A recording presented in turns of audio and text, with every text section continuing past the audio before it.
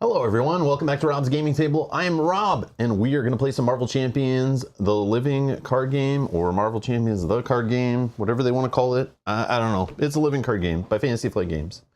If you haven't been around, this is your first video you're finding later, or the first stream you stumbled upon. We've been playing Marvel Champions on and off casually since it released. If you're looking for other playthrough streams or videos or anything we've done in the past, check the video description. There is playlists down there. That you'll find past and probably future content there too. So yeah, check that stuff out. Hit subscribe. We'll be playing more Marvel Champions in the future because we're on the eve of X-Men being added to the game at this time. And hopefully, if I get to Gen Con this year in a couple weeks, hopefully I can demo the first scenario and play a couple of the heroes that are in the next campaign box, because suppose you're going to have it there to demo. So I'll see if I can try to get some time, maybe get some pictures or video or experiences or something about it. I just want to try it out, and then I can let you guys know, and then maybe just steal a copy and run away with it if they have it. Just maybe. If not, we'll just wait till it comes out in the fall or whatever. But yeah, I'm super excited, very pumped about the game right now because X-Men stuff being added. Hopefully it's good. If it's not good, then you're just going to see more Lord of the Rings and Arkham Horror on the channel and less Marvel Champions. That's the plan. That is the plan. I don't know. I'm kidding. Why is my monitor flickering? Serenity now. You guys aren't seeing a flicker on your screen, right? Please tell me you're not. Please tell me it's only my screen here. I'm sure someone would have said in the chat. No, I think we're okay. I think it stopped. Anyways. Or I'm losing my mind, one or the other. Of course, thank you everyone that donates on Patreon and on YouTube. Much appreciated for allowing us to get to Gen Con if we do go. I appreciate the support and allowing us to buy these Marvel Champions packs and play these for you on the channel. I appreciate it. Thank you. And of course, thanks for being here watching. And hit that like button. If you like these Marvel Champions streams, hit the like button. Helps other people find them in the YouTube algorithm and can join us on future streams and hang out. Doug looks good. Okay. Just making sure. Yeah, my monitor's like flickering, and I was like, I'm pretty sure it's the whole screen, not just the stream window, but it happened so fast. I was like, maybe it's just me blinking. I don't know.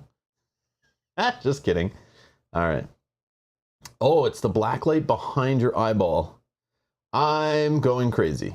I think that's what it is. It stopped though. I think it was the streaming software causing it, because I like minimized and reopened the window and it worked. So I don't know, but yeah, cool. All right, today we're looking at Nova. If you didn't notice by the giant Nova head behind me, but it's not Richard whatever Nova or any of the other Novas. This Nova is like the son of another Nova that stopped being a Nova when he had this Nova. Sam Alexander we're playing today. I don't know what his dad's name was. Somebody will know in the chat.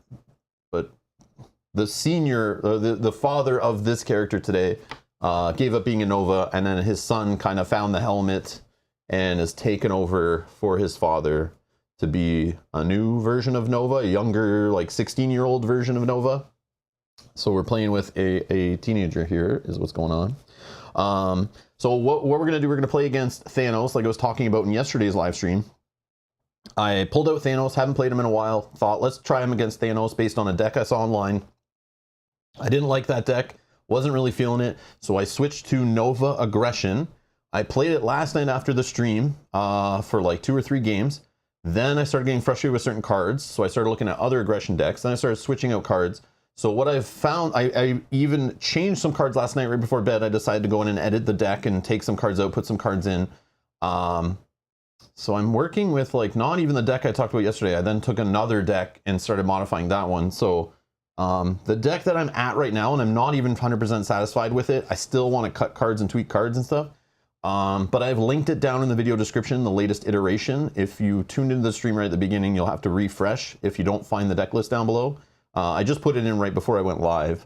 But I have a pile of cards beside me here of cards I've cut, cards I put in, cards I took out, extra copies, less copies. So I've been like, I don't know if I'm satisfied, but it's all focused on trying to beat Thanos. It was originally Thanos Expert, which I was able to beat a couple times, But then I tweaked the deck myself and kind of came up with my own version. And then I've been playing on Thanos Standard, and I've won 2 games out of 3. So I still feel like the deck's not there.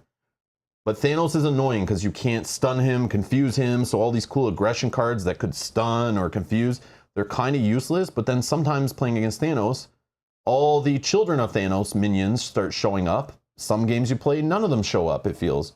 So sometimes that stun and confuse stuff's just a waste or an extra cost in a card you don't need. So yeah. There's something scary behind Rob. Yes, yes. Hello, Heather. Welcome back. Yes, another Marvel Champion stream. He's the young Nova. I don't know if he's a supernova, but he's a young Nova. I'm not really feeling he's super, but that's me. Yeah, okay, Ryan's saying I'm interested to see how he plays solo. He's apparently insane in multiplayer. Yeah. And that's what we talked about in yesterday's stream, was that I was reading that same kind of stuff, was that solo, he's a little weird, especially against, he's more situational depending on the scenario. Some scenarios I can see him being amazing. If you have a ton of small health minions where he's able to do his little combos and finish them off, which we'll talk about. We'll show some of his cards and we'll explain them a little more. But I can see him comboing off, or, you know, if he didn't have to run aggression, because he doesn't really do much damage output unless you really get like his combos going, which is inconsistent, I found. And if you're playing in a scenario that doesn't need to rush damage the boss, so obviously there's some scenarios in the game, if you just take too long, you'll just lose. So you need to like do a lot of damage output, which Thanos is kind of one of those. But if you had another player at the table who's dealing out damage, you could maybe play Nova with a different aspect, have a little more fun, create some more combos. But again, you need the other players at the table to help you whittle down the health on enemies. And also you need minions in the scenario, like a decent amount of minions. And you also need a decent amount of side schemes to show up, which all of this stuff doesn't happen in the Thanos scenarios usually when I played through it. So Thanos is not the best matchup for solo Nova, but I was so determined to try to figure out a deck that could beat him. I think I've got there, but again, there's probably cards I'm not thinking of that would be better against him, but this is just where I'm at. I ran out of time playing last night, playing this morning. You know, I'm like, I've played Nova probably 10 or 11, maybe 12 times now since Monday evening. So I've had a bit of experience with him, and I may not even play him that great, but yeah, I'm just trying to find out a Nova that can beat Thanos, because I was like, that's the thing I love about Marvel Champions. You pick a scenario and then, like, I love that with board games in general, trying to pick a scenario and then solve it in your deck building or your character choice or your skills you unlock or how you spend your experience in a game. So that's what I kind of took this as, like a challenge. Like, I'm gonna beat Thanos. Like, yeah, I wouldn't if I was playing Thanos normally and I'm like, okay, there's like $5,000 prize money on the line, we have to beat Thanos. I'm not grabbing Nova as my character to play against Thanos. It's just not happening. There's probably 10 other characters, other heroes I would choose probably, but so this may not be the best showing of how Nova can work, but it's just what I'm doing here, so deal with it. So yeah, let's get into, I see your question, Yogi. We'll get into that when we talk about the deck. Daniel, I don't think I need to rant about that game at all. I think I've done enough of that game at this point. I don't need to do any more. Any plans, multiplayer, new characters with Mel? Yeah, I was talking with Mel. I don't even want to multiplayer with Mel. We still have the one, I still have deck lists that Matuj made, like I said yesterday, that I was looking through the heroes at the end of yesterday's stream that I've never played, and we have Quicksilver and Scarlet Witch. I want to play those together with Mel on stream still. So, but we've just been playing other stuff, and she's been painting and busy with work and stuff.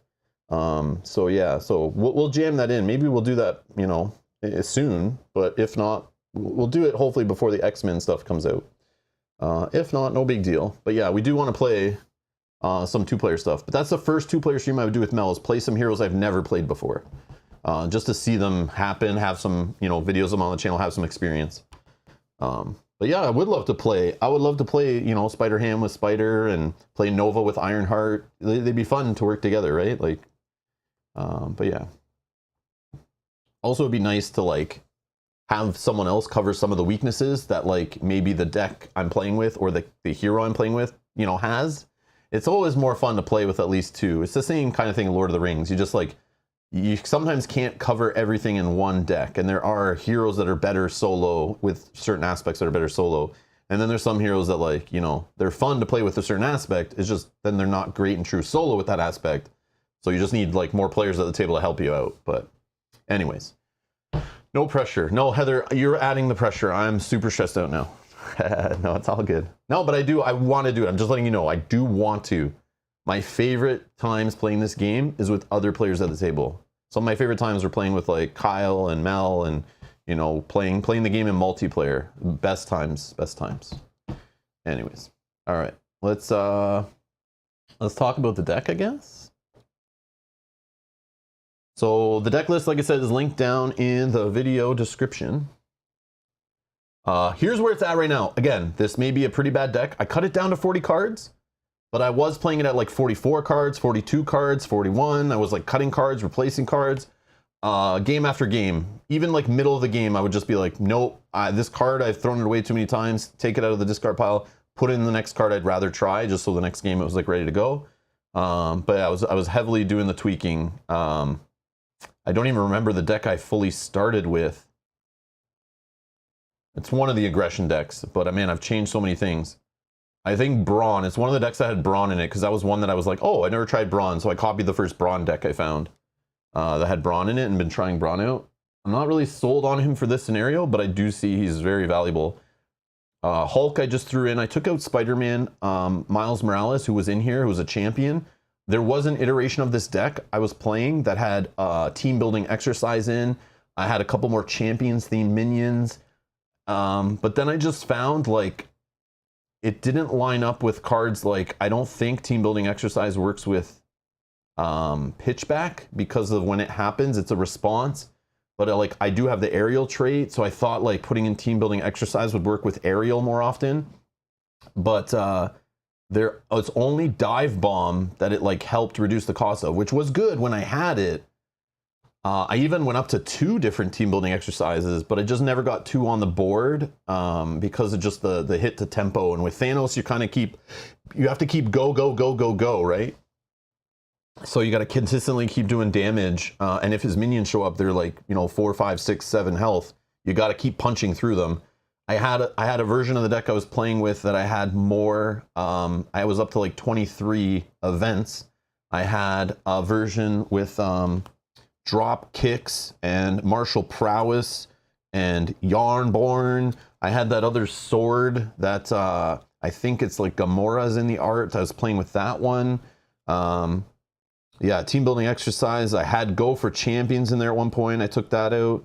I had energy and strength in there, but I took those out because I found I was drawing into too many resource cards and not enough cards to play by having, but I liked Audacity. I kept it in because Audacity, I'd rather have that in there because it's a wild resource, which helps with the whole idea of Hone Technique. This deck is based around Hone Technique. I was playing with 1 Hone Technique in. I purposely put it as the last card on the bottom of the deck, played with it to see if I could survive going through my whole deck and seeing it very late. It hurt a lot. I needed it more as I reduced my events. So then I put 2 copies in. The very next game I shuffled up. They were both in my bottom 5 cards. I didn't do it on purpose. I got super annoyed. So then I'm now up to 3 copies in the deck, because that's how I originally was playing it, with 3 copies, because it's kind of really important to get it right away. And then I had to play like, I needed the mental resources. So all these wilds and the mental resources helped me get Hone Technique into play, because you have to have at least 2 mental resources to put it in play. And if I have the helmet, is great, but Thanos has stupid cards that get rid of upgrades and supports. And sometimes with Nova, he doesn't build a whole board of cards like Spider does that we saw yesterday, where I literally am like running out of real estate to build up all my engine and everything. This guy, he puts out some allies and a couple upgrades and supports, but they don't stay around because of Thanos has cards and things that come up that just make you discard off boosts or off the Power Stone deck, that you'll have to get rid of allies, get rid of supports. And sometimes the helmet is the only thing you have, because Thanos sometimes attacks like 2 or 3 times in a round, and all those allies are eating those hits, right? So you don't have allies to discard instead. This is what I've been finding. I played a deck that had like 8 allies in it and 10 allies. I was trying to throw allies in front of Thanos, but what I found was that was basically a slower deck because I was just sitting there trying to survive and Thanos was just eating through those minions. So I cut back on the allies. I still would probably even cut. I threw the Hulk in, but like he's just there for defense. But then I find even with his 5 health, Thanos rips him in 1 turn. So he doesn't even get to defend 2 rounds in a row so that I can stay in hero form and don't have to flip down by having my minions just eat Thanos's big hits. Because he hits for like 3 plus sometimes 2 boost cards. And he's whacking for 6, 7, or 8. And it's just disgusting. And then his minions sometimes hit for 3. And sometimes they have piercing and overkill and stuff. So you need these allies in front of it. But then if you're playing allies, you're then not have enough money to play your events. So that's why I started going to team building exercise to help make my minions cost, or my allies cost less. And I started playing cards like martial prowess to help me play events, attack events and stuff. And yeah, so those are what I've been doing and kind of going between and messing around. And there are some amazing events that are in aggression. But the problem is a lot of them rely on minions and stuff. And just playing Thanos now, I've played him like 12 times in the last like 2 or 3 days. 2 days, the last 2 days. 3 days. I found that some games, the minions just don't show up. Maybe you run into 1. So then when you're playing stuff that's like defeat a minion and then spill damage over or draw cards extra, like even this no quarter, I've never got it to work. Maybe once. I got it to work once, but I didn't even find any cards because then I've reduced my amount of cards. But I just like the cost of this. It only costs 2. And playing with hone technique means I'm dealing 6 damage because it's the cost of the card plus the 4 damage it does. So 2 for 6 seems good. But the extra draw, it's hard when their enemies are, the allies are such big targets. And again, this comes down to if you played this multiplayer, you can start putting in the aggression events where you just need to kind of whittle the minions down and then use Nova to finish them off, or have the other players whittle them down and Nova finishes them off and then combos off. Because what we're talking about is this, where is that card?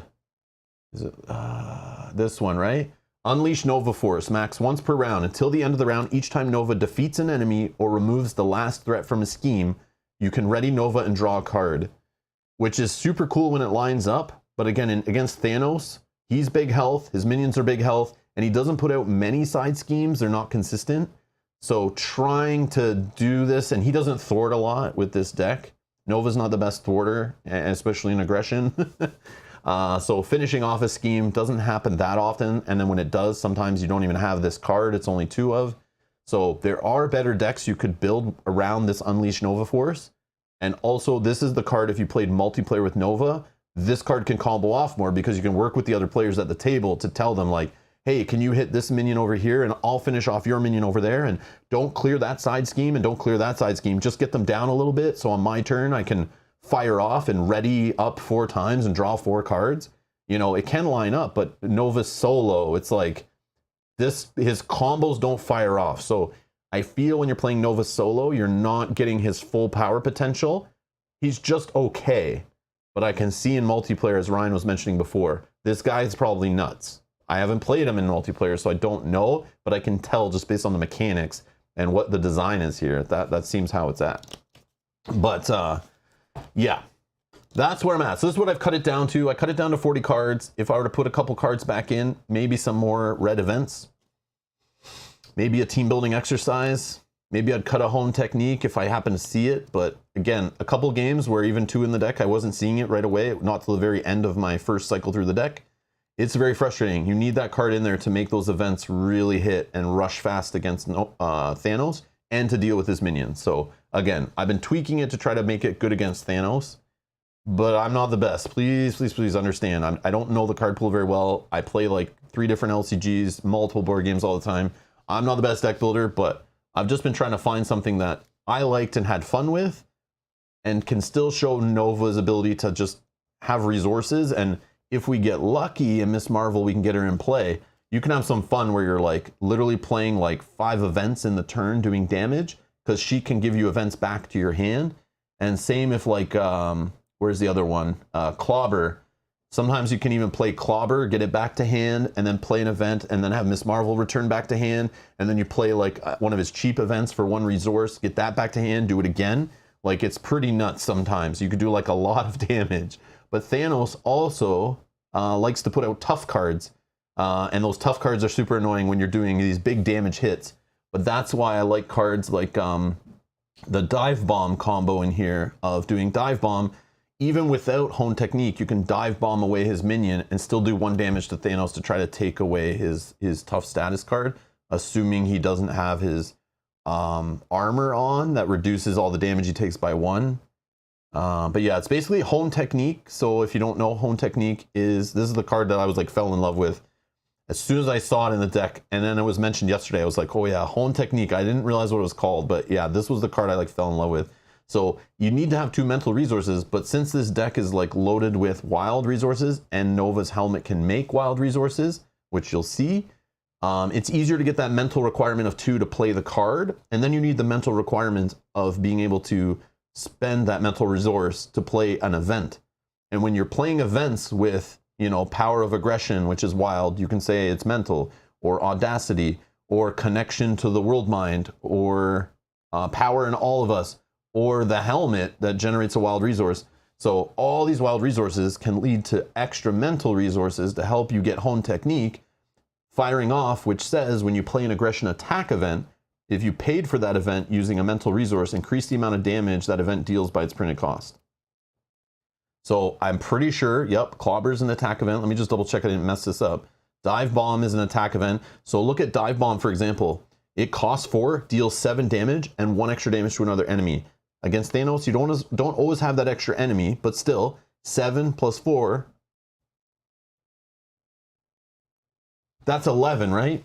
11 damage in 1 shot is pretty nuts for 4. I mean, maybe that's not the best, but you're aerial traded as long as you have your helmet in play. So that's the other thing. Thanos can knock away your helmet. So I've had it where I drew into Dive Bomb and I'm like, oh, you son of a... So it's a little risky.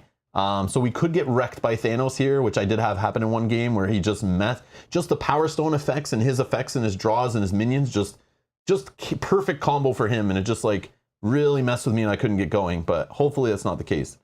But I'm trying to be a little fast with this deck, but not as fast as the deck I was showing yesterday. I played that one much faster, but that I talked about at the end of the last stream. But then I want to have some fun and mix in some other things. So that's why we're playing this one. So again, I don't know if the numbers are right. I don't know if the resources I have in the deck are too much or too little. Again, this is just where I'm at with it, okay? This is where my mind has gone and what I've come up with. And it has won a couple times, so... in this iteration, I won twice, so lost once. Okay, so let me see what the chat's saying. We'll go over all of his cards and how he works in a sec. I just want to show this deck. You can look through this deck. It's linked in the video description again.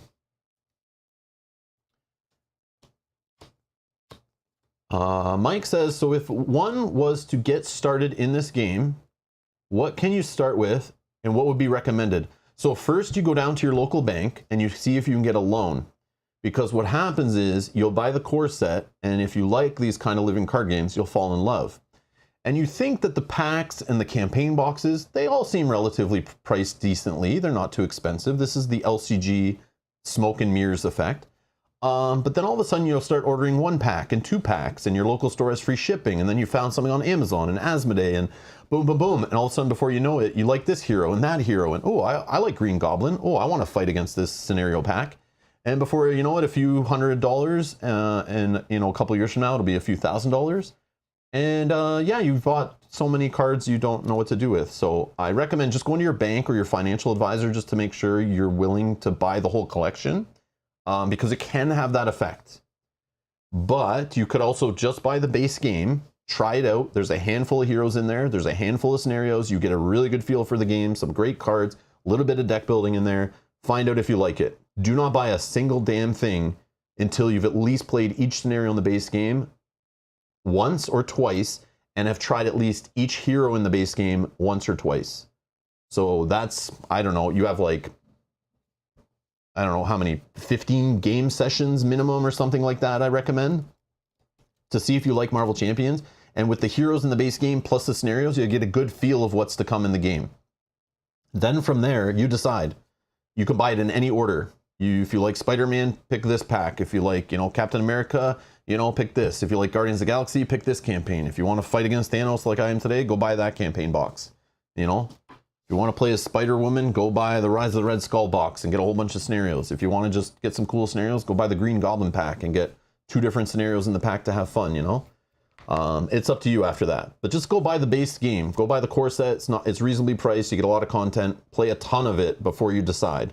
Because if you get bored of it, or you don't like it, or you don't like the feel of a bunch of the heroes in there, some of the heroes kind of feel samey. A lot of them feel different, but like you'll get a good feel of what you like in the game and what you don't like. So very modular, yes. Circato says very modular. So this you don't have to buy in an order like you would like people do with Lord of the Rings or Arkham Horror, the living card game. This game you literally can buy the core set and then be like, I want to buy the latest hero that came out. Just go buy him. Buy the latest hero. You go buy Spider-Ham or Spider that we played yesterday, and just add that to your collection and start playing it in those base game scenarios. Easy peasy, no problem. You want to go buy the 5th campaign box or the 3rd campaign box or the 1st one. Doesn't matter. Buy anyone you want, play them in any order you want. There are some campaigns that are a little tougher, but you can just play them on like easier modes and you should be fine. But it's up to you. Totally up to you. But play what you want, play what's fun. Whatever heroes you like in Marvel, whatever little universes, side stories, whatever you like in Marvel, just go buy those based on theme if you want. After the fact. But start with the core set, please, please, please. Start with the core set. Just play the core set a bunch.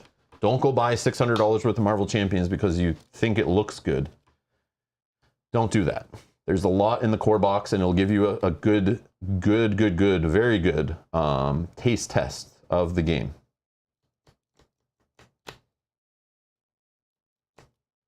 Yeah. Yeah, it's a really good, they did good on this core set. It's not like in the past, like, you know, 10 years ago when FFG made a core set, it feels like you're getting like a, you know, like something in the mail that's just like a taste of the game, like barely, like, you know, not enough cards to even build a good deck with. But that's not the case. That's not really the case with the core set for this game. Oh, okay. Mike says, I don't really care for LCGs or Marvel. Just seemed like a good question for the master. Yeah, that's usually my answer all the time, Mike, when people ask. Yeah. Try the base game. And Edward says, and if you like the X-Men, wait for the next expansion box coming soon. Edward, I like the way you think. Yes. Yeah, you'll see me get more excited when that stuff comes. Oh, Yogi says the deck works fine. Oh, okay, Yogi, thank you.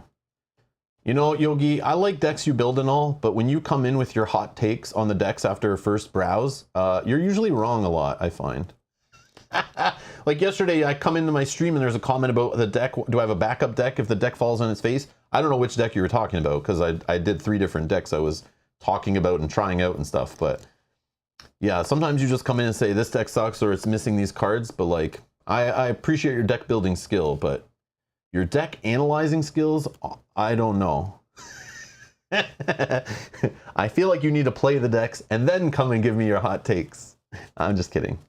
Again, you could also judge a deck, Yogi, and say it's garbage and you might be right. But then the same way I can take a good deck and I personally can play it bad, maybe it works in reverse where I play a bad deck and because the way I drive it, it ends up playing good. I'm just snarky. Nice, Yogi, nice. Oh, Darren has a good tip. Check your local game store. They may also have a dedicated Marvel Champions night. Mine does. We play it every other Thursday.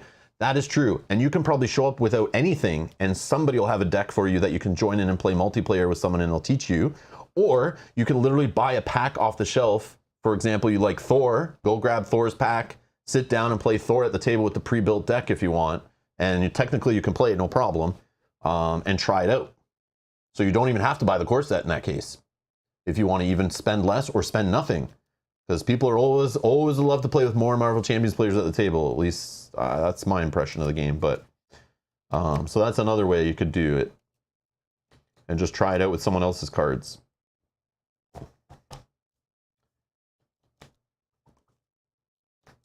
Yeah, Gambit would be fun.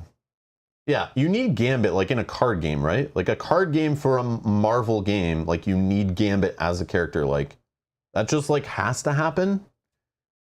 Like it just, the world wouldn't be right unless that happens. Also, I don't know about all the villains in the box for the X-Men. I know there's Sabretooth in there, but I didn't really look at, I'm assuming Magneto's in there, but I didn't look at them all and I can't remember them off the top of my head right now. But like, I'm hoping they do a standalone villain from like the X-Men universe in like a scenario pack also would be fun. But yeah, I guess we can probably find out, right?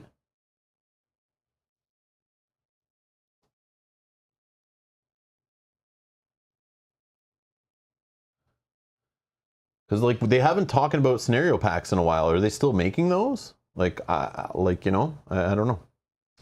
How do we find more news related to this game?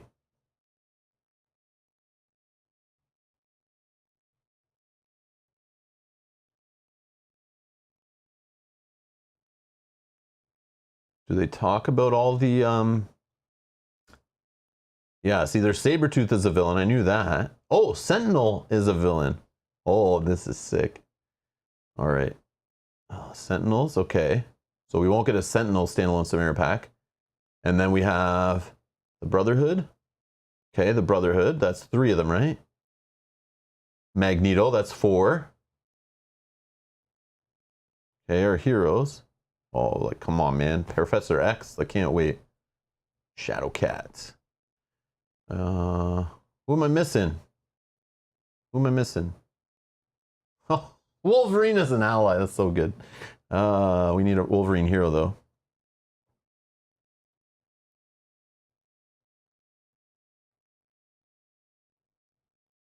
Oh, Dark Phoenix would be cool as a standalone scenario. Or Onslaught. I'm telling you, Onslaught would be cool. That brings me back. That's the good old days. That was like my favorite, the Onslaught series or whatever from the 90s. So good. Is Juggernaut not in here? If Juggernaut's not, Juggernaut as a standalone would be cool, right?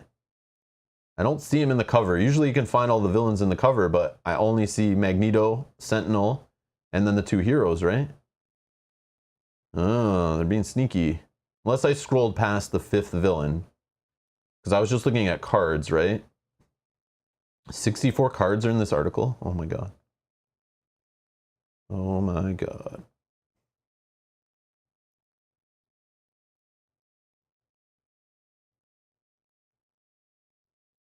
Wait, oh, come on, what was that? I misclicked. Misclicked. Okay, let's go backwards then. Team Strike!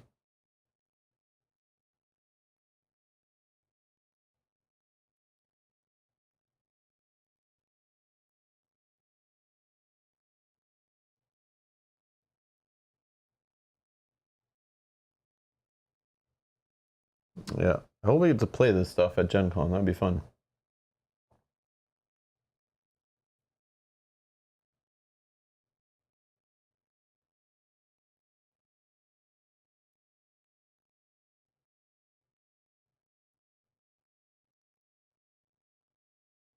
Mansion attack. Mansion attack. Save the school. The Brotherhood strikes again.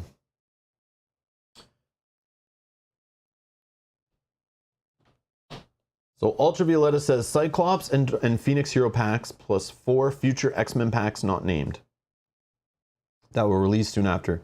Yeah, we saw the Phoenix article and stuff, and I knew about Cyclops. But they still could do Dark Phoenix as like an enemy. That would be fun.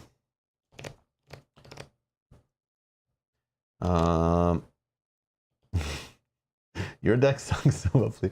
Yeah, throw shade and build them up. Did not make that deck suspiciously to me.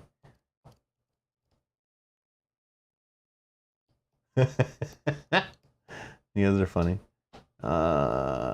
Whoops. Apocalypse for the box. Oh, Apocalypse. Yeah. That's what I said. Oh no, I was saying Onslaught. Yeah, Apocalypse would be cool too.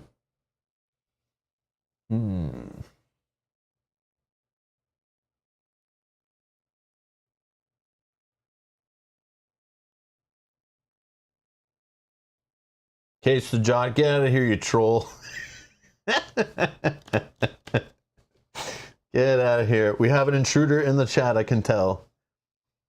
They're asking if, Sajat's saying, do they finally have Batman in this set? All right, we have an intruder, everybody. We have an intruder. All right. So here's Sam Alexander. Playing some Call of Duty, obviously. Alter ego action. Spend one resource of any type. Search your deck and discard pile for the Supernova helmet. Add it to your hand. Put it into play instead if you paid with a wild resource. Snooze fest. But he needs his helmet or else he sucks even more. But he has only the standard boring stuff of 10 health points, 6 hand size, 3 recovery. On the other side, 5 hand size for hero form. His stats suck so much. Suck. You see this guy flying around with his helmet. You know he has superpowers. He's like amazing strength and everything. And they literally give him 1 thwart, 1 attack. And his events are okay. They're okay. They're good resource costs versus damage and stuff. But man, those stats, come on. That sucks. Yeah, just sucks. And then after you use one of these thwart, attack, or defense, even though you don't really want to because they suck so much, you get to ready the Supernova helmet. Okay, so he tries to get you a couple of resources. That's why they balance them that way, I guess. And the helmet, oh yeah, these need to go off to the side. The helmet, let's get some of his cards out here. So the helmet is, he gains the aerial trait, hero resource, exhaust it, generate a wild resource. Okay. He is a kid, 16 years old. 16 years old. I looked him up. I was curious about what Nova is this. He doesn't look like the Novas I saw in the comics before, but he's like his father was a Nova, and his father gave up being a Nova, and he basically Rocket Raccoon and Gamora, who worked with his father when his father got kidnapped. His father gave up being a Nova when he gave birth to Sam, or not he gave birth, but you know what I mean, became a father. And when Sam reached 16, his father got kidnapped, and then Gamora and Rocket showed up and tried to get him to wear the helmet and help find his father or fight off a invasion of aliens and stuff. So this kid doesn't really know how to use his powers that well. He's kind of got to learn and figure it out. So he's got potential, but he's definitely not as powerful, I guess, as the other Novas in there. But yeah, so he's like a baby Novas, basically. So that makes sense, like maybe why his stats suck. But when it comes down to the gameplay, I'm all about the numbers and the mechanics, and I don't care what he is in the comics. I need better attack than that, or better thwarting, because he's literally like Nova. Like he's got the super helmet, superpowers, flight, speed, all that kind of stuff. But he's only powerful, he's got a helmet on. Otherwise, he's useless. He's a useless sack of crap without his helmet. Which thematically, they made a good design because literally he sucks and his helmet helps pay for his threat removal. Double the number of wild resources generated when paying for this card.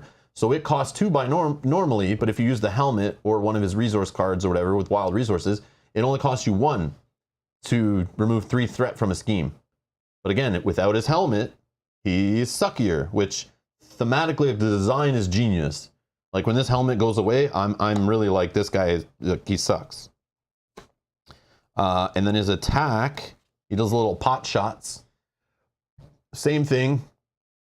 Extra resources if you play with wild. Deal 4 damage to an enemy. Very boring. Very boring. This guy, he doesn't need to build up a board though, which is neat. It's all like just about events and stuff. Here's the resource card he has, which I like. It doesn't count towards your hand size. So my understanding is if I draw this on my opening hand, I could keep drawing up to my hand size. This doesn't hurt it, right?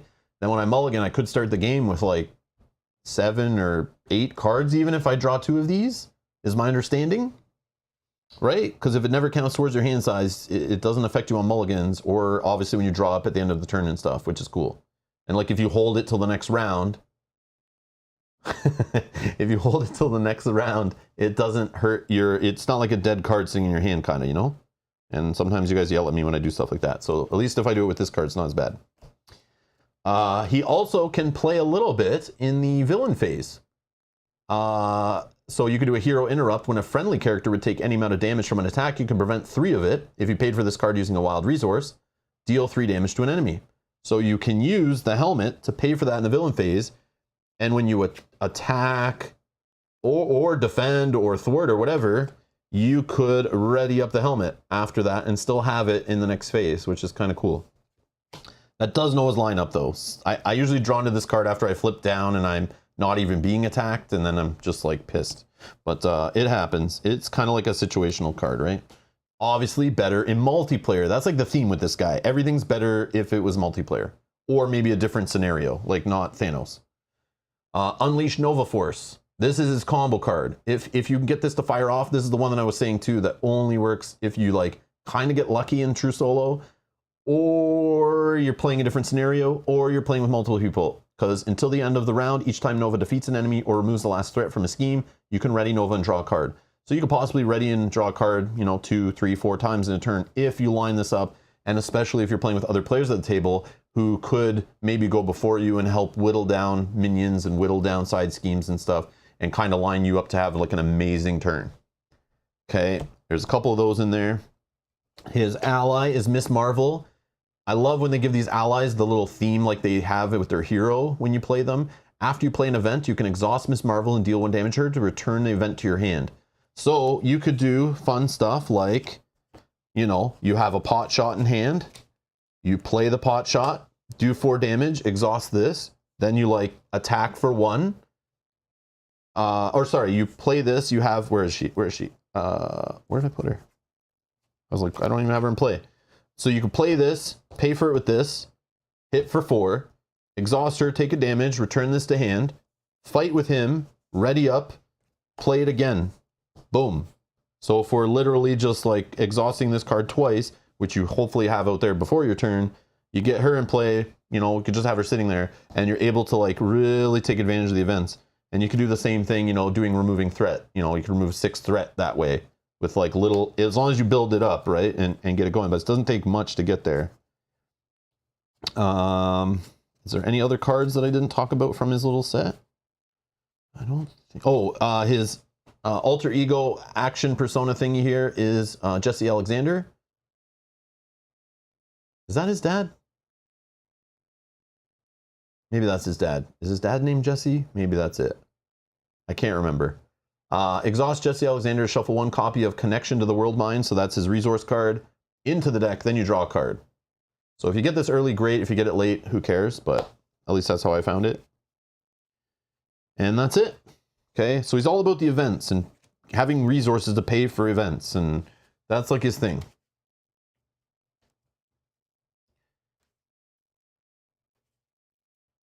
Faulted Ravage is here, says, hey everyone, I'm glad I got another chance to see some live play of an LCG I might consider jumping into.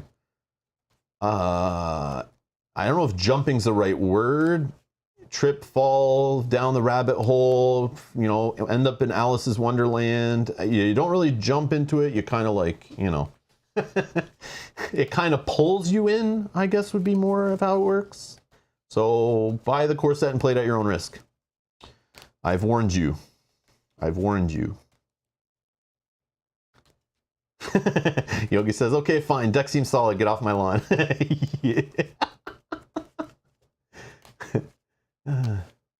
Jerry says, I need more Marvel history from Rob. Okay, don't take anything I say. It's based on, I watched a video about Nova on like Sunday to give me like, who is Nova? And then I read a little bit on like Wikipedia. So like, and that was days ago. So yeah, how my brain works, I probably mashed up and forgotten a lot of the history. But yeah, so I'm not your source. I don't read Marvel comics anymore. I don't really watch all the Marvel movies. They kind of have gotten repetitive and boring to me. But yeah, so I'm not the best. But when I see a new hero in the game, I need to go look it up to find out like who they are. I'm always curious.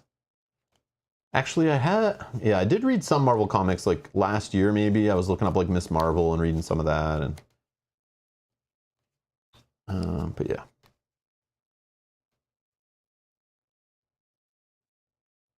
I did start watching Moon Knight. I only watched like 1 episode. Seemed kind of silly so far. I don't know if I want to keep watching it. I do want to watch Miss Marvel. I haven't watched it, but from what I see from the trailers and stuff, that seems kind of silly, but I would expect that one to be a little silly. No, Brian, no. Okay, it works, but not well. Not well. Oh my god. Oh, Faulted Ravage says, I'm already in Arkham Deep, and now Lord of the Rings, I'm at waist deep depth. Okay, Faulted Ravage, close your browser, close your YouTube app, run, walk away now, get out while you still can. Go away, you must run for your own safety. You know what can happen. How dare you? You should know better. Oh my god.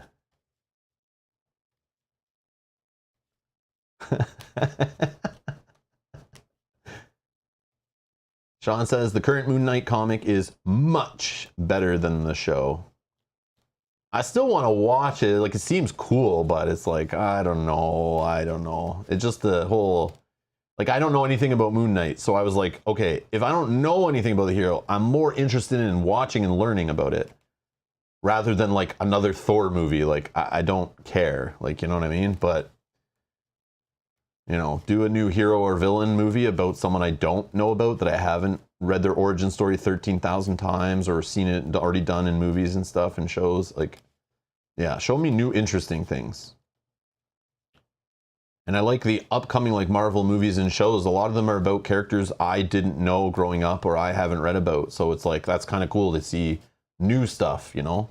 Like the Avengers movies and things were neat, but it was like, oh, okay, how many times have you seen like when they throw Spider-Man in there, like how many times have I seen Spider-Man growing up, you know, like on cartoons and movies and comics and everything. It's like, been there, done that. Show me some new stuff. Like the Spider-Verse animated movie, that was awesome. Because it was animated really well in a unique style, and then it had the whole Spider-Verse stuff, Miles Morales, which I knew nothing about any of that stuff. And now here I am playing yesterday with Spider, and then Spider-Man, or Spider-Ham, I should say, Spider-Ham. And now I know Miles Morales, so when I'm playing him in the game and Ghost Spider and stuff, yeah, it was really cool. After playing them all, after seeing that, was really neat.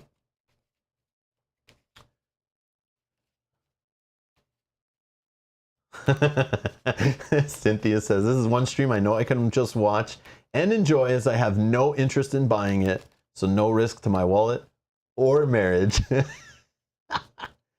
And Brian says, we went against your advice. We backed Burn Cycle with the expansion. Not advice on Burn Cycle, but get an expansion before you get to play the game. Oh, I see. Yeah. But the thing with the Burn Cycle expansions, they weren't too expensive, but still, like, there's enough in the base game of Burn Cycle that if you didn't like what you played, you don't need those expansions. And if you did like them, you can always get them later on a new crowdfunding campaign, which happens a couple times a year, or just buy them from their website, or at a convention, and you can get them later. Like you could play a Burn Cycle core game for like a year, you know, every month or so, pull it out and play it and still have fun and not need expansions, for example. Like that applies to a lot of games, right? Like, are you going to play it enough you get sick of it that you need the expansions? That's a whole other stream, though. That's a whole other discussion. But yeah.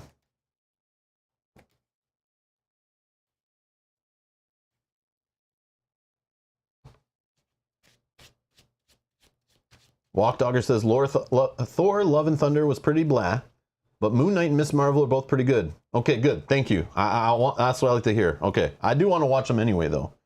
I'll probably continue Moon Knight, but I do want to watch Miss Marvel. I'm trying to get my daughter to watch with me, but she's like refusing. So I feel if I keep wearing her down, eventually she'll give in and we'll watch it together. Okay, I think we're okay to start-ish. I've shuffled for 16 minutes. I think we're good. So Thanos, let's talk about Thanos, who we haven't seen on the channel, I don't believe, since we played through the campaign. I do remember this guy. I'm pretty sure we got that far in that campaign before I rage quitted. But we will go back and play the Mad Titan Shadow in the future. That is something on my bucket list. I do want to beat that campaign. I just at the time was not feeling it, and I knew the heroes we were playing weren't the ones. But we'll go back and we'll take it down. So Thanos is stalwart. We're playing standard, by the way. If we play and we want to play another game after this, I do want to try the expert for fun, unless we get crushed here and have to retry the standard. But if we crush this guy, then we'll play the expert after, I think. Assuming everyone's still here watching. If everyone kind of left, then we're not going to bother.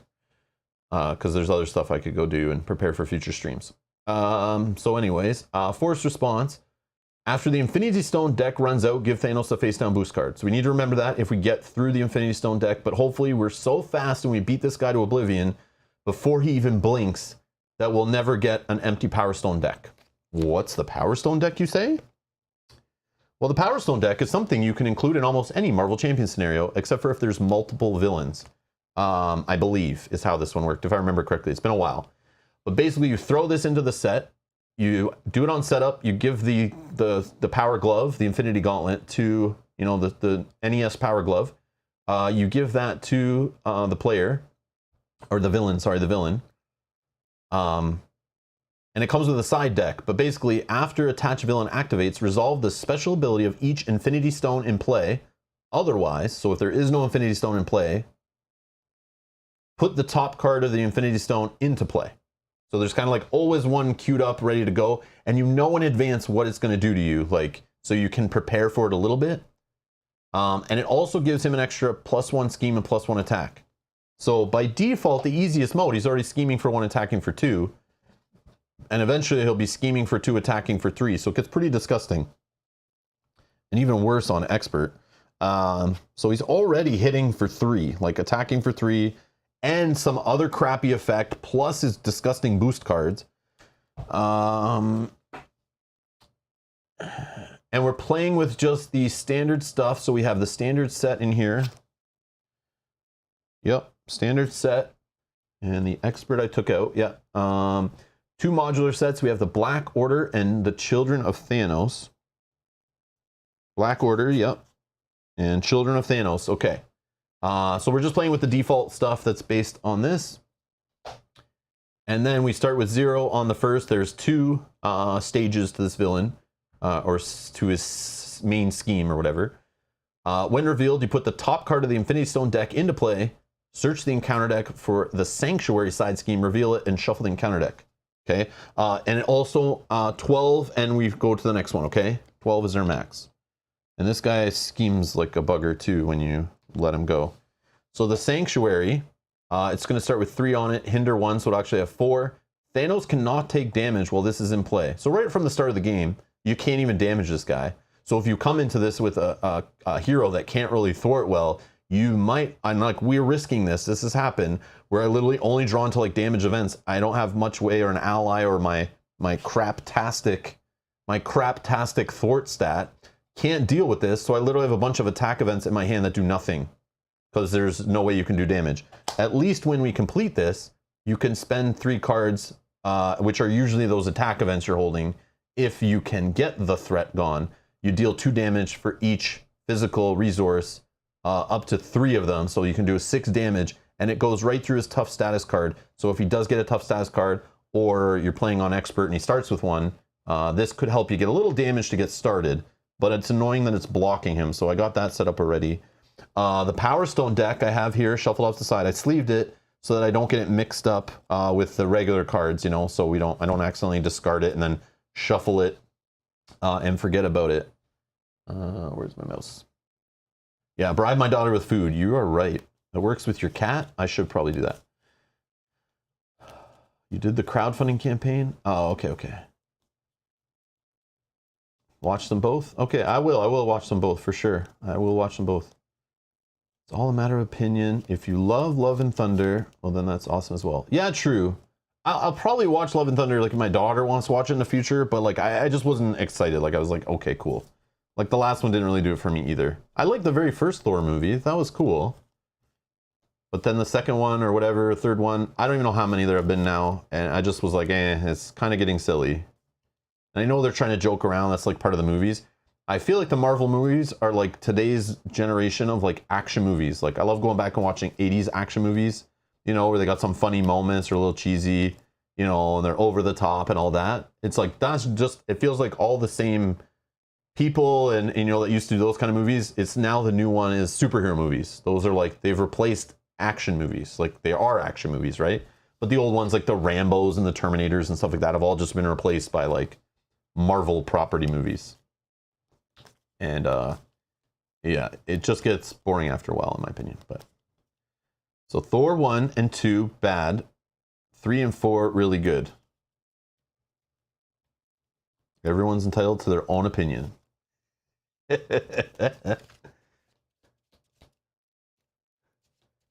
Edward says, waiting for the rant, or maybe it was the talk about Nova attacking for only one. Yeah, maybe. I did rant a little bit about his stats. There'll be more ranting, don't worry. Thanos will make me rant. Nova's true solo will make me rant again.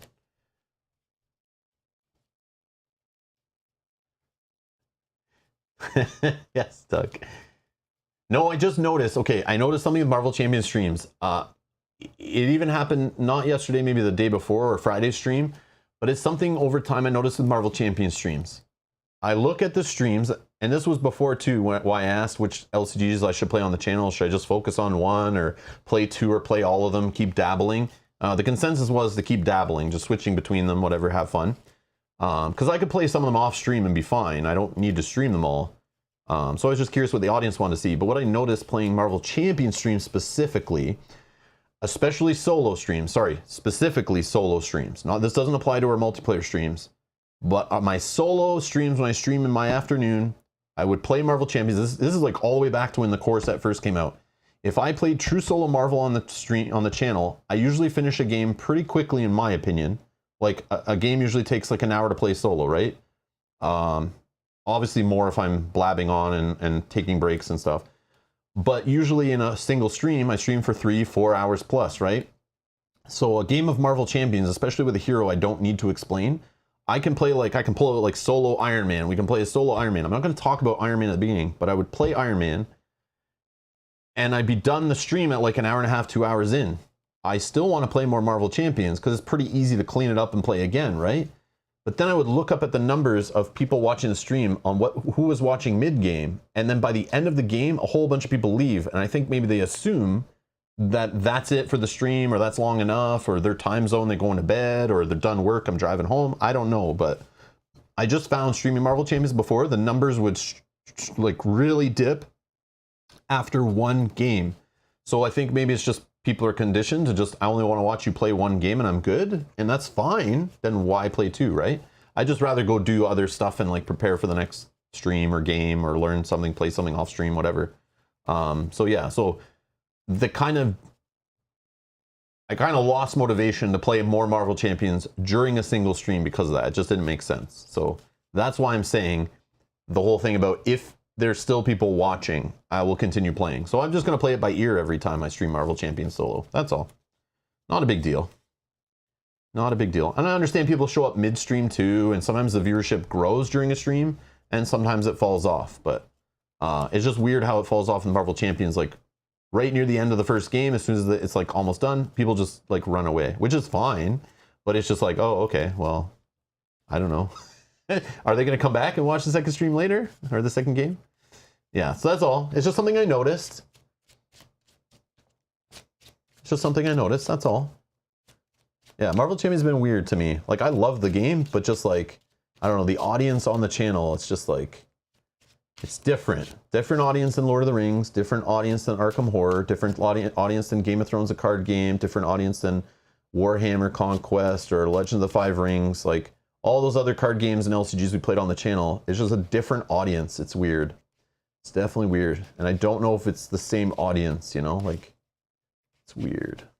It's weird. Okay. Anyways, okay. Let's, we're all set up. Let's draw. And not yours specifically weird. You guys are all fine, but you know what I mean. It's just like weird with the stats on the channel and how many people watch and sharing the videos and like buttons and all that kind of stuff. It's very hit or miss. And maybe it's hit or miss because of the modularity of the game. Maybe it's because I don't play heroes the first day they come out usually. I play them months later or when I feel like it. Or campaigns. Maybe because I'm playing two-player. Maybe people only care about solo playthroughs. I don't know. I'm not sure. But there's just some weird stuff with this game I've just noticed compared to other games we play. So sometimes it's hard for me just to dedicate time to it. Maybe it's because I take it casually that I don't get the respect from the audience because I usually start my stream saying, I'm casual, and that's how it's going to be, you know? So people aren't interested in watching me casual play Marvel Champions. Maybe it's too much of a hardcore audience. But I don't want to give all my time to this game, that's for sure. Oh yes, thank you, thank you. We do have to reveal the first stone. What do we get? What do we get? Special. I would have noticed when I went to activate him, but it's good to know this information before that happens. Okay, so we're gonna have a minion put into play with us at the end of this, and it'll activate too, right? Because this happens when they're activating. So I think this sucks. That's a sucky start. Okay, let's at least we're not getting stunned, because this guy is super weak to stuns and confused. Super annoying. Stun's the worst, especially with the aggression. So let's mulligan. We do not we didn't get any of his signatures. Should I shuffle this better? Did I pile shuffle this? I'm pile shuffling. Maybe I didn't, because I did sort the deck out, pulled all of his cards out, right? But to not see a single signature card or neutral card, that was weird. But yeah, I did sort it out to talk about some of the cards, so. Hey Dan, running away to a meeting, just wanted to say hello. Hello. Hello. Dan, are you going to Gen Con by any chance? Are you going to Gen Con, Dan?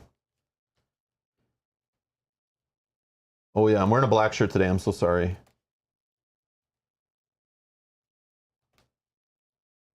No, I'm not telling you to run away.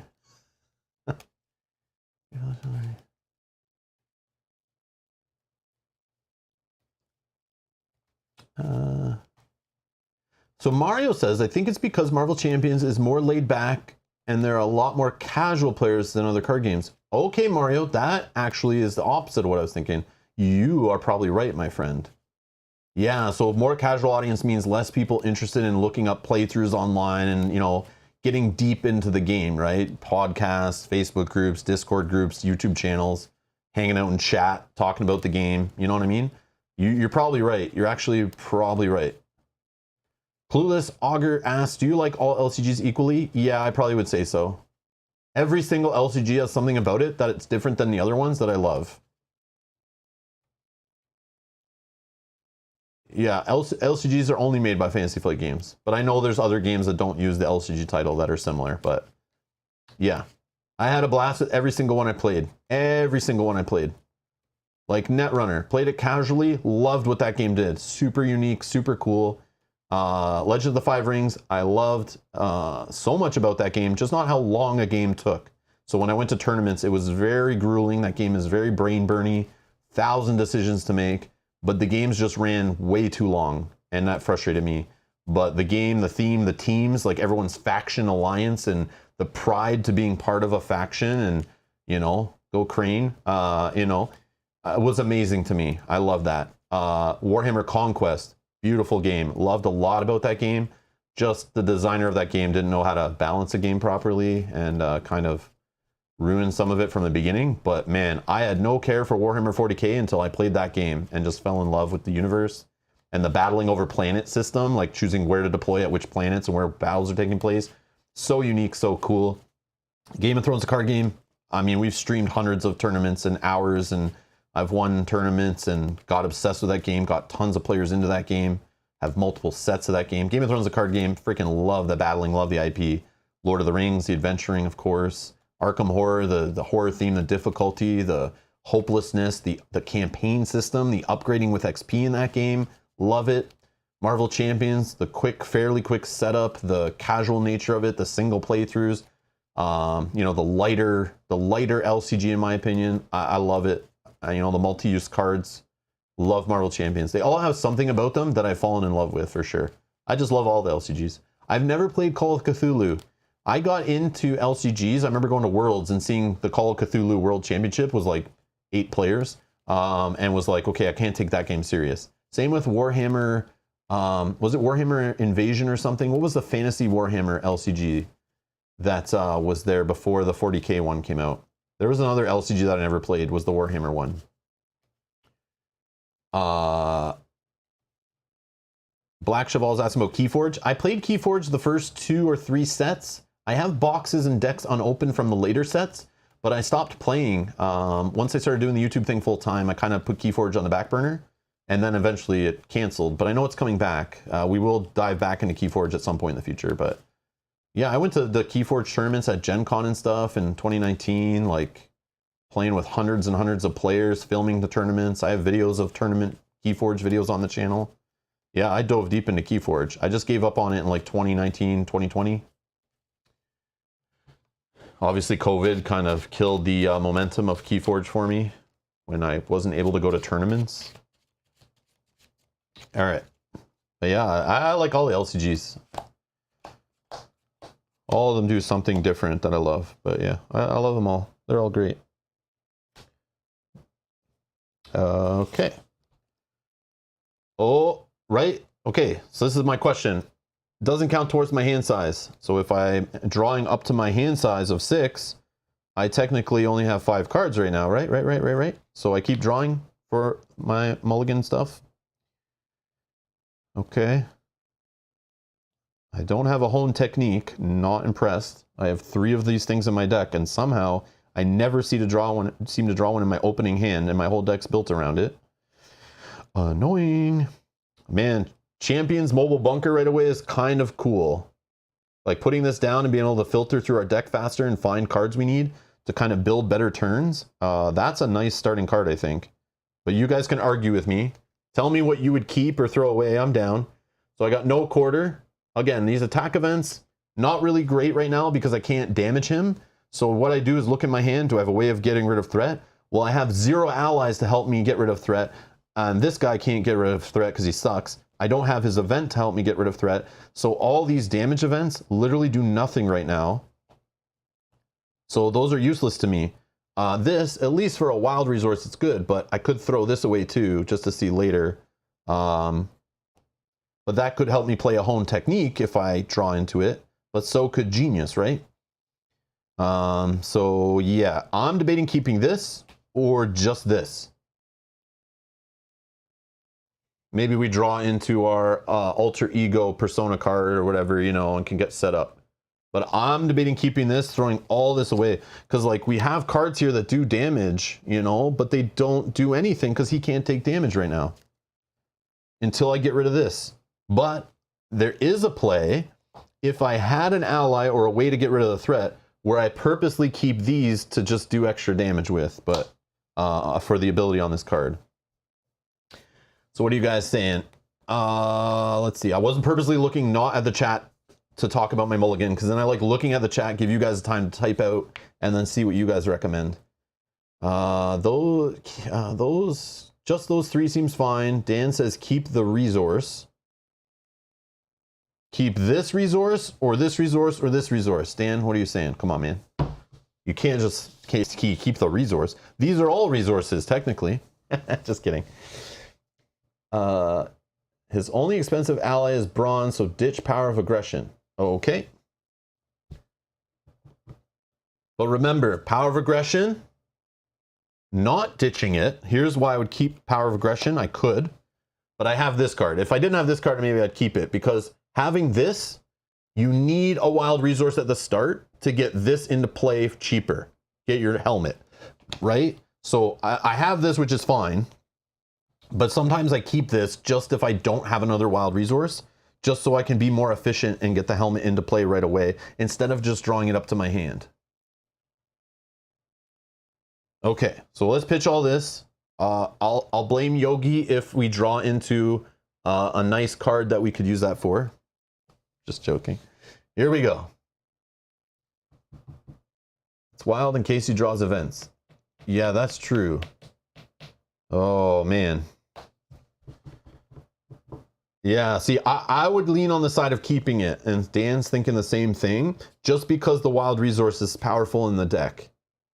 And if we draw in hone technique, we can get it into play like right away. Oh. But again, we have no way of getting rid of threat, so I want to dig into stuff that removes threat. You will have the helmet. Yeah, true, but the helmet doesn't give us 2 resources for hone technique. I don't know. I'll toss it. But I don't want to. Just put that on the record. Okay, here we go. Oh no, we could have played Hulk with it. Oh, Yogi. Oh, don't worry. We got a replacement. I'm happy. See, this is why I cut resources. So when Yogi asked earlier why I cut energy and strength, and in my head, why I also cut team building exercise, resources, there's too many in the deck. I was just drawing into too many. All right, we got pot shot.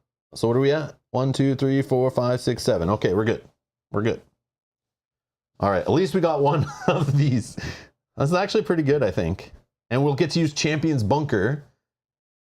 So the other thing is, if we got Champion's Bunker into play, having that other Power of Aggression is not bad because we could draw into cards and kind of pick, you know, and maybe pull into some cards that work better with it. But then again, then we have this. Okay, so let's start playing cards, right? So we toss these. Oh, no, hold on. We need to, let's toss this to get our helmet, right? Nova helmet. And we got an ally, which I'm happy about though, but the ally doesn't help with threat. So this is why Hulk, I shouldn't have put him in, but he was my last additions. And all I was trying to do was get a cheaper ally that could help me defend. Because literally the allies against Thanos are just there to soak up attacks. So I needed cheaper. And originally I had, this was the guy I cut. I had, oh, where'd he go? Oh, I really cut him. I cut him right back to the box without a sleeve. I had Miles Morales in here because of the champion thing, but that's when I was playing team building exercises plus go for champions, which made more sense. But then I found I would get him and his resource cost was just a little annoying, and it doesn't, Power of Aggression doesn't really help get him into play and stuff. So I figured, let me just look quickly through the aggression allies, and I was just looking for 2-cost allies that could just take a hit. And then when I saw his 5 defense, I thought, oh yeah, I like using him sometimes as just a defender. Now this deck's full of mental resources and stuff, so it's annoying discarding him. It probably is not the best deck to put Hulk in, but again, there is a chance where he just defends against an ally or a minion, or he defends against Thanos and maybe survives 2 turns to buy me time while I'm just constantly punching and attacking, right? That's the theory. But he might not be the best for the deck. Like, there's probably another aggression ally I could probably put in instead, but that's all he's in there for. He's in there just to take hits. But now I'm realizing he sucks in the opening because I need to get rid of threat, which all the other allies I was playing before, even this guy would have helped way more in this situation because he comes in, buffs up for 3 thwart, takes this down to 1, I clear away the other one, boom, now we can play events and damage.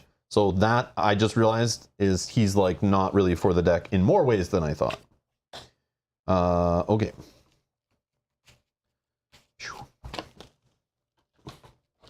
So yeah, it's fun just going through the process of tweaking as I play each game, but yeah, I want him to defend twice. I have never seen him survive more than 1 attack from Thanos though, unfortunately. But he still only costs 2, and Spider-Man would also probably only take 1 attack, or for sure would die in 1 attack. And he costs 3, and he's harder to play because of his resource requirement. In this deck, at least, I feel. Okay, let's continue. What else we got going on here? All right, we're good to flip, right? We have no alter ego banana stuff to do. Let's do power in all of us to play Champion's Mobile Bunker. I probably should have done this first, actually. And we're going to draw 2 cards, and we have to discard 2, right? So again, we see these, and we know they're pretty much useless right now because we can't get rid of the threat off here.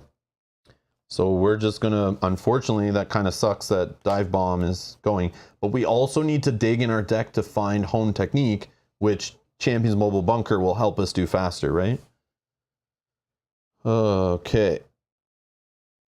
So let's just, I guess, we're going to put Hulk into play, right? Makes sense. Okay. And then we'll do a pot shot. Oh, we can't. We can't even do pot shot. Yeah, what am I thinking? Yeah, I need the threat reduction. Do I keep any of this stuff? I might as well reduce the threat. Oh, maybe I keep this.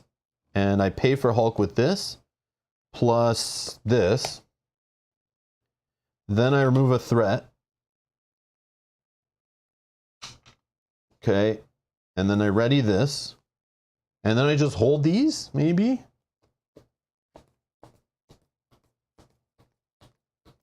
Daniel, I've beaten Thanos off stream a bunch of times. I only lost to him a couple times on expert and once on standard, but it was like different variations of the deck, like pretty drastic. So this is just my latest iteration of the deck. Still not perfect, I feel, for Thanos even, but yeah, we'll see. I haven't seen a start like this before either. This is kind of not the greatest, but it's fine. Okay, so we're done. I think I'm going to keep these, maybe, and just praying I draw into home technique, but it's okay if we don't. Even if we draw into his stuff, we're still good. Okay. Dive bomb. Field, force field projection. Power in all of us. Yeah, this is rough. Okay. Yeah, I should have probably tossed them, but that's fine. Okay, whatever. Bad plays, bad plays. This is going to hopefully save us if it doesn't get discarded. Okay, villain phase. Boom. Yeah. I also realized if I took that turn better, I should have probably not spent... I should have not spent this so quickly right away. I probably should have done my turn a little better order, so I was still holding this, which wouldn't count against my hand size. So that's... Take that as some learning from my mistakes moment, but yeah. Always try to hold that one till the end, because at least it doesn't clog up your draw, right? Yeah.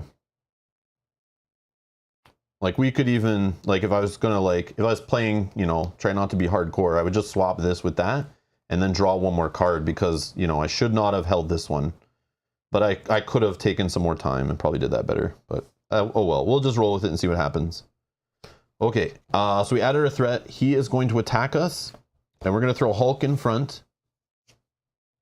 Oh, that's a nice one. But it's going to kill Hulk, right? 1, 2, 3, 4, 5. Yeah, I've never had Hulk survive. Never. Boom. He never survives from this guy. I never get lucky.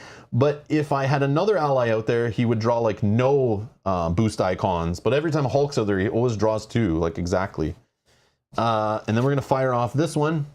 Discard cards from the top of the encounter deck until a minion is discarded. Put that minion into play. Oh, Ebony Maw. That kind of sucks. So Ebony Maw is villainous, so he gets to draw a boost card when he attacks or schemes. And he'll do that right now, right? Because we're still in the minions and villains attacking, right? When that resolved. I'm pretty sure. Should I defend? Oh no, I don't know what I should do. Let's do force field projection. Oh, I had this in hand to help Hulk survive, right? Maybe I should have done this in that case. But then I wouldn't have known this. Okay. Yeah, I misplay. I should have probably done that. Oh, but the villain couldn't take damage.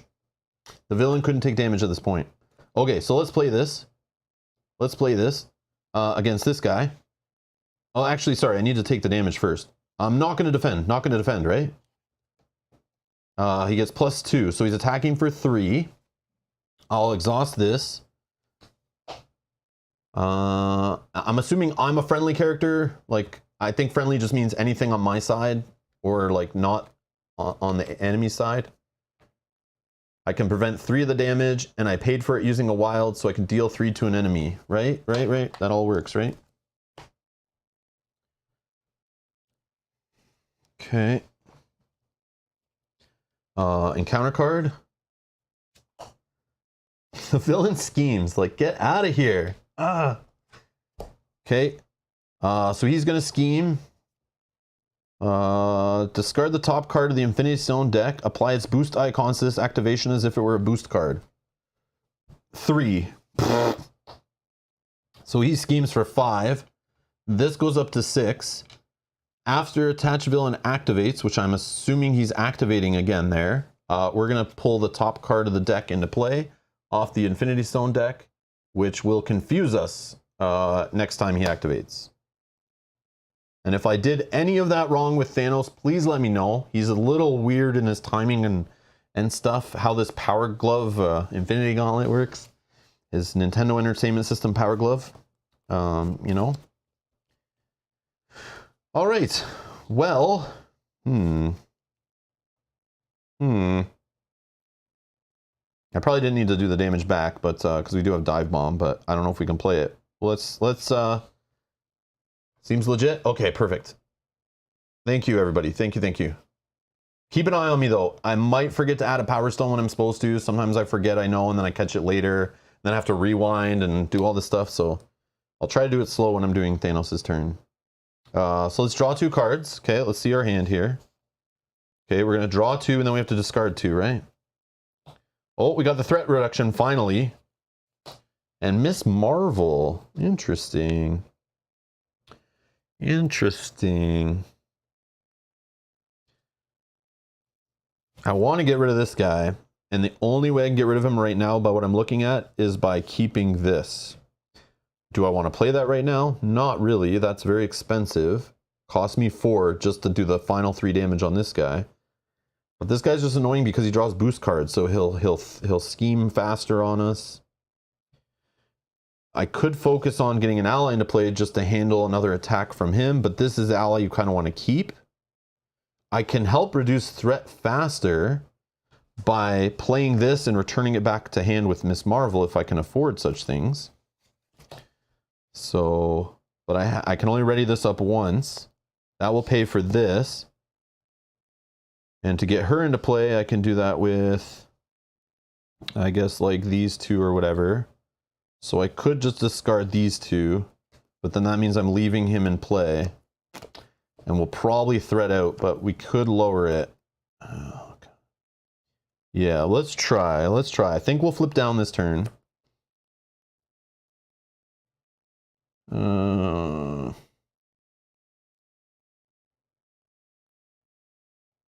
But will we have enough to play this twice? Probably not, right? No, we won't. You have a lot of events. Miss Marvel will be good. I'm just worried she won't survive. Because I'm going to have to eat an attack here, ending an attack here, and maybe another attack from Thanos. Like, he attacks off of other cards, too. Like, many other cards, it feels like. There's, like, it feels like a couple times a game he attacks twice in the villain phase. And if I don't have allies to eat the attacks, I'm in trouble. I mean, I could just go Dive Bomb crazy, and we just get rid of this guy. Call it a day. And then we play this off of our event. Then we just toss these 2. But yeah, Miss Marvel in play would be fun. I just can't use her this turn.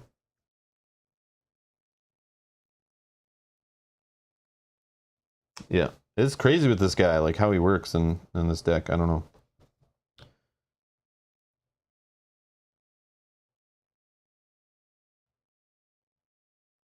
So yeah, let's just try to hang on and survive, maybe. Yeah, it is hard. It's a hard choice. I agree. It's a hard choice. Yeah, it's a weird pull. This card, I love it, but I also hate it. Just some of the decisions that it brings up.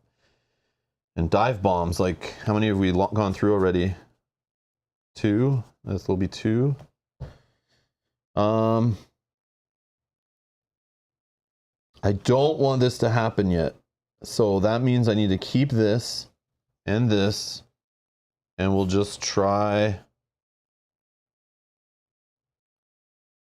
Yeah, we'll just try this. Let's get rid of these. I don't know. I don't think that's the best way to do it. I can't flip. Nope. I'm going back. So let's get rid of Miss Marvel. And I don't know, this one or whatever. Okay, I'm sticking with this. All right, this guy. Let's just power of aggression, Dive Bomb him away, I think.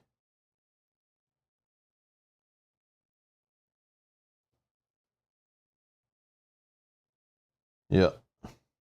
Okay. And then we deal 1 damage here, but we can't, right? Oh no, first, sorry, wrong order. I keep thinking that's gone. Oh, hold on. There is the play where we just do a bunch of damage to Thanos with this thing. So we get rid of the threat. So we use him, ready this up, and we play this to clear that, right? And then when we clear that, I could just keep these 3 and then use them all just to do 6 damage to Thanos. But that doesn't get rid of this guy. That's the problem. Yeah, there's also that line of play. But I think we'll forgo it.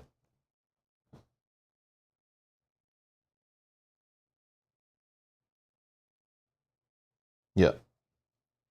We will forgo it. Okay. All right. Sorry. We are going to... I guess we'll just thwart here. That readies this up. We'll use this to pay for this to remove 3 threat from here.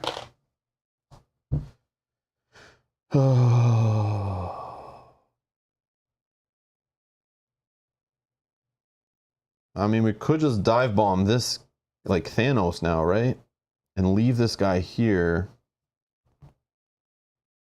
But I don't want to take his attack. So yeah, I'm going to play it this way. It's weird, but I'll do a dive bomb, which will take this guy out and just deal 1 to Thanos. I don't know. That's such a, like, that turn annoys me, but I see it's like, I don't know. There's probably a better way there. Can I even play dive bomb? Yeah, I should be able to. I have my aerial trait on my helmet. And for cost, I use power of aggression, which counts as 2, right? And genius that counts as 2. So I paid for it, right? We should be good. Did I mess it up?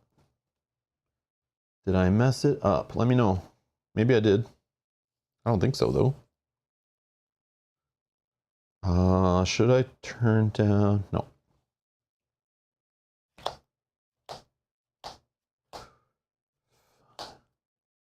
Okay, we're gonna get hit by Thanos here. I would normally have flipped here to let him scheme, but he's already done too much there. I don't want that flipping yet, so...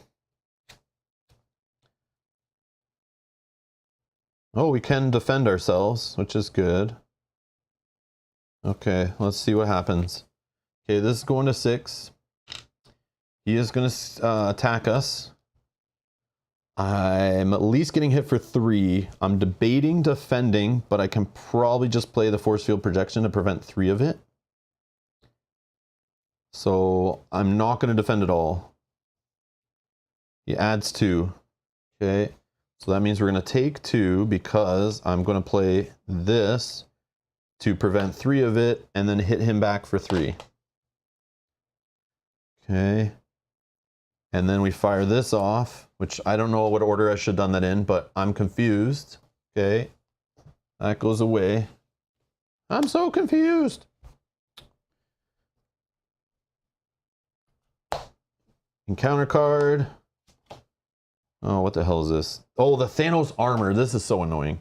When Thanos would take any amount of damage, reduce that amount by 1 as a hero response. After I make a basic attack, I can spend an energy and a physical resource to discard this card. Yeah, this is annoying. Super jerk. Okay. Let's start it again. Champions Mobile Bunker. Draw 2 cards. Okay. Okay. We can get Brawn into play. Or we just do a couple, I mean, we can only do one of... Oh, no, we can do both, right? Because it's after hero attacks. Oh, let's try to get rid of this, actually. So we need energy. And... physical. Yeah. So unfortunately, we can just pitch these to after doing a basic attack. We can play this after the basic attack with this. We'll ready this up, which can pay for this. So, yeah, it's just the scheming, or we can't thwart. This guy will help us get rid of threat. So yeah, let's toss these. I don't know. Let's do that. Okay. So what we're gonna do is a... Oh yeah, we have to do basic attack. Basic attack of 1, which doesn't do anything because he prevents it.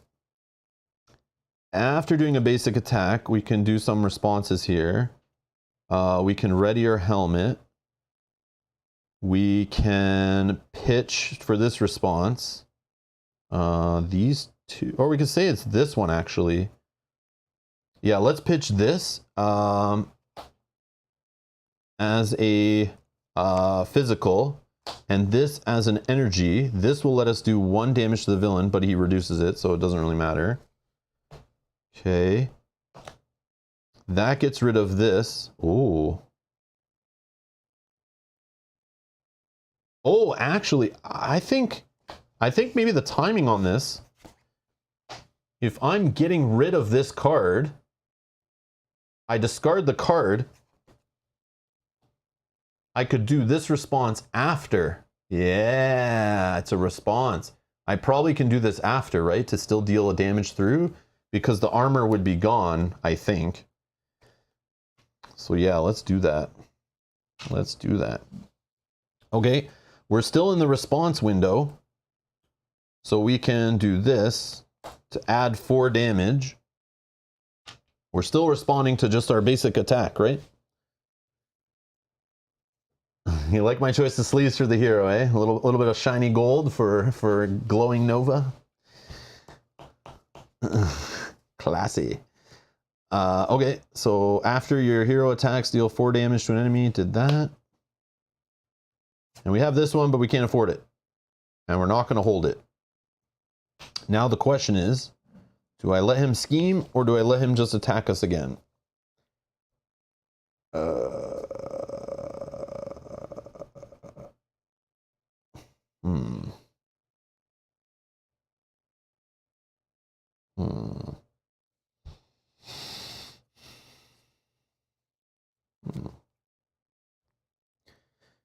Because he needs 6 more to thread out, and I don't want that to happen yet. He probably won't hit it, but I think it's risky. I just want to see more cards. I think I'll go 1 more. I still have 8 health. I'll go 1 more. This could be risky. Yeah, where's my hone technique? This happens to me. There it is. My 1 of 3 copies finally showed up. Oh my gosh, so annoying. All right. 1 here. He is going to attack us.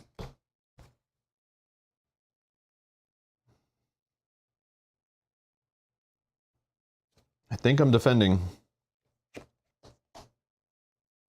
Defend for 2. There's something I could spend this on first. No. Okay.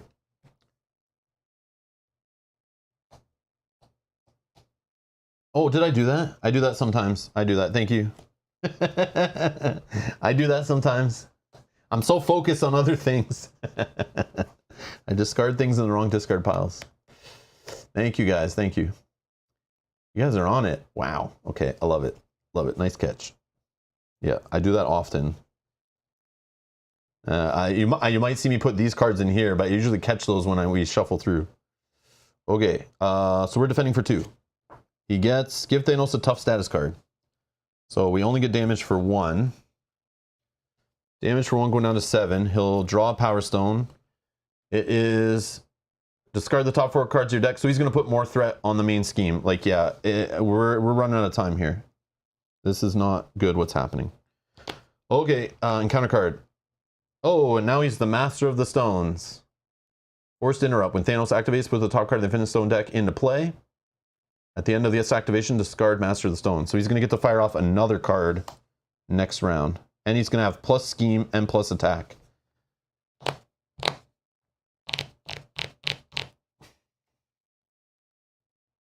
All right.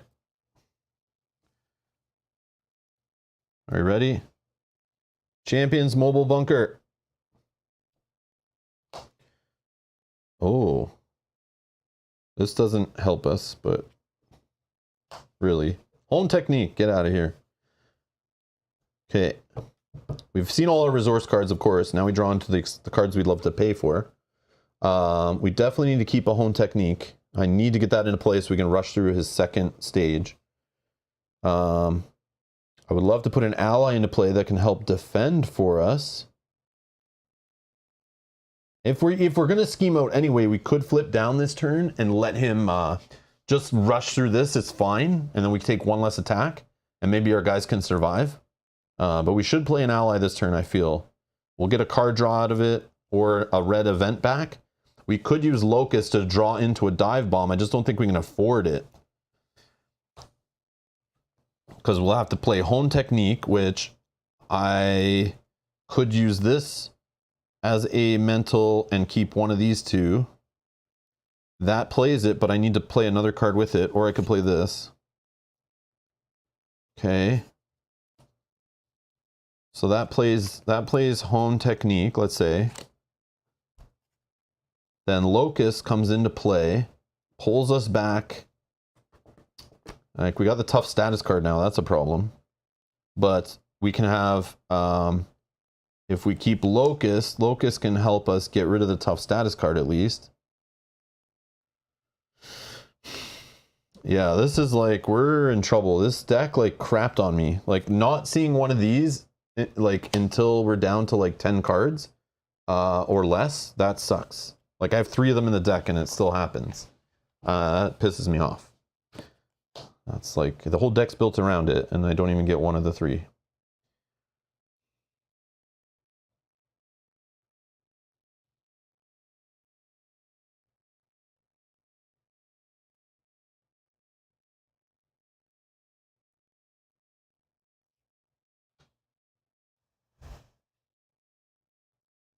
So, no. Dive Bomb I can get back with Locust, right? That's what I use Locust for. It comes into play, add an aggression event to your from your discard pile to your hand. So it's a great way to like pull back, you know, pitchbacks to play, or dive bombs, you know, to help you just like when you don't have it to get it back to do another, you know. I've had it where I've done like 3 or 4 dive bombs in my first cycle through the deck and like rush through this boss, but it's sometimes tough with the tough status cards, or if he uses lots of minions. So I need to discard 2 cards. What is our focus here out of all these cards? It's getting hone technique into play, and an ally, I think. So we can do that with these. And I mean, get rid of these, I guess. Yeah, it sucks that we were exhausted too, because we could have just gotten rid of that tough card with that.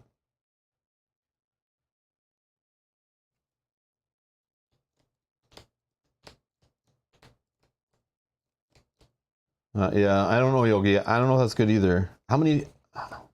I think I have one more dive bomb in the deck still. 1, 2. Yeah, I still have 1 in the deck. So we will draw into 1.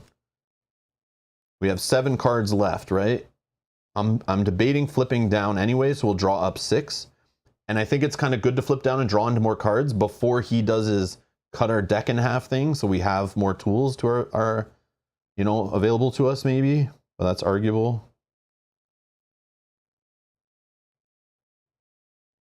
But like before that happens, I need to get hone technique into play. I don't want to lose it before he cuts our deck in half.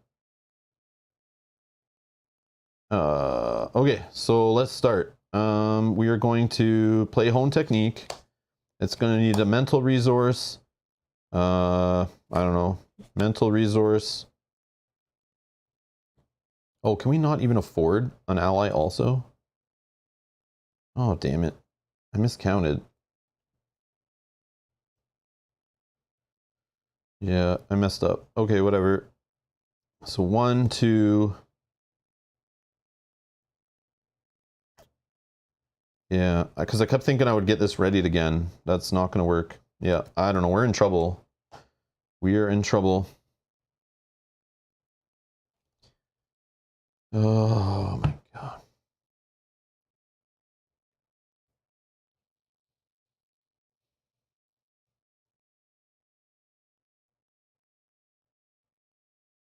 Hmm.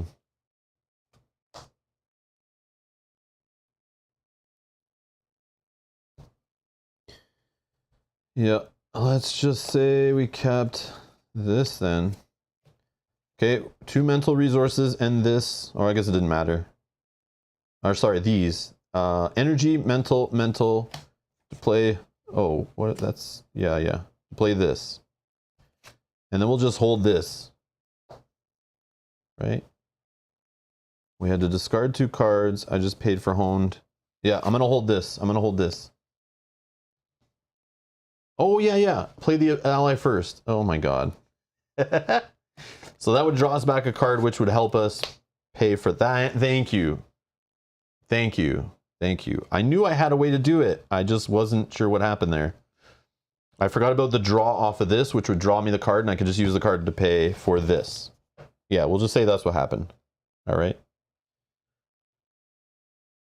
And then now we'll just damage for 1 to get rid of the tough.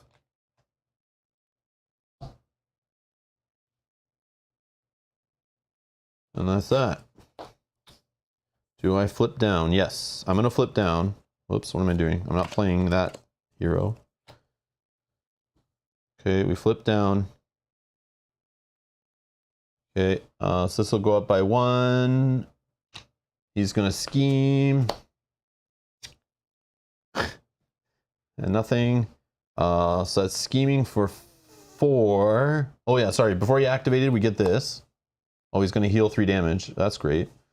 So he schemes for 1, 2, 3, actually. Okay, that goes to 5 there. He's 1 away from that, but he's going to get it in a sec here. Then we'll fire off this. Discard the top 4 cards of your deck. Place 1 threat on the main scheme for each. Oh, we're going to lose the... I just realized we're probably going to lose our next cards that we need. Moon Girl, where have you been? She helps us get going, drawing cards. So we have event, ally upgrade. So 3 more threat will go on here, just as I assumed. That sucks. Yeah, man, this guy is wrecking us. And then this will progress. Okay, so now he snaps his fingers. Each player shuffles their discard pile in their deck. Each player moves the top half of their deck rounded down from the game. Okay. So we just hope we don't lose all of our attack events in the other half of our deck. Oh, I forgot to draw my hand. Oh. Okay, what was it? What did I just flip over? Dive bomb? We hadn't seen Jesse yet, had we? Oh, damn. Oh, I messed up. Yeah, I forgot to draw my hand. So what was in what I just drew? I'll draw those 4 cards plus 2 more random. I forgot.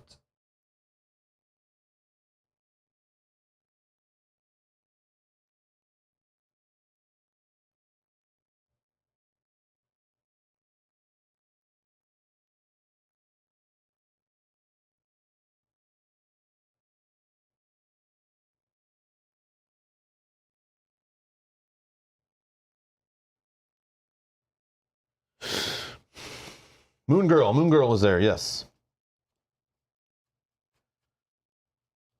Damn. That's so bad.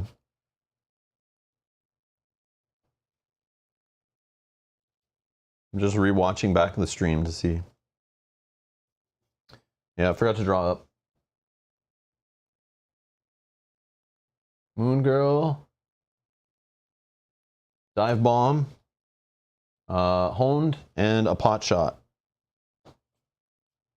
I just don't know what the last couple cards in my deck were. So we'll just draw random. There were 3 cards left in my deck. Yeah. Oh, man.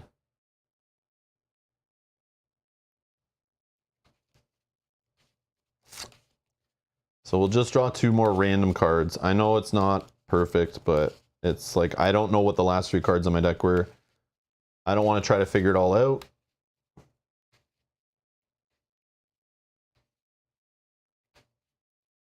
So we'll still say he just snapped and did whatever. But yeah. Right.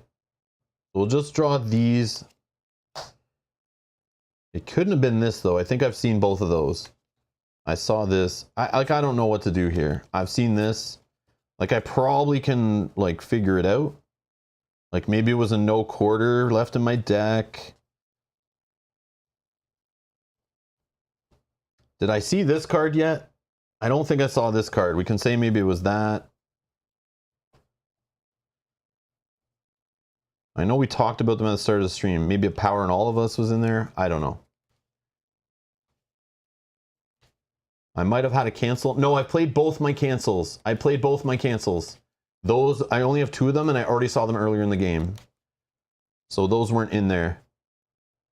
Then I would have my hand. I would have 1 card left in my deck. And he would discard, and even just the 1 card he discards is enough for him to put the final threat on there to advance it. So I think that all still works out. Then we shuffle up, then we snap. No, my honed for sure. I had 1 in play, and I discarded 1 on the Champions Mobile Bunker. So there was 1 left in the deck that I just drew into. So no way there could have been a 4th.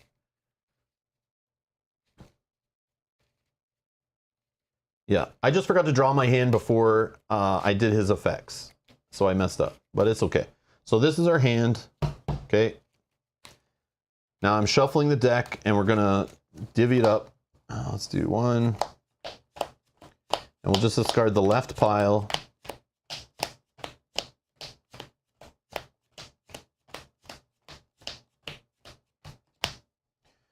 Okay, gone.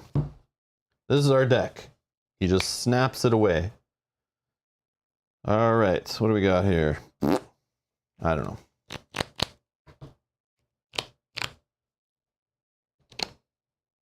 Then he plays this one. Oh yeah, we flip this. This says we hit 12 again, it's over. Now he's going to fire this off, which is heal 3 damage from the villain and give it a face down boost card. So he heals 3 damage. Okay, he gets a face down boost card, and then this stupid attachment goes away. Just at the end of the activation, discard Master of the Stones. Okay, then he's going to draw an encounter card, and he just got his helmet, which is kind of good because he'll get his helmet in a sec, but this adds retaliate 1 to him, which is annoying. Holy crap, Oli. No scooping, Yogi. We're going. If I can pull this out, I will feel so good. If not, it's kind of what I expected after our mulligan. So if we can make it work, I will be a happy guy. All right. So do we recover? I don't think so. Let's flip. Champions Mobile Bunker. Draw 2 cards. We've got a Clobber and a Pitchback. We're definitely keeping Moon Girl. She'll draw us some cards. We need to play Moon Girl with 3 mental to draw 3 cards. We could use this for 1 of them. So we could just keep these. We can throw... Oh, we need to keep a mental to play with our hone technique. But we will ready this up. This will help us pay for the pot shot, which will do 6 damage. We need 10 damage. We also could do 11 with a dive bomb if we can afford it. So we'll draw 3. Yeah, we should keep dive bomb. We should keep pot shot. We should keep hone technique. So I think I'm going to get rid of these 2. Yeah. I don't know. All right. Okay, so let's try this in the right order here. Let's exhaust this. And we'll use... actually...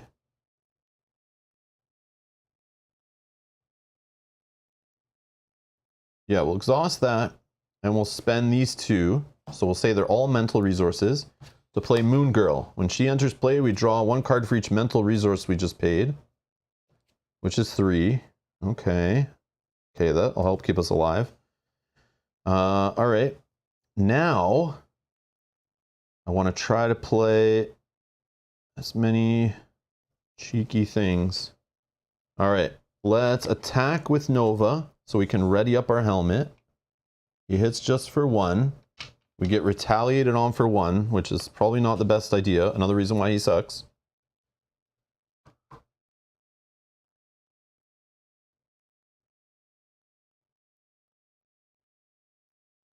That boost is your encounter card. No.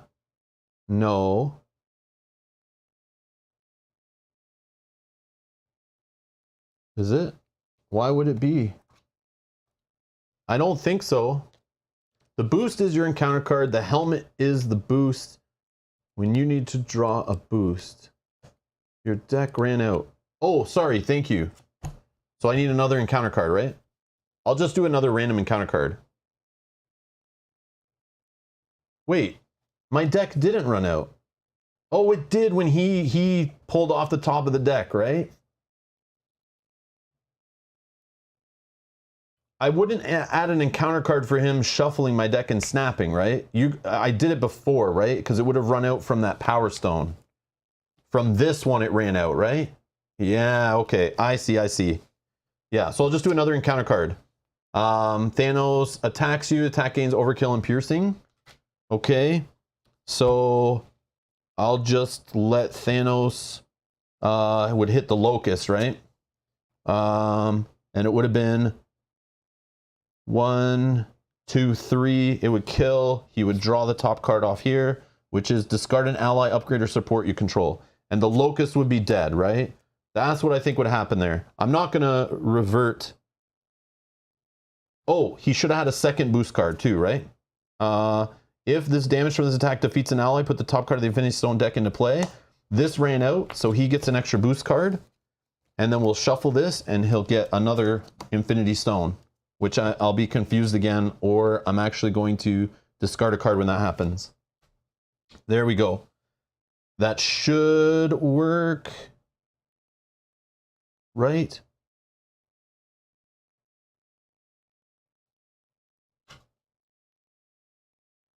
Oh, wait. Why does he have a boost card still? Did I do something wrong? Oh, man. Overkill. Thank you. I don't think he should have that. Oh, he would have schemed, right? Was they an alter ego? Oh, my God. Guys, I'm like now all thrown off. Oh, my God. Oh, he would have schemed. Thank you. So Locust is still there. Schemed. Schemed would have been 1, 2.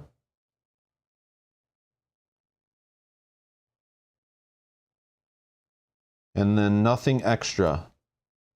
So just 2, right? Yeah, just 2. Okay. Yes. We can recover, we can still fix it. So there, he schemed for 2. And then we were here. But I want to get back to like where we were in the turn. Oh my God. Okay, so we moon girled, we drew some cards. I don't know. We readied this up. We did some damage.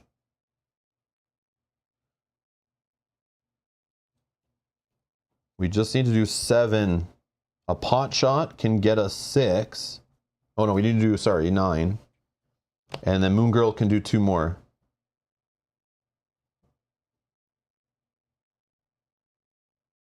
So Moon Girl is gonna do 2 damage. Oh, she'll die, right? We don't want to do that. Maybe she just thwarts. How do we do this?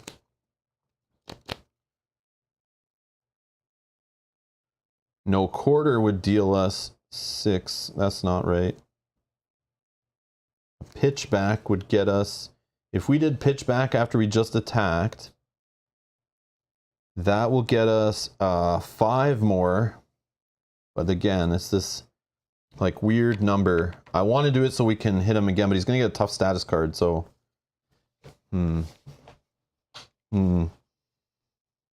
Dive bomb. Yeah, maybe we don't do the dive bomb right now. Yeah, I think we just focus on these pot shots for 6 damage each. But I don't have another wild resource to play both of them for reasonably priced.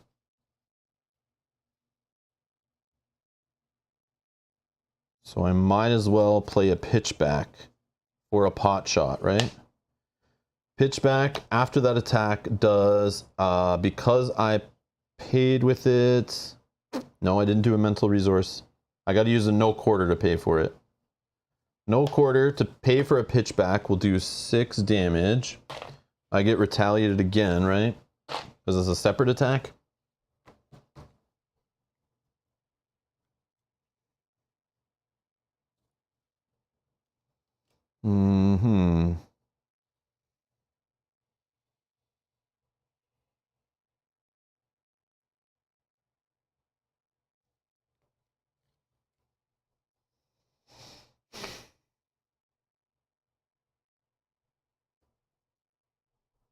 I can just let him attack me. And I can hit him in the off phase to finish that, but then that's like these go to waste, so that doesn't make sense, right?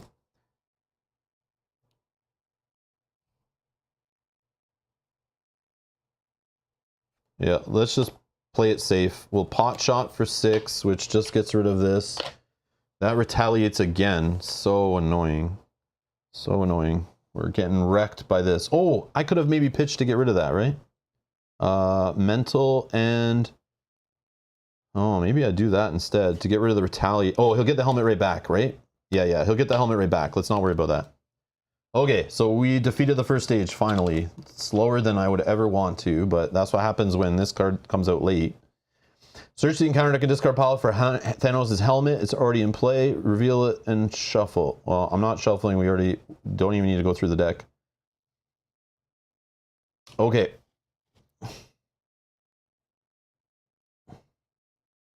And now he's 23 hit points. And he's got toughness. He is so tough. He's so tough. 23 hit points. Okay. Now we just need to hurry. Okay. Anything else to do here? I guess I could get rid of tough with the locust.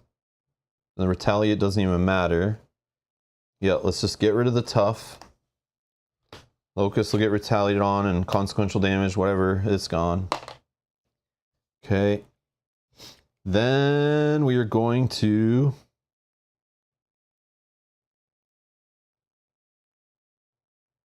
I could just do a pot shots for 4.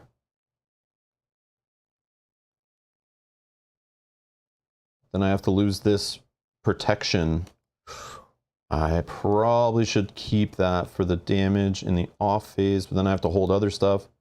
So that doesn't make sense. Let's just toss these 2, do a pot shots for 4. Which takes them here. And then we get retaliated on again. So we're down to 3. Moon Girl, we'll just sort that away. Take a couple consequential. And she'll take a hit, I guess.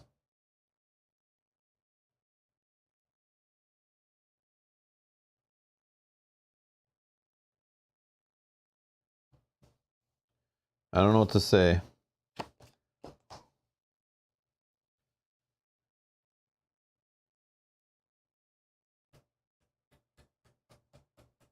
Do I let him scheme here? That's the question. I probably should, right? 5, 6.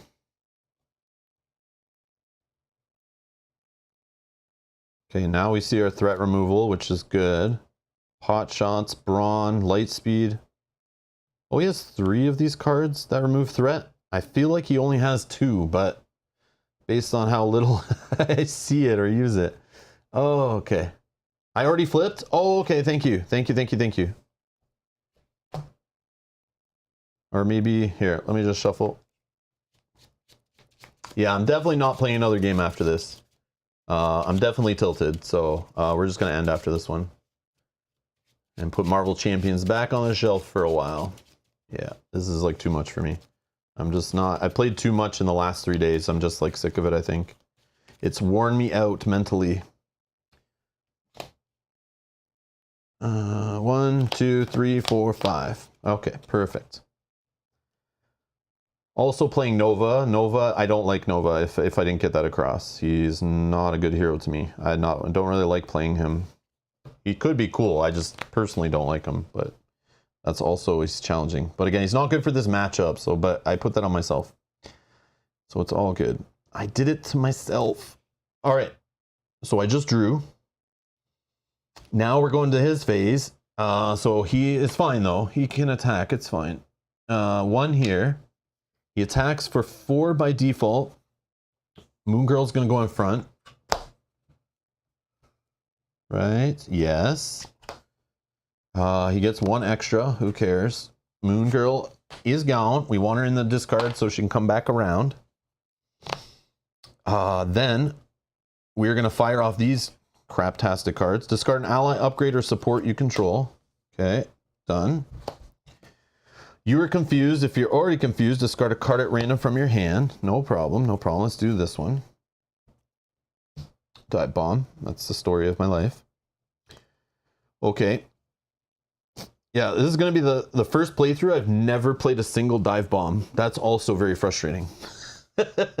I built the whole deck around Hone Technique and Dive Bomb, and neither have happened. Neither have come together. It's just my luck. Thanos is wrecking my face. Okay, so he activated, right? He did his whole Power Stones, so now we can go to encounter card. Yeah, we'll talk about Nova more at the end of the stream, but I've kind of given hints already of like what I don't like, but we'll talk more about him after. When defeated, deal to the player. Deal the player who defeated this scheme a face down encounter card. Okay. Okay.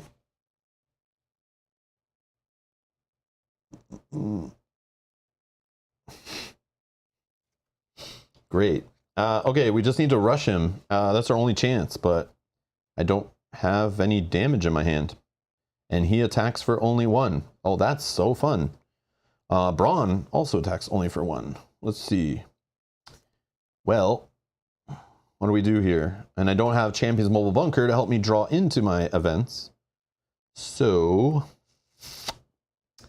I guess we just play Brawn. No, let's play this to pay for Unleash Nova Force. Maybe we can kill that side scheme and ready and draw a card. Maybe. Okay. Then we're going to... Oh, we won't get to ready this again. Let's just get rid of the Confuse, right?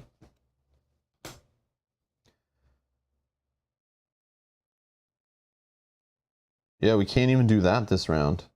Yeah, this sucks. Oh, this sucks.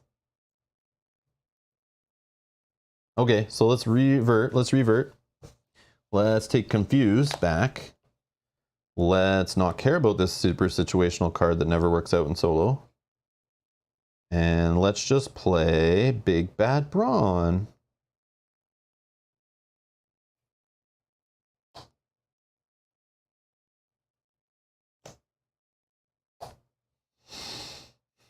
And we'll get rid of our Confuse, and we'll throw this away.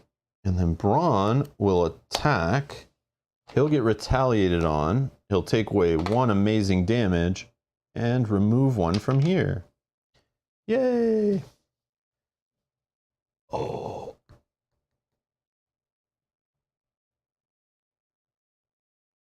Oh, sorry.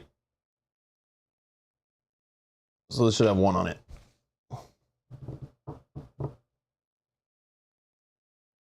Can you tell him? So I look at that and I play 2-player a lot. Yeah, it should only have 2. But we don't want to defeat it, so it's fine. Give us another encounter card. Okay, we're done. It's ready up. Let's just finish this game out. All right, let's draw our cards. We could spin down now. Should we? Yeah, might as well, right? We could thread out, but I don't know what else to do. If he attacks here. Hmm.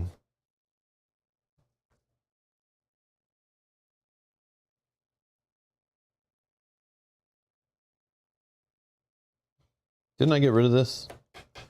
Didn't I get rid of this?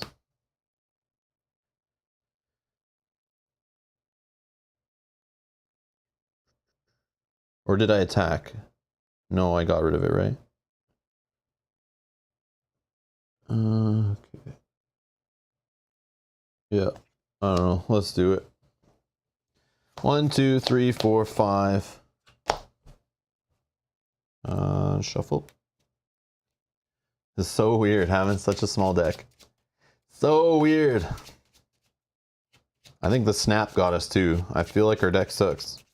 All our good cards, all our resource cards are in the other half, I feel.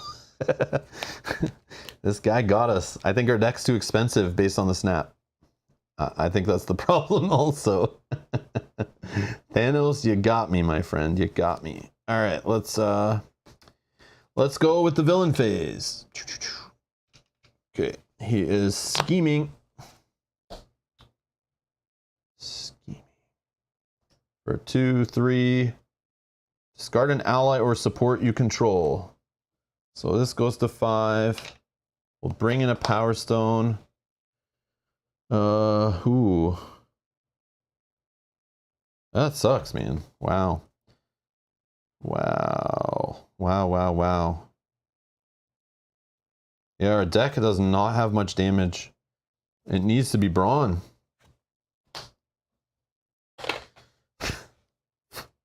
And then my encounter cards are going to make him attack me. You will see. He is going to attack me just after I got rid of Brawn.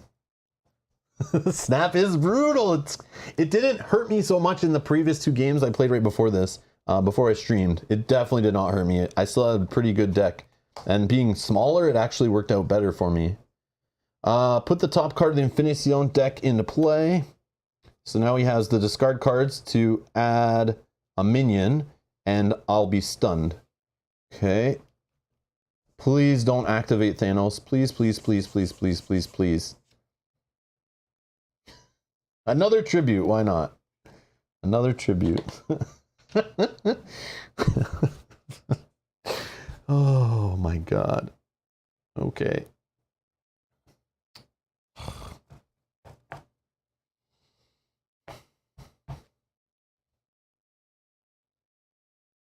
Is there a point in even healing here?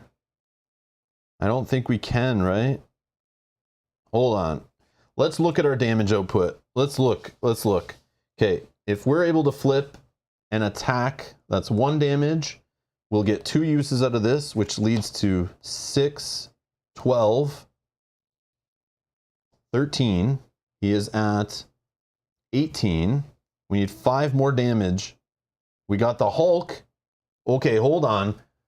Is this going to come down to a Hulk flipping into a physical resource to deal 2 damage to finish off Thanos? Oh, the only problem is I'll get retaliated on and I'll die. I'll get retaliated on and I'll die. Unless I do Hulk first and our final attack to finish him off, he can't retaliate on the final attack.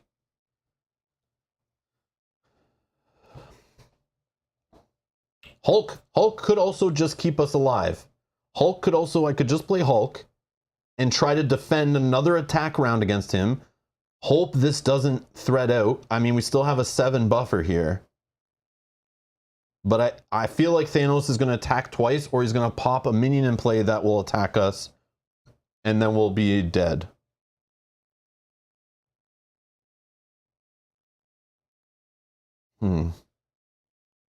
There's also the play where I heal. Then I only need 1 resource here. This would pay for this one. And then Hulk I put into play with these 2, right? And that way I get 6 damage, 7, or sorry, 13. And then Hulk still gets to attack. We flip the top card and we hope for the best. Are we good? Let's do it. Let's just hope we don't flip a lightning, because that will kill us, an energy, or a mental. Let's just do it. Either way, it comes down to Hulk, which is epic. Oh my god. Serenity now. Okay, so we're not healing. Let's do it. Unless I miscalculated something there. All right, here we go. So first, let's do the Hulk thing.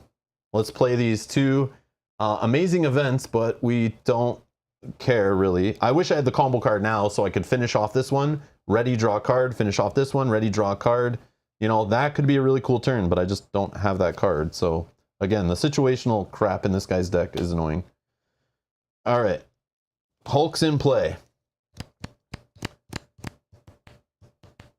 Yeah, if Hulk beats Thanos, if he hits 2 extra damage, we win. If not, we lose. Okay, but we got to do it in a different order because it's more dramatic. Okay, so we're going to do the helmet.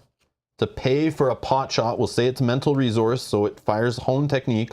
It'll be 4 plus 2 is 6 damage. Okay, we get retaliated on, we go down to 2 health.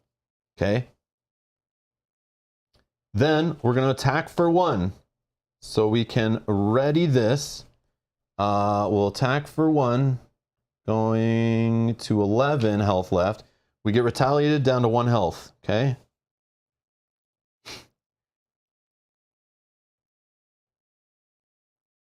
And then we have this 6. We have this in our back pocket to attack for another 6 if we survive. Here we go. I wanted to be at 1 health so we can possibly die from Hulk. Or should we not? Should we not be that risky? Yeah, let's not be that risky. Let's get our health back. Yeah, let's do this because maybe we can survive 1 more round.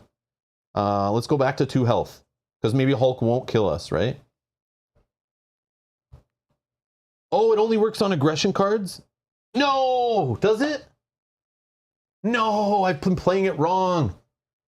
Tawny Tails. Thank you. Oh no, boo, boo. All right, so we had to add 2 back. Let's add 2 back. Oh, that sucks. Aw. Yeah, aggression attack events. Ah, that sucks. Deck is garbage confirmed. Yes, Yogi. Hero is garbage confirmed. In true solo. In true solo. All right. Okay, everything else okay though? I think we're okay, right? So let's just do the Hulk for fun anyway. Hulk attack for 3. And we hope Hulk doesn't go away. Hulk gets retaliated for 1. Okay. I guess he wouldn't get the consequential yet, but who cares? It's fine. Energy, which is deal 1 damage to each character. Oh my god. All right. I was hoping for the wild resource. That would have been epic, but it did not happen. Okay. So we got Locust off the top of the deck. All right, cool.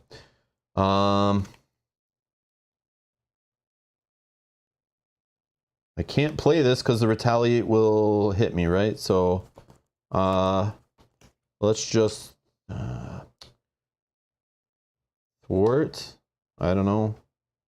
I need to survive, right? So I don't want to get rid of these because it'll lead to more encounter cards. I just need to survive. So what do I survive with? Do I hold any of these? Do I hold? Hoping I draw into something that does damage? Yes, I think I do, right? Did I recover? I was lost. No, I didn't. I didn't recover because I thought I could have pushed it there for fun. I should have recovered, yes. So we can say I did that. We can say I recovered, then I didn't remove threat from here, right? Yeah, because knowing that the hone technique doesn't work on those cards, like, yeah, I should have healed, right? Yeah, you're right. I should have healed. I assumed I could have finished them, but if I can't, obviously I would heal in that case. Thank you. All right, and we still have Hulk. That's crazy. He survives.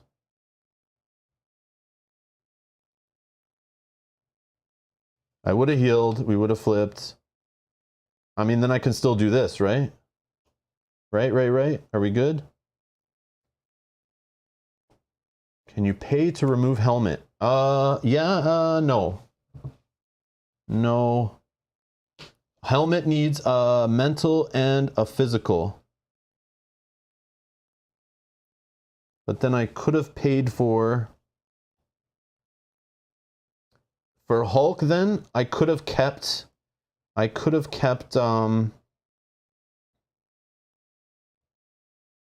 it's okay. I could have kept one of these to get the mental, but it's fine. It's fine.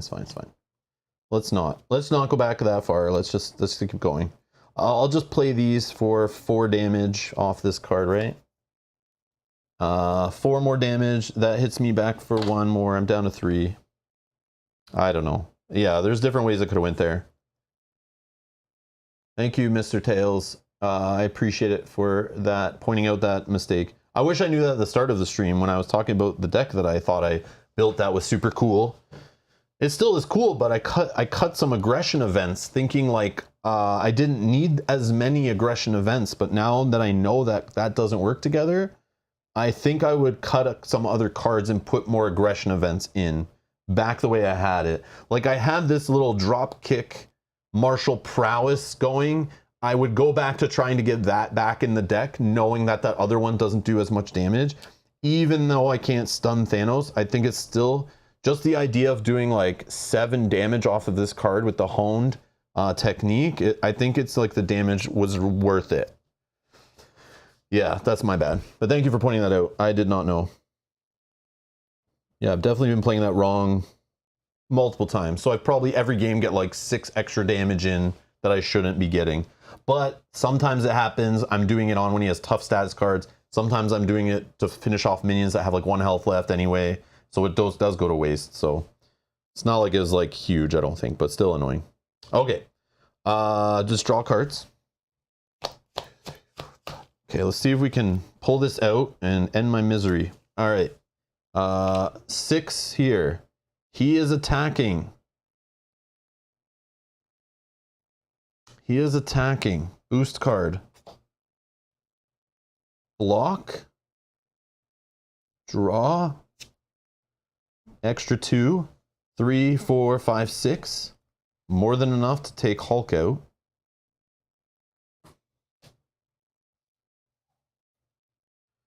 Discard cards from the top of the encounter deck till minions discarded, put that into play with you, and also I'm stunned.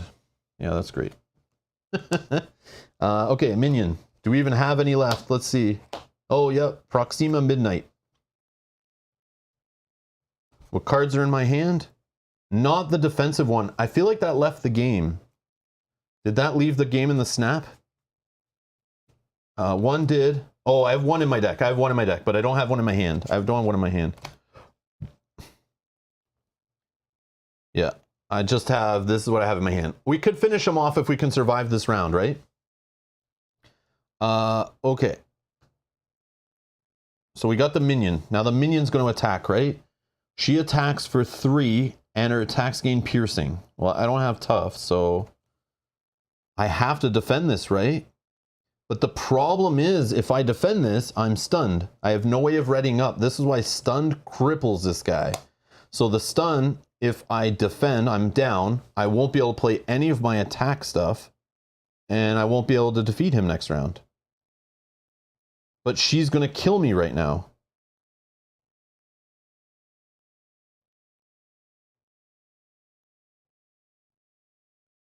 Yeah, that sucks. So I have to survive another full round, and I don't have an ally to take a hit in my hand. So I think I lost. The only chance is if he schemes and doesn't scheme so much on this. If I turn down. So yeah, I have to defend, right? And I take 1 damage down to 2. Yeah, I'm getting wrecked. Getting wrecked.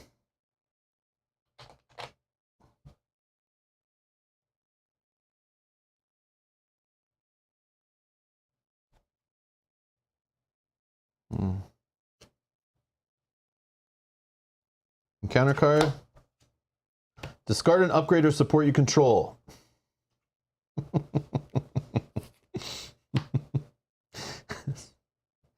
Serenity now. Serenity now.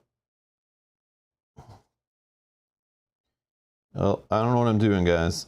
Maybe I need to keep that card. I don't know.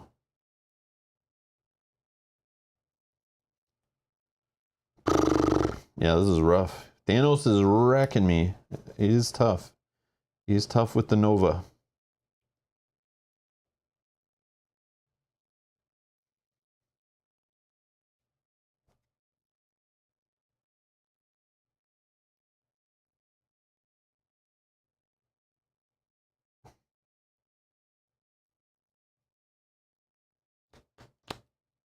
Get rid of stun. Like, how do I get rid of stun when I'm exhausted? Oh, by just playing an attack event, right? Da da da da da da da da da da da. Get rid of stun, flip, keep the bomb for next turn. Yeah, that's my only shot, right? Okay, so keep the bomb. I'll play like what? No quarter. Yeah. So let's play no quarter by spending these 2 resources, and it'll just get rid of the stun.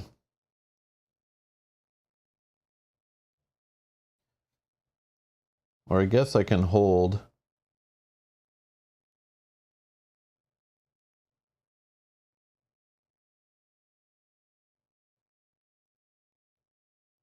Yeah, I can play this, right? Okay, so I'll keep these in my hand. I flip. Ready up. I mean, I guess pitching this is fine. I don't need this.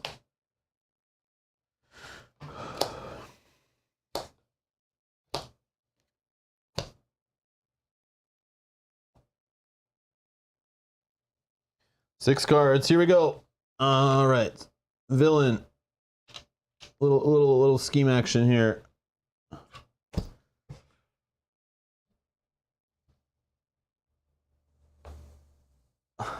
Yeah, but William, I wasn't playing Ronin with Nova though, so it's apples versus oranges. Can't compare.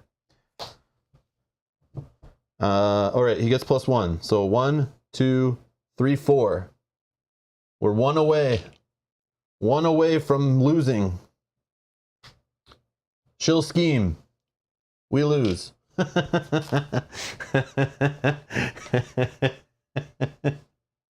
Damn it, he got 1 boost. We lost from 1 boost. Yeah, that's rough. That was rough. That's such a horrible start, a horrible snap. Oh my god, like I think both of these were in here, right? Yeah, look, I lost both of these on the snap. That's disgusting. Oh, look at all my resource cards I lost on the snap. Oh my god. Oh my god. Yeah, we played too slow. You need to like rush this guy, and not seeing hone technique till like the final 10 cards, a 3 of in my deck. Not seeing it till the final 10 cards, like you can't. You just can't. It's too much. Yeah. And I can't survive. He doesn't thwart enough. And when I drew into thwart events, it's like I couldn't even like play them because I was confused and stuff. Like Thanos slapped me around good. It was close still. It was still close, but yeah. I don't know. Yeah, that was crazy. That was crazy.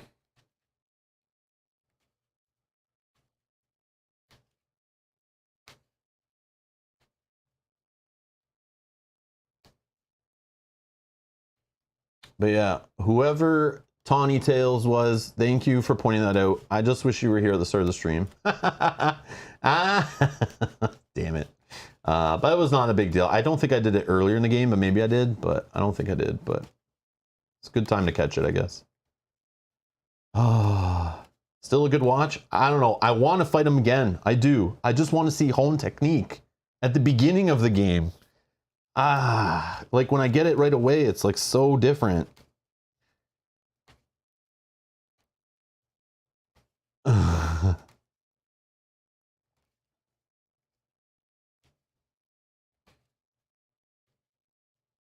right. And okay, so the hero is cool. The hero is cool. He's just not too exciting because of the whole idea. Like, I'm a fan of the ones that build up cards that support them. He just kind of has his helmet, which is kind of neat because then he's like flying loose, right? Like, you just want to play events and combo off. It's just his comboing stuff sucks in solo. It's pronounced Tony. Oh, Tony, sorry. Tony Tails. Yeah, I came in right before the snap. Oh my God. You came in at like the worst time. Thank you for the help though. Oh my God.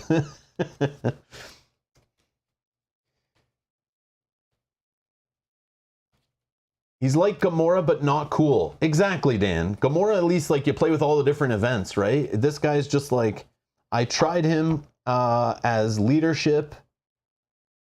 What else did I try? But again, I'm playing against Thanos. Again, I would not pick this guy as my hero to fight Thanos. But I just thought it was fun. Like, I wanted to play Thanos. So it's my fault. It's my fault.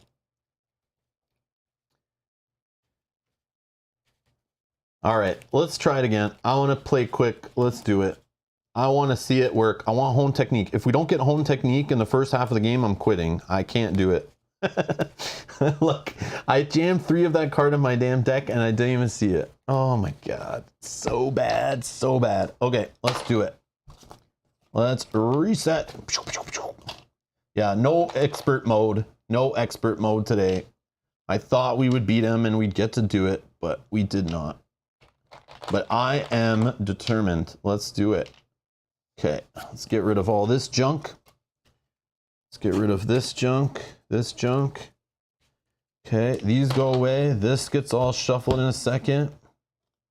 We need to go like this. Okay, we'll do the top card, which is the confused one. Oh no. Okay, that's there. This is 16 health.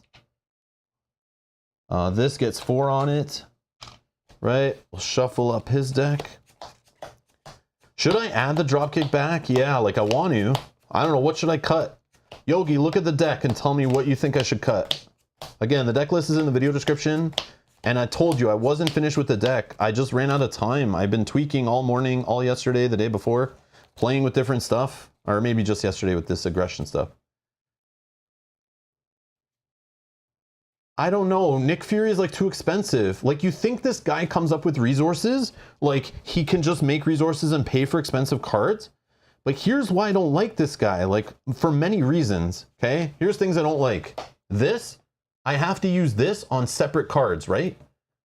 I can't exhaust it, generate a floating resource in this game. Like, it doesn't work that way, right? I wish it did. And then if I attack with him or thwart or whatever, I ready this up. I lose the resource, right? So you don't get like 2 resources out of this card, I'm pretty sure, for 1 card, right? So this is good for low cost cards, right? So putting in a Nick Fury is like a little rough. At least with Moon Girl, I can usually draw back 3 cards and make up the investment so she's like free. Nick Fury is like that 1 extra cost, right? But again, I don't care what I pay with him for, right? I don't know. Uppercut is uppercut. Man, nobody plays uppercut because it's so boring, but I play it. I have put it in my decks before that I built playing off stream because I just thought it was like, it's just efficient. Add piercing strike instead of clobber. Okay. Okay. Yeah, remember, we're trying to beat Thanos, so stuff that's specific to Thanos would be good. Let's find this stuff. All right, let's see. Okay. What are we looking for? Piercing strike. What is piercing strike? Okay, here's the uppercuts. Oh, uppercut is because it does 3 for 5, right? It's the 3 cost that's like annoying in this guy's deck, I feel.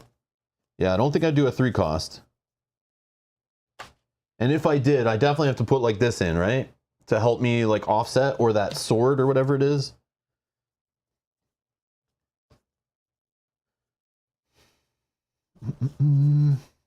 Holy events. Piercing strike. Deal 3 damage to an enemy. This attack gains piercing. Oh, okay. Oh, duh. I should have known by the title what it does. Gets through the tough status cards. Okay. Okay. Yeah, I have an vendetta. Yeah, I'm cutting Brawn. Brawn is good, but like not enough threat removal. But he is cute when the tough status card's out there to get rid of it and then kind of like just reduce enough threat sometimes so that I can survive another round if I'm turned down. But yeah, let's cut Brawn. What am I doing? Hold on, let me just shuffle this and get it out of the way. So we're ready and have this off of our plate. I appreciate the help very much, guys. I do. I love learning and I love experiencing different like people's perspectives of cards and stuff. Because again, I play too many damn games to keep track of like all the cards in the pool for any of these LCGs. It's like way too much. This is why like I quit Lord of the Rings when I was playing like competitive Game of Thrones, you know, back in the day, was just because it was too hard to keep all of the metas and the cards and the erratas and the FAQs and restricted lists and all that stuff all separate and like keep track of everything and be able to build decks. Chris, thank you for subscribing. Thank you. All right, so we're cutting Brawn. Okay, Brawn, get out. Also, I'm not sold on Hulk. That was my own choice, and he hasn't really pulled through. Like, he doesn't usually survive a hit from Thanos. I thought he would be able to survive one block, but he doesn't. Drax? Is Drax is neutral, right? Or is there a oh, why is that in there? Is there a Drax in aggression? I think he's neutral, right? No, he's neutral.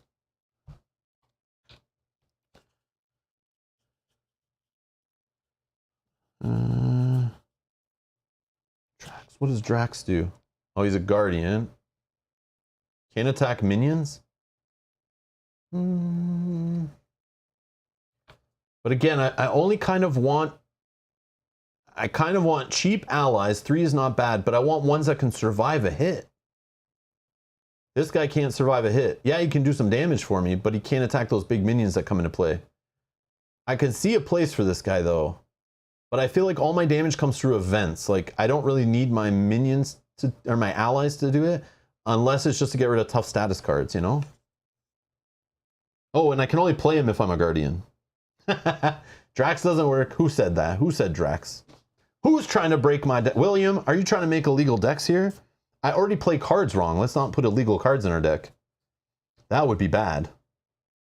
That would be a reason to delete the stream after, because that would be embarrassing.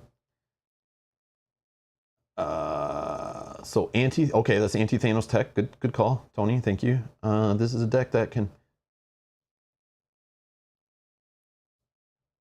Heather, yes. The deck I was playing, I was rushing Thanos, like just getting through him very fast, was the idea of Nova aggression. The whole theme of him being a fast flying hero was really cool. I played him against Thanos using another aspect or 2 other aspects, and he just wasn't enough damage. He was just like treading water. So then I talked about him yesterday on stream, and people are saying like, yeah, you really need to do damage. We need to rush him. So I was like, you definitely have to go aggression then. And then you guys were telling me about Hone Technique, and I was already looking at that and thought that was really neat. And then I was like, let's do a Hone Technique deck. So then I like filtered on Hone Technique decks, built 2 different ones, was trying them, we were rushing him. But then I was like tweaking cards that I didn't feel were good for Thanos, but were in general good for rushing. But he just kind of control you, like really trolls you. I don't know. But Thanos is like a bad matchup for this guy. And Thanos playing him now, I don't even know now how many times I played him. It feels like 10 times I played him in the last like 24 hours. But also we played him before in the campaign streams and stuff. But I remember Thanos can really just mess with you. Like based on this Power Stone deck, based on what happens from him, sometimes you play a game, tons of minions. Sometimes you play a game, it's hard to deal with his scheming. Sometimes he schemes not very much. Sometimes he attacks more. Like it's just very hit or miss what he does to mess with you. He's very unpredictable, I feel, which is cool. It's thematic, but Thanos is a bad matchup in general. Yeah, Yeah, I guess, right? Because of just what I said. Because of the unpredictability, right? And Throng and Marvel Boy. Where are these guys? I guess I could look them up on the website, right? But Throng. Throng. I don't know who Throng is.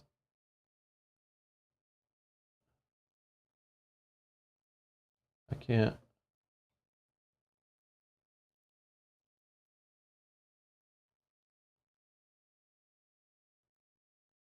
What? Who is Throng? Why is it not?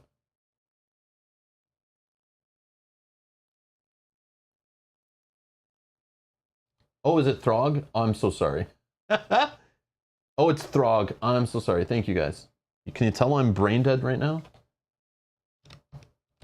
Is this the guy from Chrono Trigger? I think I played with this guy in Chrono Trigger back in the 90s. I think I played with this guy in the 90s in a video game on Super Nintendo, I swear. Puddle Gulp. Oh, so he can survive a hit is what you're saying with the tough status card. I like it. It's Frog Thor. What the hell is going on here? All right, cool. And then what's the other one? Marvel Boy.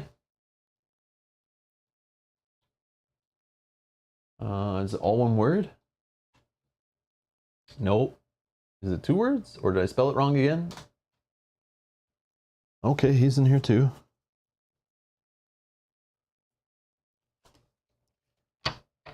When Marvel Boy attacks, spend a physical resource as attack gains piercing and ranged. Range avoids retaliate, right?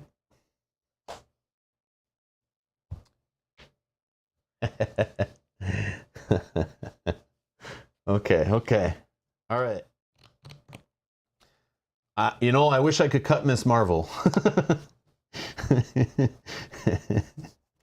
That's I hate modular deck building when you like have the modules and you gotta follow all the cards in it, and then like they put like crappy cards in the module. Or I know she can be good, but it's not that great.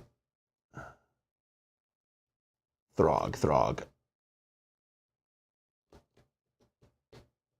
Yeah, gets rid of. Okay, yeah, I like that. And it costs 2. Like I like the 2 cost. It feels good. All right. So do we cut Hulk? We cut Hulk, right? Let's get Hulk out of here. I'm cutting Hulk. He is not. I just last minute grabbed a 2 cost aggression. Thought he'd be good to survive a hit. He did not do such things. He failed. Get out. Get out of the deck. Okay. What else do we need to cut? I don't know.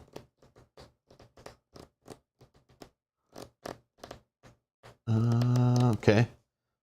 So this just replaces Brawn and Hulk, right? But if I'm putting back in... Oh, we're not doing Dropkick. What is Piercing Strike and how many? We're replacing Clobber, right? Just 2? Do we just do 2 Piercing Strikes for 2 Clobbers?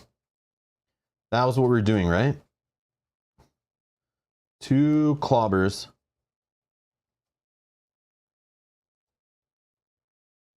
I know Clobber actually did, like, it didn't do good in that last game, but usually every game I can get Clobber to fire twice coming back to my hand at the start of my turn, which could lead to like a smooth play turn, but it's situational too, right? Sometimes like you can't play it as the first thing because you might not be able to do damage or something, you know?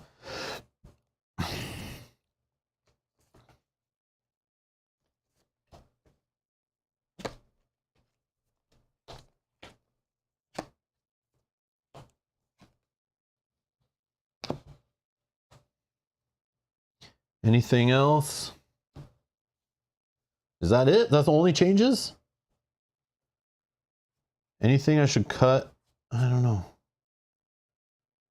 Yeah, it's such a different game. Playing this style of aggression Nova, like more than 10 times now I feel I've played it. But maybe it's around 10. It's such a different game, obviously, if you get Moon Girl early or Hone Technique. And I was playing with 1 Hone Technique for a bit, and I would always get it like at least by mid-game. But then 1 game on purpose, I put it at the bottom of the deck just to see how the deck worked without it, and then I put in 2. Then I played that game and didn't see the 2 till the end of the first run through the deck. Then I put in 3. And then you guys just saw me play with 3 in the deck, and I literally didn't get one until the last 10 cards in my deck. And it's just not acceptable. It's like not acceptable. Uppercuts? Uppercuts are 3 costs though, right? They could be 8 damage later with the hone technique. Should I put in uppercuts instead of no quarters? I just like no quarters because they only cost 2. And they do at least 4. I don't expect to get any red cards discarded off top of my deck. But in theory, in my head, I was like, oh, me discarding cards lets me get to my hone techniques by filtering through my deck. But then again, I could discard them. Oh, when I discard them, I get them. But I could dig for them is what I was thinking, right? Like they help me dig for like hone technique. If I'm not seeing it in theory. Something else for honed. I don't want to get rid of hone technique. I want to increase the cards that work with it. That's what I'm thinking here. I mean, pitchback I'm not sold on. I like it. It's cool. I mean, it's good. It works for him who has a crappy attack stat, but like... I mean, yeah, it's still good. It's still good. It's still worth it. Man, it's just such a cheap cost. Oh, something else for pinging off honed. Oh, I get it. I get it.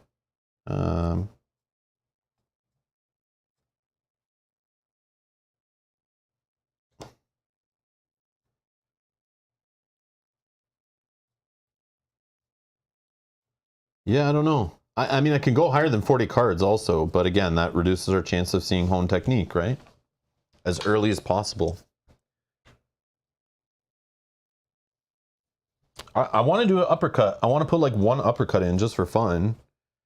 But I wouldn't go too crazy with it just because if I don't hone technique, like this guy discards, he discards supports and sometimes does it multiple times in a game.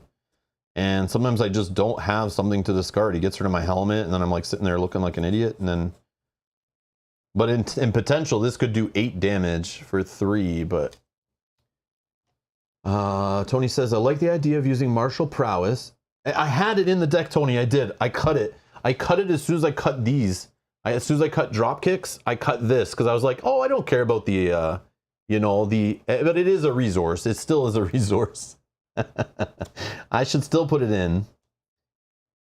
But I also cut this, I think, when I was put in 2 team building exercises. There was a point where I had all champions allies. I put this in to help me. This I was using to help me offset the cost of the dive bombs when I had the aerial trait, right? That I think works, right? Exhaust team building exercise to play a card from your hand that shares a trait with your hero. Yeah, this was helping me reduce the cost of dive bombs and my champion allies. I honestly would probably put this in before I put in uppercut, but I mean martial prowess, but then martial prowess works for more events. Because this works for even my built-in ones, but then my built-in events, I don't want to generate this resource for them because it doesn't make them cheaper. So kind of goes against that too, right? No worries, Staccato. No worries. No worries. Oh, man. Yeah, there was like... Yeah, these are all the cards like I was cutting before and was mixing in and like playing around with. I don't know, man. There's like... I had other ones that I also took out that I de-sleeved and stuff too, but I probably had a better deck at some point. But it slowly, Thanos made me keep changing it because I just felt certain cards weren't great. Okay, I'm gonna switch no quarter for an uppercut, and then I'm gonna switch a no quarter for the martial prowess. I think. Right? Where'd that go? Where did it go?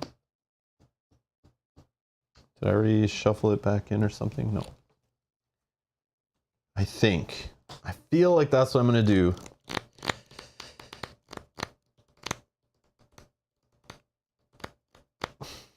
I don't know. I don't know. But I just reduced my attack event count, right?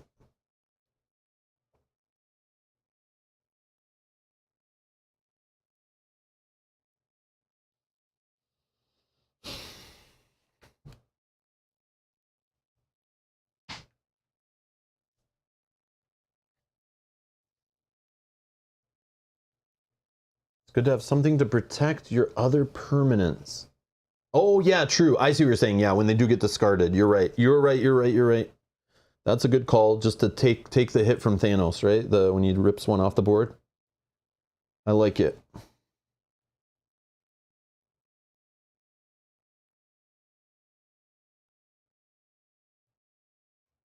Uh-huh. Okay, so let's do this.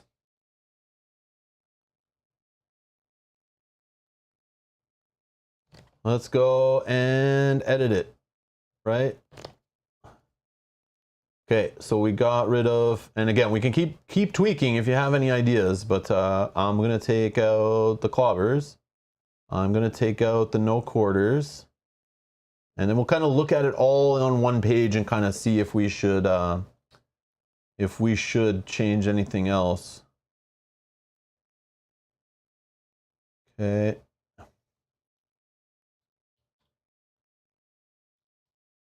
Marvel Boy, you're in.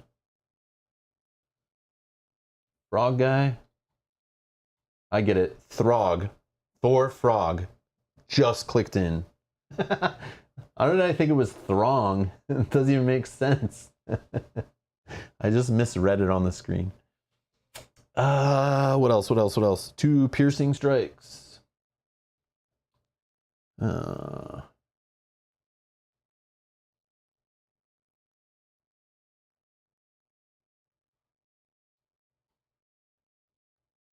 Uppercut. Pow. And Marshall prowess. Pia. Okay, we're at 40. I think I got everything we changed, right?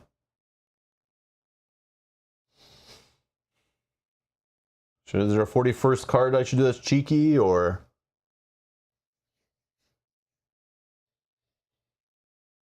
Godslayer, that's the one. That's the sword one from Gamora, right? I was playing with that one before. I couldn't remember what it was called. Right? Is that the one?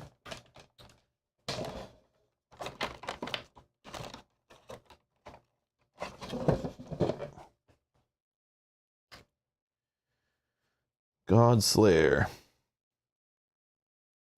I'm assuming that's a support, right? I don't know why I didn't just look it up on the computer screen, on the web app, before I started ripping through. Oh, maybe it's an upgrade. -1 pitchback, +1 endurance. Tony, I'm down. I'm so down. -1 pitchback. Yeah, see, pitchback, I like it, but it's just, I don't know. I think it's very good for this guy's deck. Like, it works good with this hero, but for one, endurance to stay alive. I always have an endurance in my deck when I ever have a hero with low health. This was the first one. I actually debated that when I was playing last night, of putting that in to just stay alive a little longer. But then I thought, I'm going rush strategy. So when I was trying to stop myself from, I had 10 allies at one point. I'm trying to cut all these allies, and I was like, should I put heal cards in? I was like, no. This is all about the rush. But then again, if you can stay alive and not have to flip down, you can rush faster, you know? Like, so it's like, you could go either way, but that's a good one. That's a good one. I was debating it, but then I was like, no, Rob, it's a slow card. This card's a slow card. But no, it's not. It actually speeds you up. If you have to flip one less time, you're losing less momentum, right? That's a good call. I like that one. Dan says, I kind of think 6 allies isn't too much. Add another ally, maybe Thor?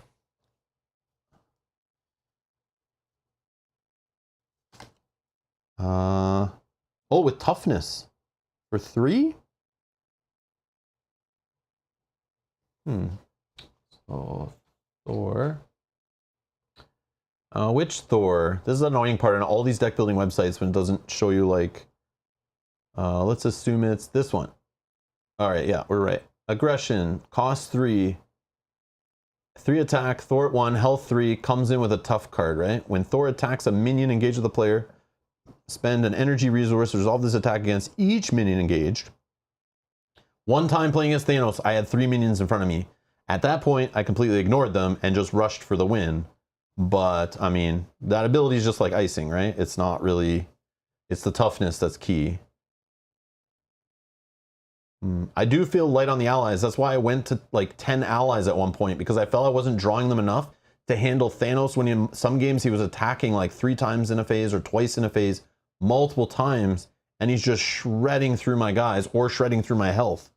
And I hate having to defend against him because then you're exhausted on the start of your turn, which means less helmet activations, which is rough. It protects you against Thanos overkill. It also can prevent you from having to recover. So you can use basic and reset your helmet. Yeah, Tony, I like it. I like it. Very good, very good.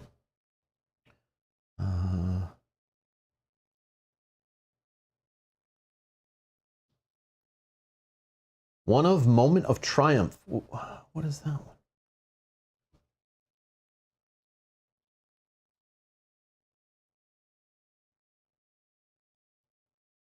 After you attack and defeat an enemy, heal 1 damage from your hero for each point. Oh!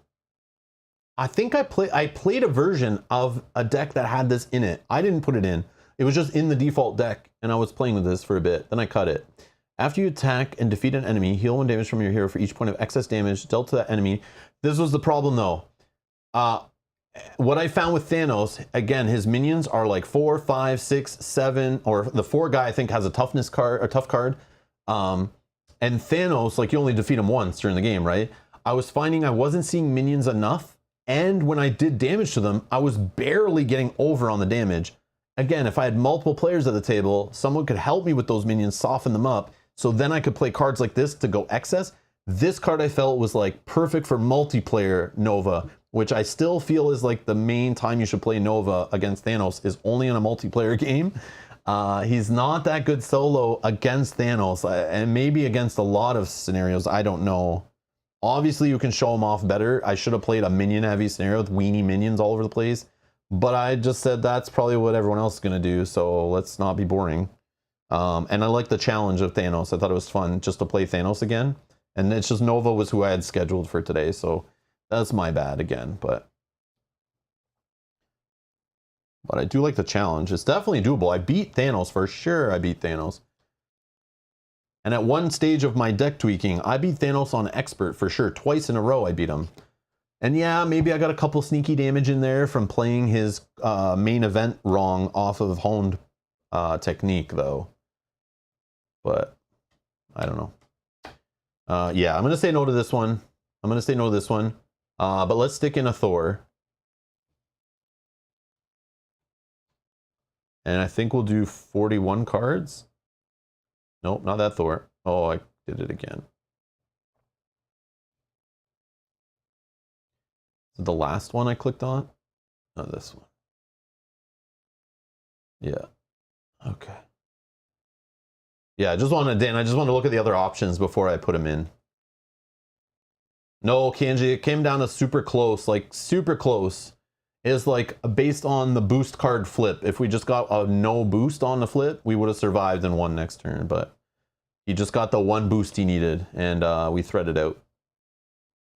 Or I guess the minion, technically. I'll blame the minion we had in play. She won it for them. All right, we're doing 41 cards. I know this probably making hair stand up on the back of some of your necks, that it doesn't say 40. Oh, don't say sorry. It was a rough adventure, but it was fun that we did it all together. And now we're live deck tweaking, building, whatever. This is super fun. I appreciate it, guys. I do appreciate it. Got the hive mind working together on making my probably not great deck work. And now, the best part, I can't be blamed if we lose or the deck doesn't perform. So I don't put it all on my shoulders. We're all going to carry the burden. But you guys can still make fun of me for playing it wrong, though. That is still legit. I will accept that completely. All right, so I've saved the deck. So if you check the deck list in the video description, I'm assuming the link doesn't change. So you still should be able to see it fully updated and can see what's there. And then you can try to make it better than that, because this is probably still not there, but it's good for Thanos, I think, though. I think we've refined it enough to help us get the edge against Thanos.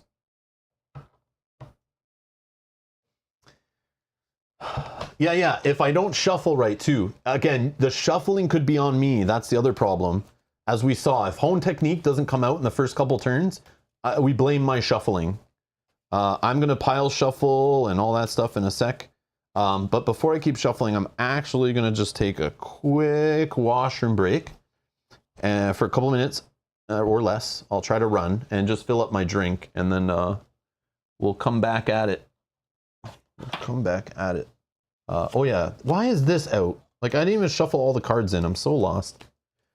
I am so lost. Dan's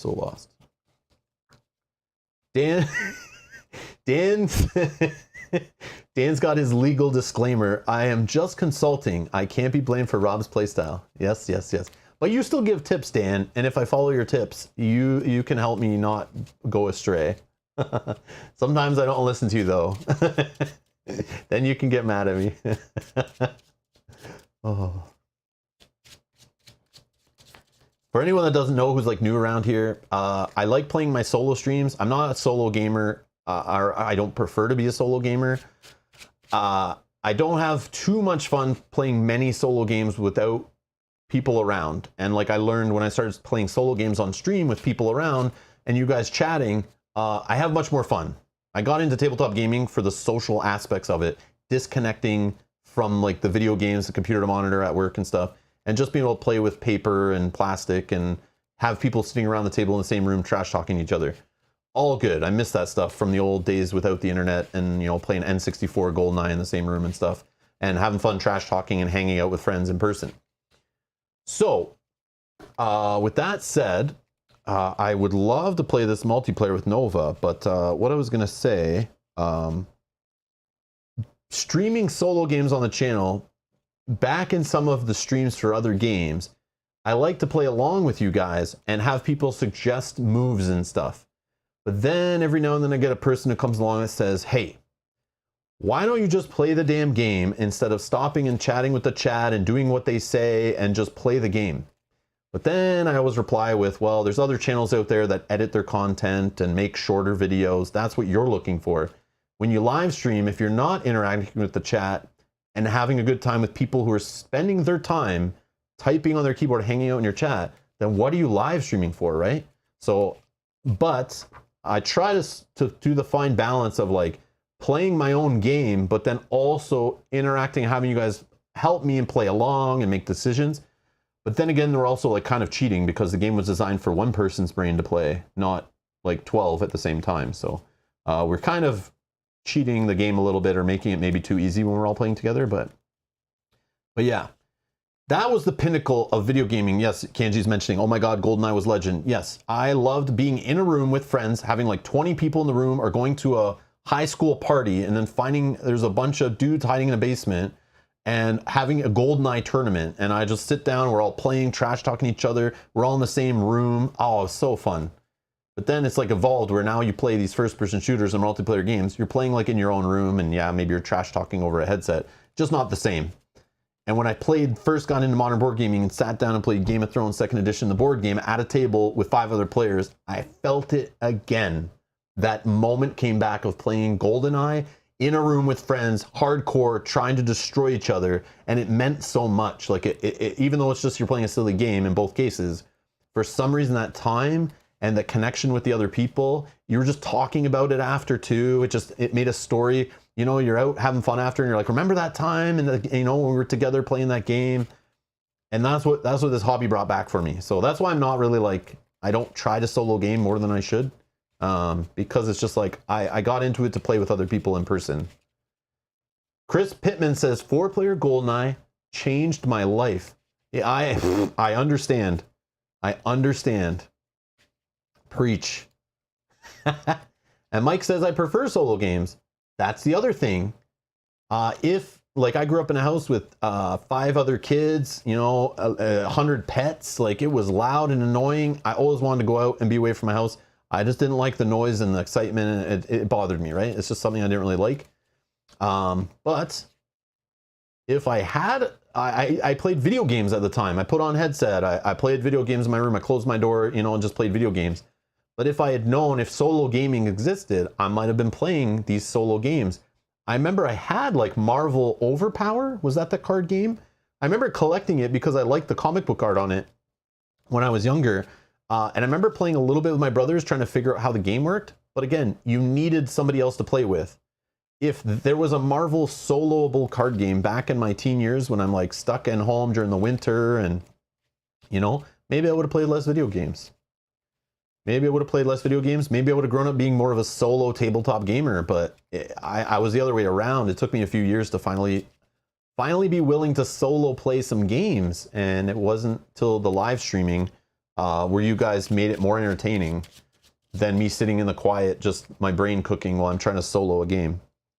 Like, for example, Seventh Continent, learning that, playing it on the table. I had so much fun. I got lost. Many hours disappeared playing that off camera solo. I fell in love with it. I played it multiplayer off camera, didn't like it.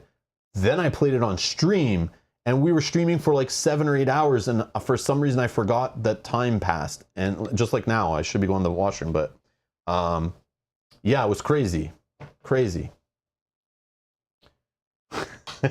Kenji, get out of here. All right.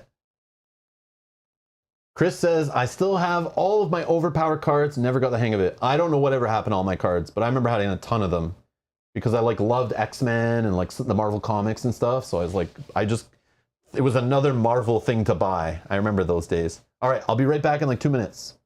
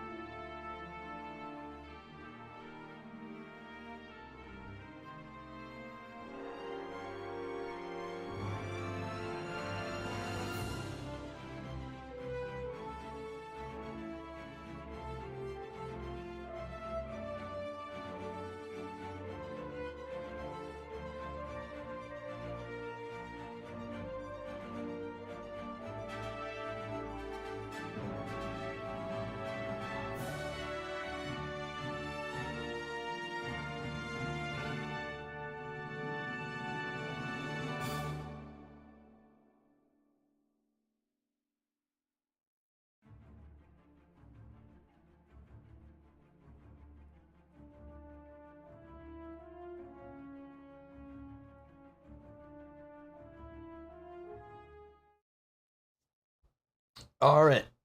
Chris asks, does Rob ever solo Arkham Horror?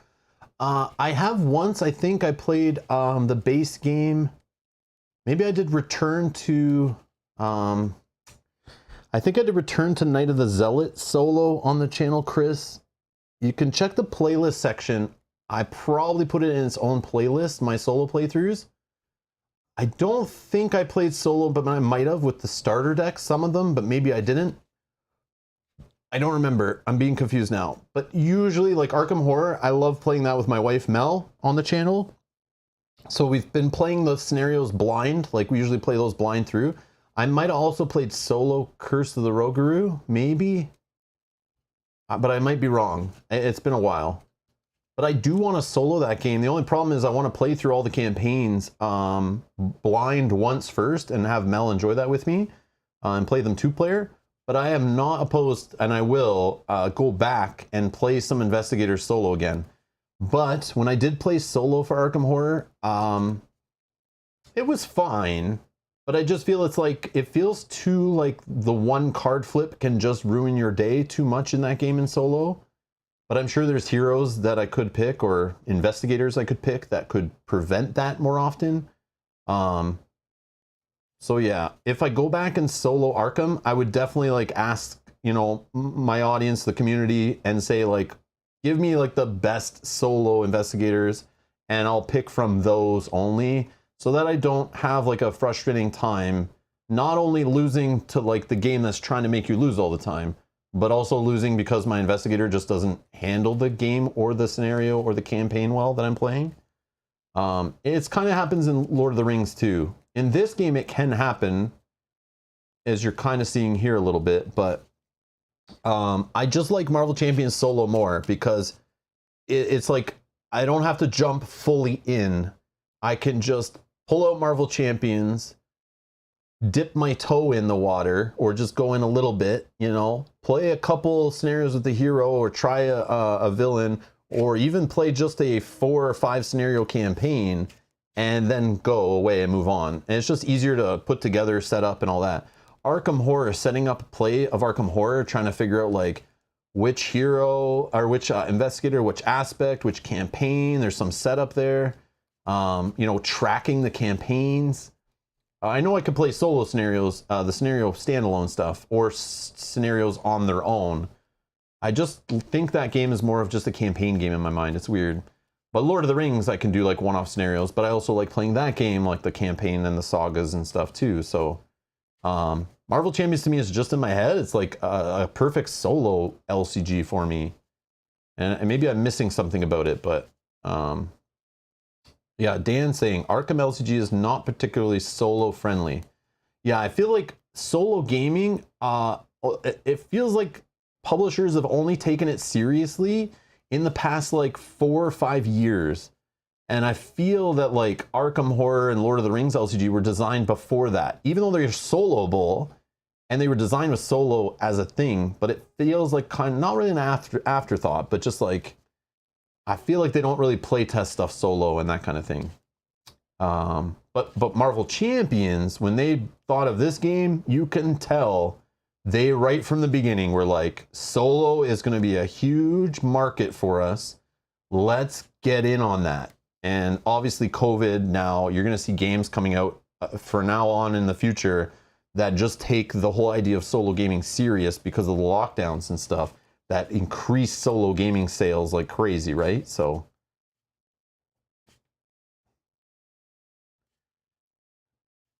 Darren, who's a Arkham nut, so is Yogi. You guys are nuts. I'm saying it.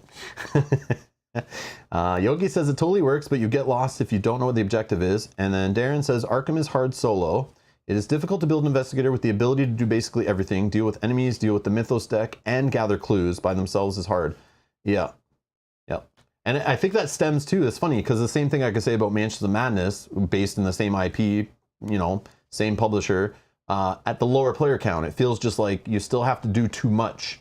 There's too many balls to juggle, that it's hard when you have less hands to juggle it, right? Is, I guess, the best way to say it.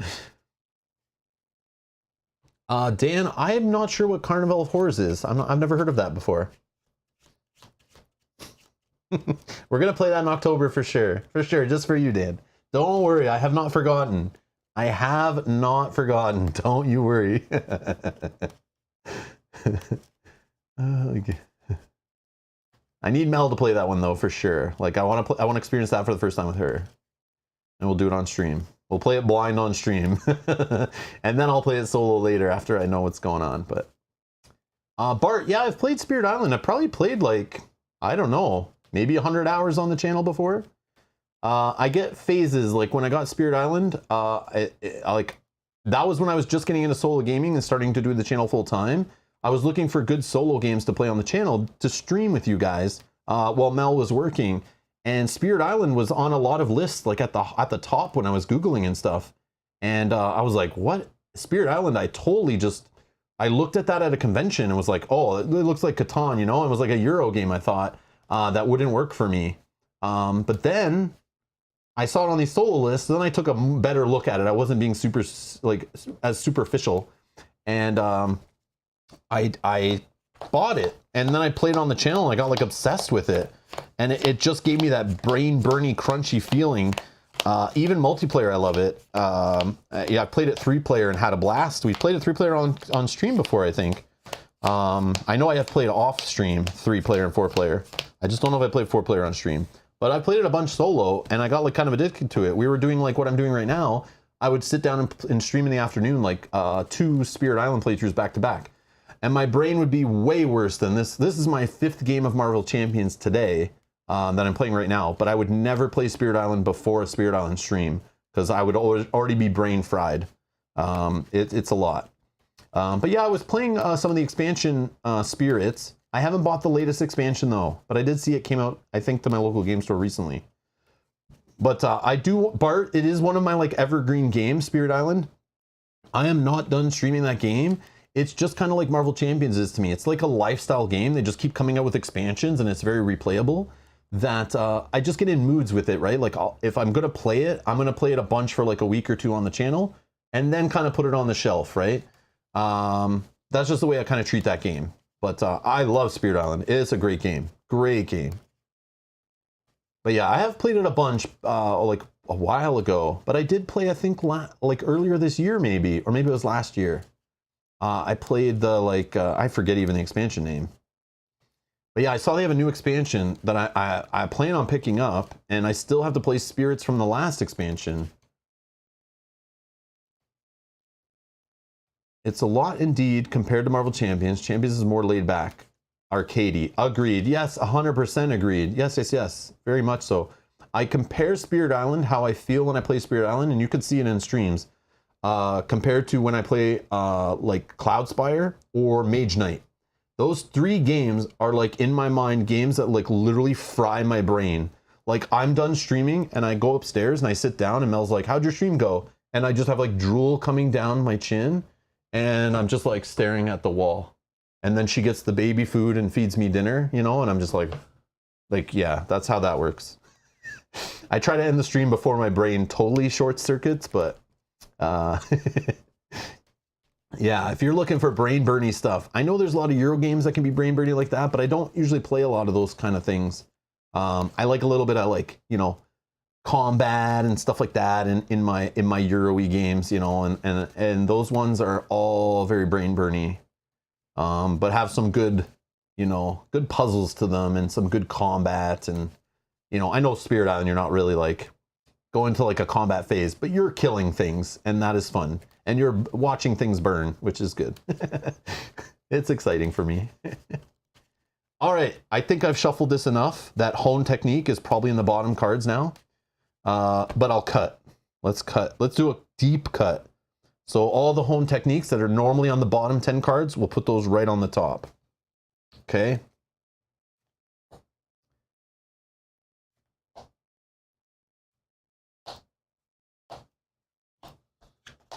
Oh yeah, let's fix all of our stuff here. Sorry, I haven't reset completely. We did this. We got this all set up. Let's draw our 6th card. And hopefully we have our resource card in there and we can draw even more. We're at our 10 health. Okay, are we ready? I just put him on the bottom? Darren, no!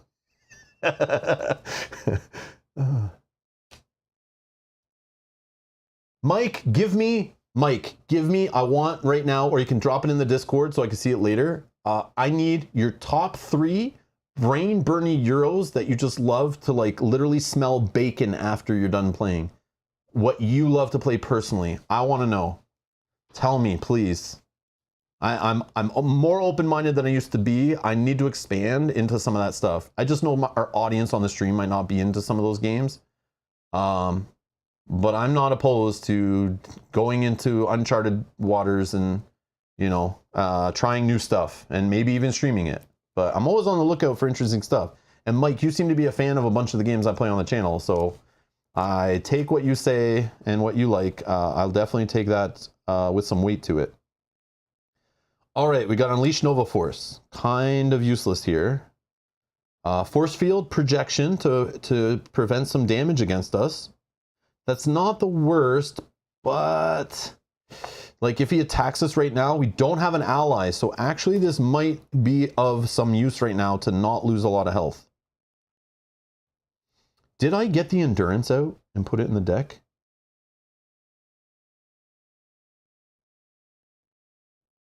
Physically? I don't think I did. I don't think I did. Hold on. I'm just thinking, now that I talk about health, did I sleeve up endurance? I know we added it digitally. This is why deck building with web apps, you know, do at your own risk. No, I didn't. I didn't. Just remembered. What else didn't I add? Is there anything else I didn't add there at the very end? Did I get Thor? I got Thor, I think, right? Did I? Yeah, I put Thor in. I just don't think, yeah, I don't think I took out a pitchback and put in the endurance. I think I didn't physically do that. I got distracted. Look at these hone techniques all stuck together. Look at this. They're in the middle though, but still, they were deep. They were deep. Yeah, that's, man, these cards don't like me. I need to like re-sleeve them or something. What did I do? I'm looking for pitchback. What is wrong with me? Why do I keep doing this to myself? Rob has no endurance. I have endurance, just not today. Not today. Not this week, actually. This week's been like not good. I need to take some time off, I think. Oh, what am I looking for? No, I'm looking for endurance. This pile. Endurance. Okay.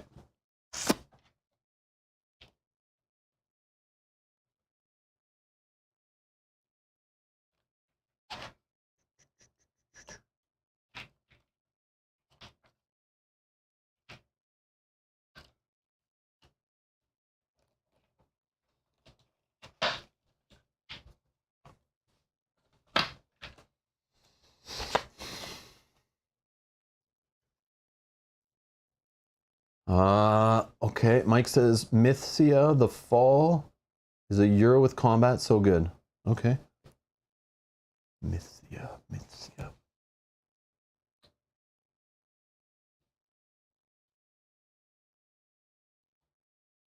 Or Mythsea? Miss? Yeah.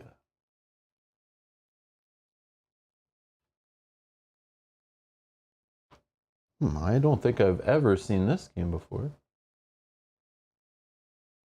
Okay, I'm just opening a tab so I remember it later.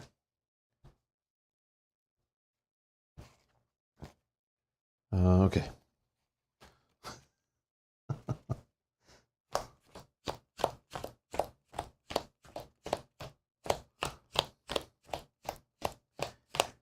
So based on my deep cut I did, if you think about it, the 3 home techniques were in the bottom 30-ish% of the deck. And I did a deep cut and put the others on top. So yeah, I basically pushed them down more is what happened there.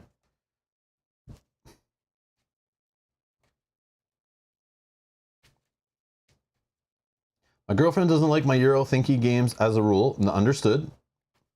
She asked to play Mythsia the Fall. Setup is a bit much, but the play is so good. I'll drop a list in Discord for sure. Thank you, Mike. I appreciate it.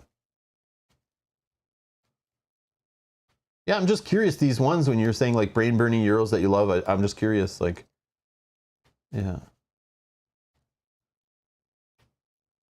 And like, are they soloable? Like, are they good solo? Like, because then I can play them on stream and I don't have to put anyone through that misery. Just kidding.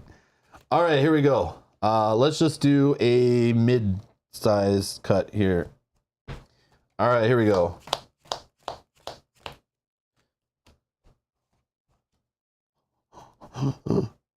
Okay. Hmm. Hmm. Hmm. Here's the problem again. We need a way to remove threats so we can even do any damage in this first round. I have Miss Marvel who can only remove one. I can remove one. But we don't have an ally that can help or one of our events to do it. I also don't have a home technique, which makes me want a really hard mulligan for it. Should I keep any of this? I'm literally thinking no, other than maybe Miss Marvel to survive a hit, or we can keep force field protection to maybe survive a shot by Thanos, which is a cheaper way to do it. There could be the play to build out. I've done it before, building out the Miss Marvel right away, and then being able to play events multiple times. It can be cool, but like against Thanos, she's probably going to be a meat shield pretty quickly. Yeah, that's okay. Ditch everything. Exactly what I was thinking. Like maybe this, but like I feel like that's better later. But we might need it faster than we cycle through the deck. We'll see. All right, let's ditch it all.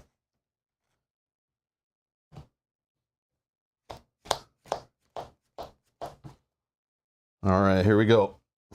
Light speed flight. Okay, we can get rid of threat and clear it off and get rid of this stupid thing. We got genius, audacity, and the power of an all of us, and then we got unleash Nova Force and a pot shot.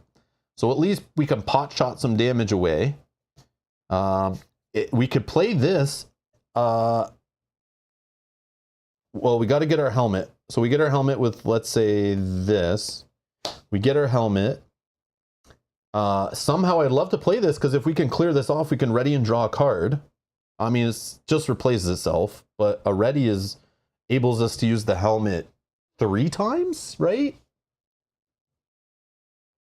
And maybe we draw into something we can play, right? I don't know. Yeah, okay. Again, no own technique. Serenity now. All right, so let's play this. Oh, we can't damage the villain yet. So let's play this to get our helmet. Because we could play this later, maybe, to help us deal the damage to Thanos. Yeah, I know. I make that mistake. This card. Oh, yeah. Okay. So let's play this for our helmet. Let's get our helmet. Okay. Let's see where home techniques were. Okay. So you know I'm not crazy when I'm raging that they're not there. Okay. There's one in the bottom 4 cards. Bottom 6 cards.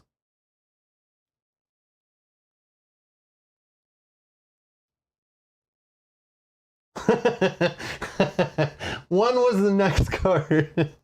Oh, and we're about to shuffle again. Son of a bitch. I didn't even look for the helmet. I was so like I am slowly going crazy. All right.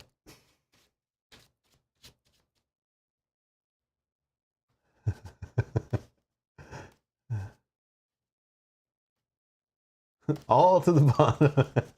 No.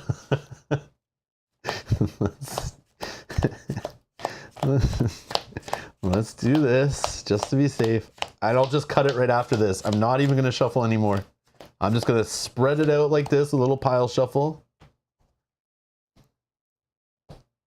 Okay. I'll do this. And then we'll just do a little cut. All right. All right. That's safe, right? That's safe. That's how you cut safely. Cut 2 of them for Nick and Strength. Get out of here. Yogi, that's where I was, but then again, when you don't see it, it's so super frustrating. All right. Okay.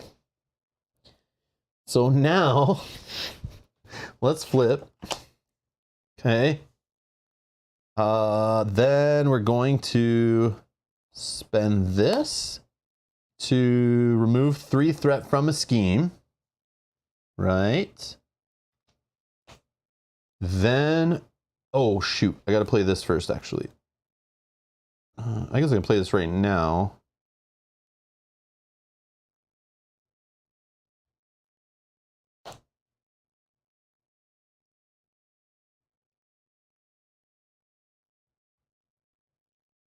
No, I think it's fine. And then I need to play this though. But I could have played this first, played this, ready this up. Yeah, sorry. Let's do it like this. I played Unleash Nova Force till the end of the round. Each time Nova defeats an enemy or removes the last threat from a side scheme, ready Nova and draw a card. Okay. I played that with this. Now I'm going to remove threat. So this is down to 3. Ready's this. Now I play this. And I remove the last threat with Nova, right? So he'll ready, and then I draw a card. Okay. Jesse Alexander. Does this change anything I'm doing? I think I can play it actually, right? Just sucks that I'm not an alter ego anymore, but I don't even have one of those resources yet anyway. Another like meh card. This card, Jesse Alexander and Miss Marvel, just feel like subpar to me. I don't know. They're very like situational, and I don't know. I feel like they should be better. Because like his alter ego ability stinks. This stinks. His skills stink. Like there's too much about him that stinks that I feel like you should have some better things going on here. I don't know.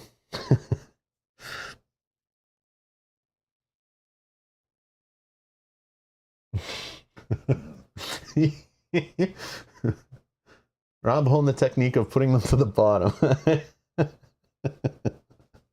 And yes, as soon as I get a hone technique in play, Thanos is going to discard it. He'll discard 2. He'll get rid of my helmet and that. You'll see. Yes, Scott, agreed. Okay. So this is gone. I don't care. I could do damage to him by getting rid of this, but I don't think so. I think it's better just to keep rolling. So now let's damage Thanos for 1. Woo! Really beating him up here. Ready this, right? Then we're going to...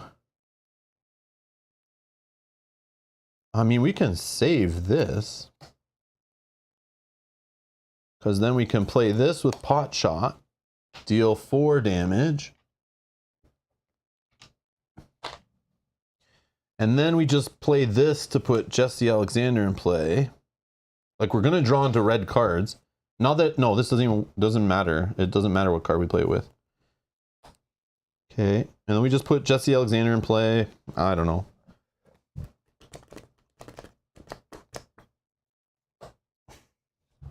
I blame Spider-Ham, yes. I know. I wish I was playing Spider-Ham today's stream against Thanos, for sure. I did it all wrong. I did it all wrong. All right. Should I hold this card or just pitch it? If he gets a tough status card, I'll wish I had it. But I'm debating just pitching it to dig. But it is a wild resource, so it could help me get hone technique into play if I draw it. I don't know. I'll give it a minute because I know the stream's delayed. What do you guys think? I feel like I should keep digging. Hold it. William says hold it. I could be down. Like we did see 2 attack events, so but there's so many more coming, which could be played with it, right? Yeah. Okay. I'll hold it. I'll hold it. You guys are all saying it. Okay. At least spend it instead of the helmet. Why would I though?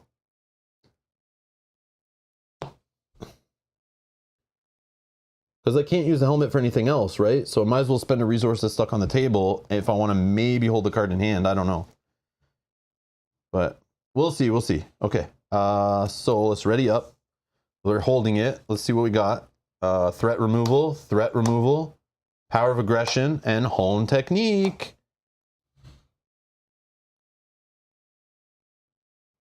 And then we should start drawing into dive bombs and wrecking this fool, right? It's all going to work out. We just don't have an ally yet, and I'm very scared.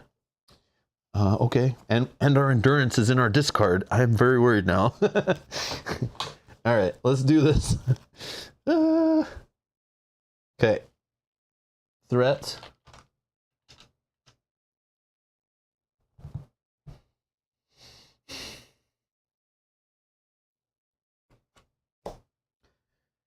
Now, the Rob playstyle in me is saying just let this attack go unopposed.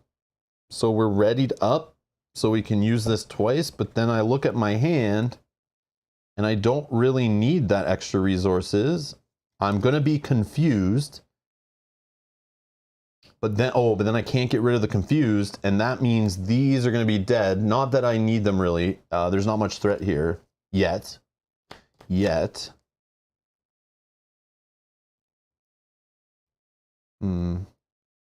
this is really kind of crappy.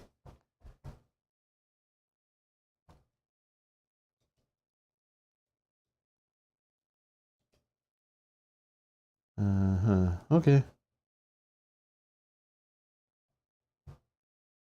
Oh yes, Dan, you're right. Yes, I could use the event. I don't know why I keep forgetting that's a thing. I know that. I just keep forgetting. Okay. Yeah, true. Okay. All right. Home technique, flip over the table or moral victory. All right, so we're defending for 2. He gets +2, so that's 3 damage we're taking. Going down to 7. Okay, encounter card. Oh no, this. We're confused. Okay. That's the theme of today. I am confused. Counter card. What does he get? Master of the Stones. Okay, when he activates, put the top card of the Infinity Stone deck into play at the end of this activation. Discard Master of the Stones. Okay. Okay. Okay. Okay. All right.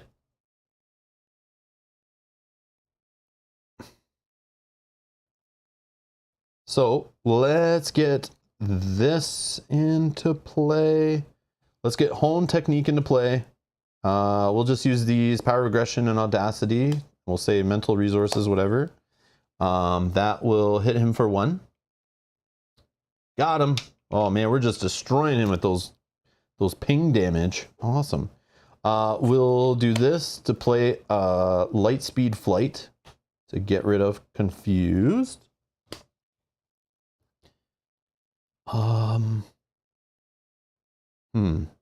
Now, this is crazy, but this is what goes through my head. I'm thinking of turning over to get this ability to, but again, I don't have one of those cards, so that doesn't matter. Oh yeah, never mind. I think I could still draw a card though off it, right? Like, I believe how this is worded. As long as I exhaust him to pay the cost, I do as much as I can after, right? Which is shuffle 1 copy of this from our discard pile, which we don't have. And then it hits period, which is a new sentence, draw 1 card. So I feel like even if this doesn't happen, I still draw a card. Oh yeah, and I might have it next turn, true, right? So I debate it so I could start with 6 cards. I can draw a card with this guy and just have more in my hand. And since if I'm going to flip, he's going to scheme, and this will help me reduce it, right? Spend it and shuffle back. Spend it. So just discard it.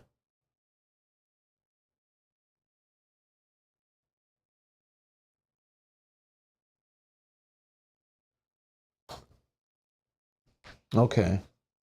So I'm debating holding this because I'll have threat. I'll have a bunch of threat there, and he only has so many ways of dealing with threat. And I think, we saw the other 2 already, but we haven't seen allies yet. But I don't know if any of my allies really help me with threat too much. You could get the draw. If it isn't useful, discard it when end of turn. True, but this could be useful next turn when I have a bunch of threat here, and I don't want to like lose half my deck. So I'm going to hold it. I'm going to hold it. It's crazy. I know. It might not be the best play, but I'm holding it.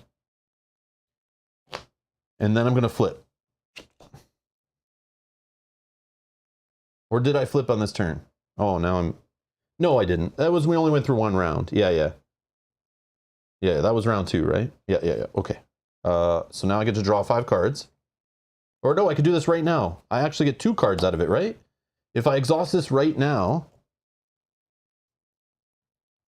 yeah, I don't have one in my deck, so then I draw a card, which I might be able to play this, right? Oh no, I wouldn't because hero. Never mind. Unleash Nova Force. This I'm going to throw away. That I'm not keeping, so that wasn't the greatest. Now I ready up, right? Okay, now I ready up. I draw 5 more cards. Okay, still haven't seen my built-in resources. Like, did I accidentally remove those from the deck too? Like, what is going on? No. Stupid. Okay, pitchbacks, Ironheart, Lightspeed Flight. Okay, we got our one ally, not bad. We got a whole bunch of allies still hiding in here though. Where are you, Moon Girl? You're letting me down. Okay. Boom, hits 2. When it activates, gets the top card. This is stunned. Oh my god, are you serious? A stun. All right, boost. Nothing. So he schemes for 3. Okay, going to 5. This goes away. This fires off. I'm stunned. Okay. Encounter card. What's this? The Black Order. While a Black Order minion is in play, threat cannot be removed from this side scheme. Okay. Okay, now I have not seen this side scheme yet. I don't think, playing against Thanos like 10 times, I've not seen it. It's just always come up as a boost card, I think. Now, Unleash Nova Force would have worked on this one, because I probably would have been able to been clearing that off, but that's okay. But now I have to prioritize this over this, which is annoying. So I'm kind of glad I kept this, but all right. Now, what's the plan? We want to draw with Ironheart. So let's just do the power in all of us. Oh, no, sorry. We are going to first... Oh, what do we do first, actually? I think we play Ironheart. Maybe we draw into our resource card, which we could get into our discard pile to shuffle back in, but that's kind of lame and probably not what's not going to happen. But I think it's fine. Draw a card. Champion's Mobile Bunker. All right, we're going to do the Jesse Alexander to draw a card as our alter ego action. Dive Bomb. Let's get him. Let's get him. Okay. Oh yeah, but we're stunned, so we got to get rid of that too. Okay, that's fine. Flip.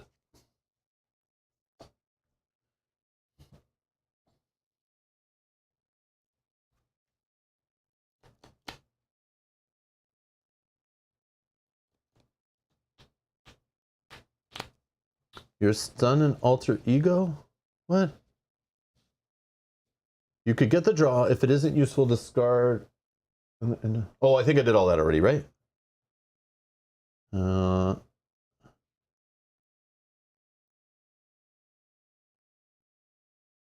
not sure what you're asking, William. Oh, you want the Infinity Stone? Just says you are stunned. If you're already stunned, take 3 damage.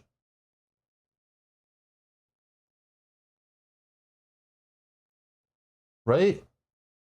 Because this fires off from this. After the attached villain activates, so when he schemed, he was activating, right? And then I fire off the special ability on this. That's okay? All right, I wasn't sure what you were asking exactly. Yeah. So I got stunned from his stupid Nintendo Power Glove. All right, cool.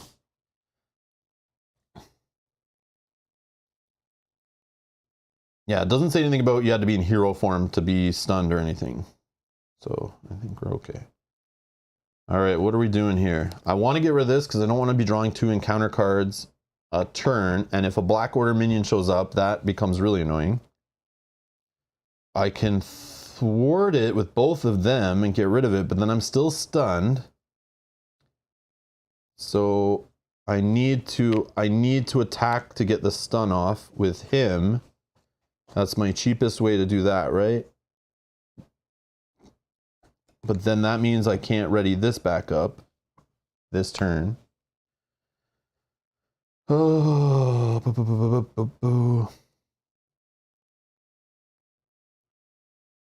I could also get Champion's Mobile Bunker in just to see other things.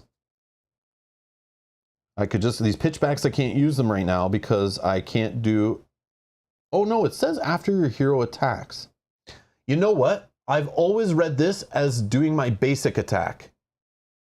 After your hero attacks. So in it, can I dive bomb? Dive bomb is an attack. So I just realized pitchback, you could play it like after that, right? I never have used it that way. I always do it after a basic attack. In my mind, oh my God. Okay, pitchback is way better than I was thinking. For some reason, I always read it as the hero like basic attacks, but it doesn't say that. That's my brain being stupid. Okay, so I probably should have beat Thanos off stream definitely more than I did because I never used it like that. Oh my God. All right, I don't care about Champion Mobile Bunker, I don't think. Maybe I do. Maybe I do. Okay. I'm definitely going to play Dive Bomb. I just don't know if I should search first with Champion's Mobile Bunker, and maybe I see some way of playing it more cheaply. Yeah. I know it doesn't count, I know. Thwart from first event with helmet, then remove stun with attack.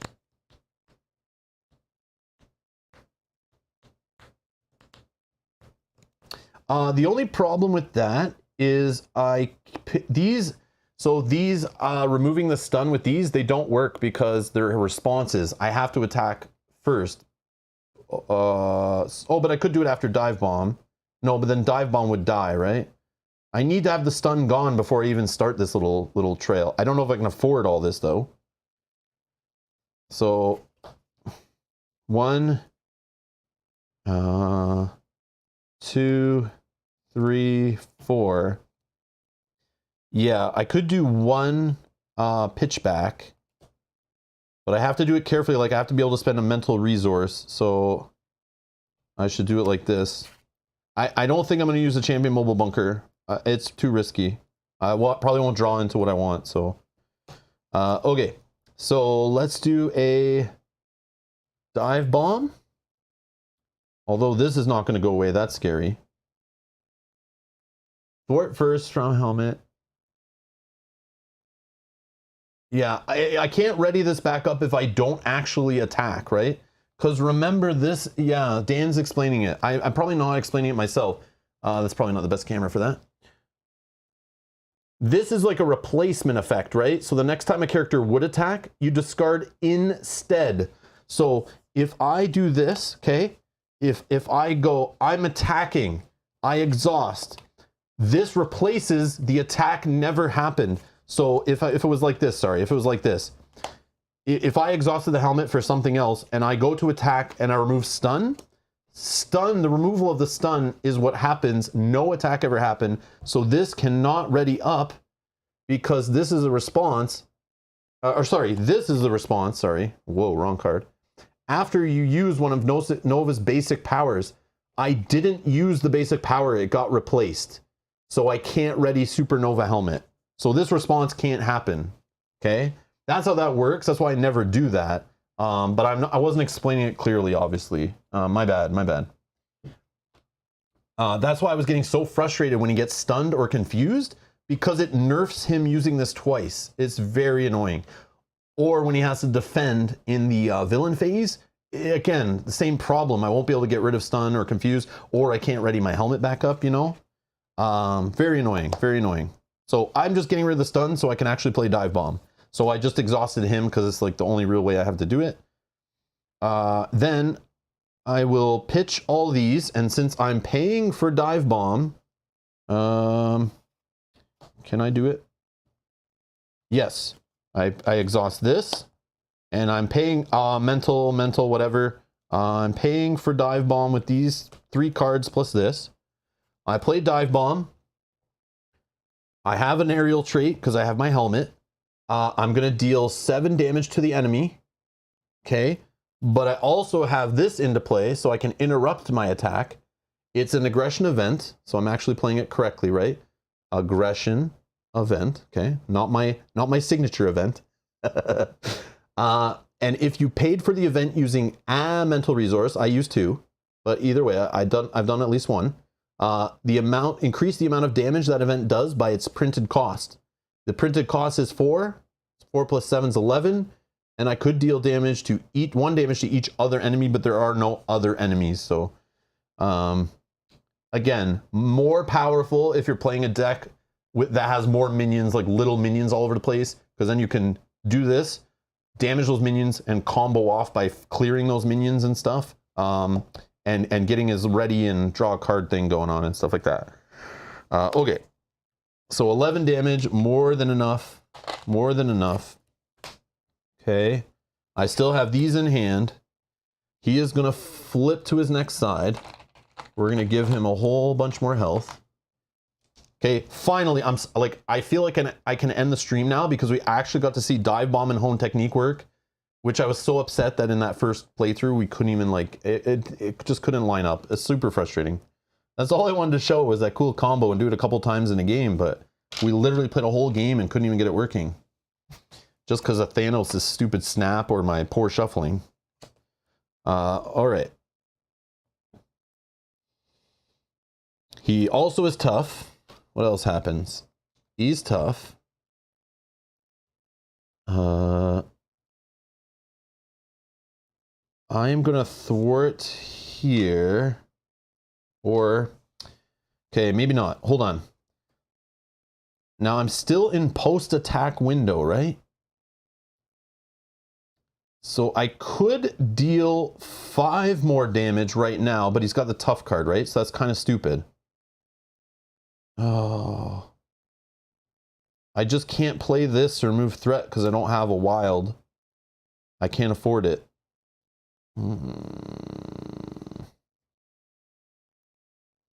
So I probably should just use it to get rid of the tough, right? Or, oh, sorry, Ironheart. Ironheart can get rid of the tough. Helmet? What about the helmet?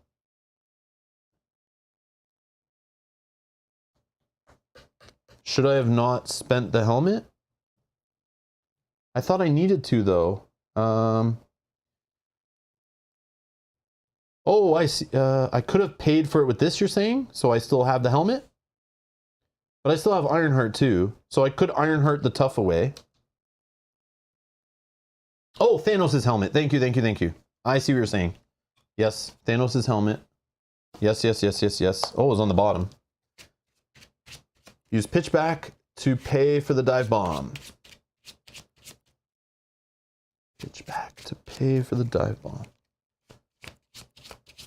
Oh, I see. Yeah, yeah, yeah. I see, I see, I see. And then I can remove it with this, right? Yeah, that's better, right? So instead, yeah, I'll use this for this. And we clear this. Get rid of this. I think that's safer, right? Because my luck, we're going to see a minion that'll lock that in play. And then Ironheart will still be able to just get rid of the tough. Oh, but then she'll die. Do we want her to die? No, we don't want her to die that bad. No, we don't want that yet. You can keep your tough card, my friend. I think I need her to take a hit. Yeah. Right? Yeah, yeah. That's the better play.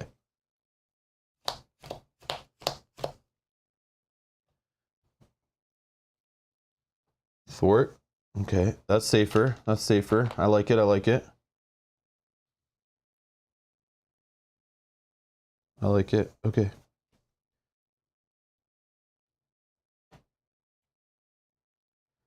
All right.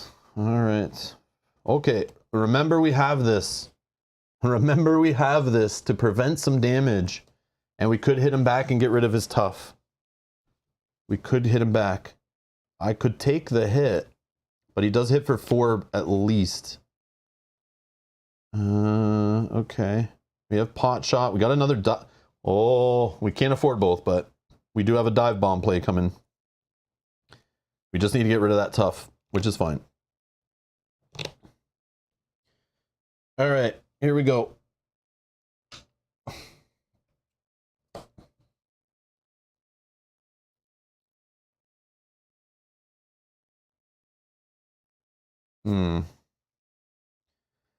Now, I don't think there's a way to keep Ironheart alive unless this is blank, right? But do I still... I probably just keep Ironheart alive, right? And I take the hit? And do I go undefended, right? I should go undefended and then just try to prevent 3 of the damage, right? Yeah, okay. If you survive. All right. I will take the hit, I guess, right? Oh. Okay. Okay. If damage from this attack defeats an ally, put the top card of the Infinity Stone deck into play. Okay. So he is dealing 4 damage to me. I'll play this. I'll prevent 3 of it. I only take 1. And then I hit him back and it just hits his tough card, right? And I don't get to retaliate because that was not an attack. Not the best use of that card, I don't think, but it still had some value there, I think. I think it was fine. The only problem is 1, 2, 3, 4, 5. Yeah, we can still play a dive bomb. We're good. We are good. We are good. But the dive bomb only takes away 11. We'll still have 12-ish more damage to deal with. But we have these to help. I don't know. All right, encounter card. I am inevitable. Give Thanos a face-down boost card. Yeah, why not? Why not? Sure. He's going to hurt us next turn. All right. We survived. Yeah, I don't know if that was worth it either, Yogi, because we like lose out on resources this round. But it's just we're losing on 2 resources. We'd still be shy for a second dive bomb by 1 resource. So I wouldn't be able to get off 2 anyway. But we could get a pot shot going, which is the thing. That maybe was bad. But I would have let Ironheart eat it, though. Oh, yeah, and he should have a stone. Thank you. Yes, yes, yes. He should have a stone. It's the heal 3 damage one. Serenity now.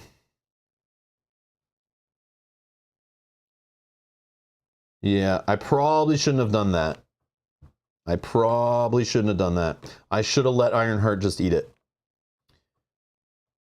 Because now I would have had that, which would have just been an extra resource. So would have this. Ironheart would have died. That's fine. Then I would have Nova to poke off the see you later, Darren. Yeah, I would have been able to knock off the tough, but it's okay. We'll try to make it work.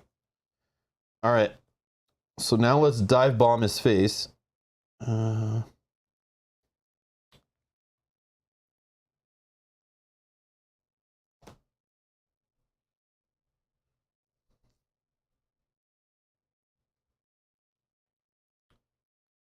right, 1, 2, 3. Oh no, I see. I got to do this. Let's do 1 damage, or no, I don't want to retaliate, right? So let's just move a threat. Ready this up.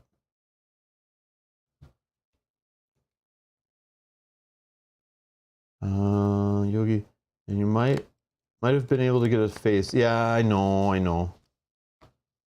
Ironheart takes tough. Okay. Yeah, that was bad, but it's fine. Okay. So remove a threat, ready this. I think I will then spend 1, 2, 3, 4.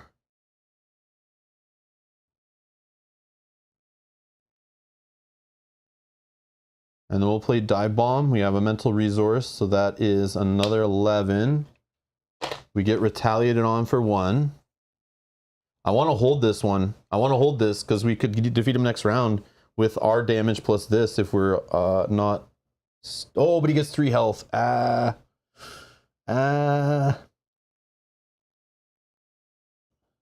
Do I let him scheme? Maybe I just let him scheme. And then I can draw. Yeah. All right. Let's let him scheme. He's gonna have 2 boost cards though. He could get through this.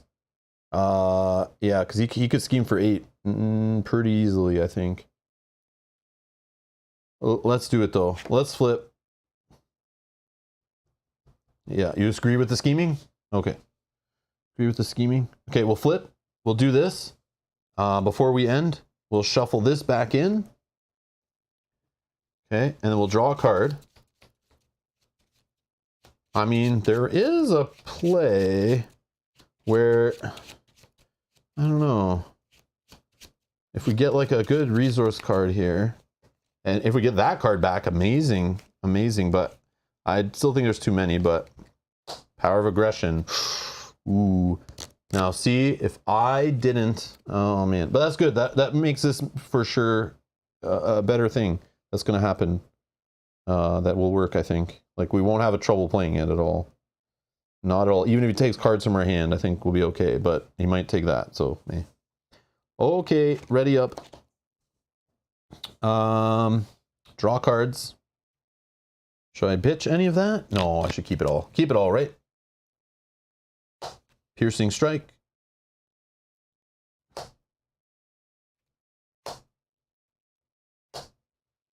One, two, three, four, five, six, 7.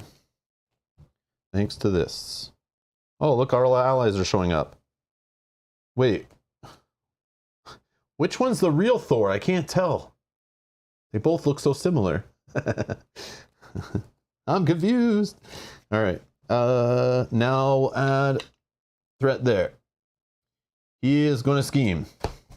Boostity boost. Only 1 boost? Wow. I got lucky there. Why didn't he pull that kind of stuff last game? All right. So it's 1, 2, 3, 4. So we're going to 9 out of 12. This will fire off. Heal 3 damage from the villain and give it a face down boost card. Heal 3 damage. Face down boost card. Now he draws an encounter card. Please don't activate him again. That would be nice. Oh, he got his armor. He's reducing the amount of damage we do back to him by 1. That's sucky. Yeah, he is trying not to die as best as he can. Well, now you got to take away for each amount of damage. I know. It's like the worst pull.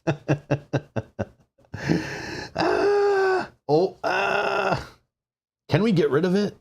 To get rid of it, we have to do a basic attack and spend an energy and a physical.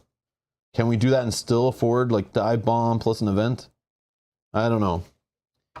All right, let's shuffle back in a copy of our resource card if we have any in here. I don't think we do anymore. No. Okay, then draw a card. The Locust. Ooh, we can pull back a cheaper attack event. I think we're good. I think we're good with the Locust, but all right, let's flip. Cuz what do we need to do? We need to do 12, 13, 14, 15, but -1 for like each source of damage.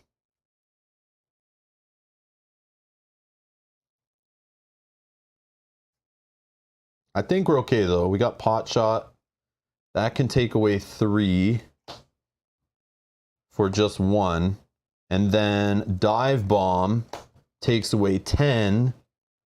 And then we just need like piercing strike if we can afford that. And that will take away, if we play with mental. Oh yeah, we do have wilds. Yeah, we have the mental covered, so we do get the extra damage off the cost.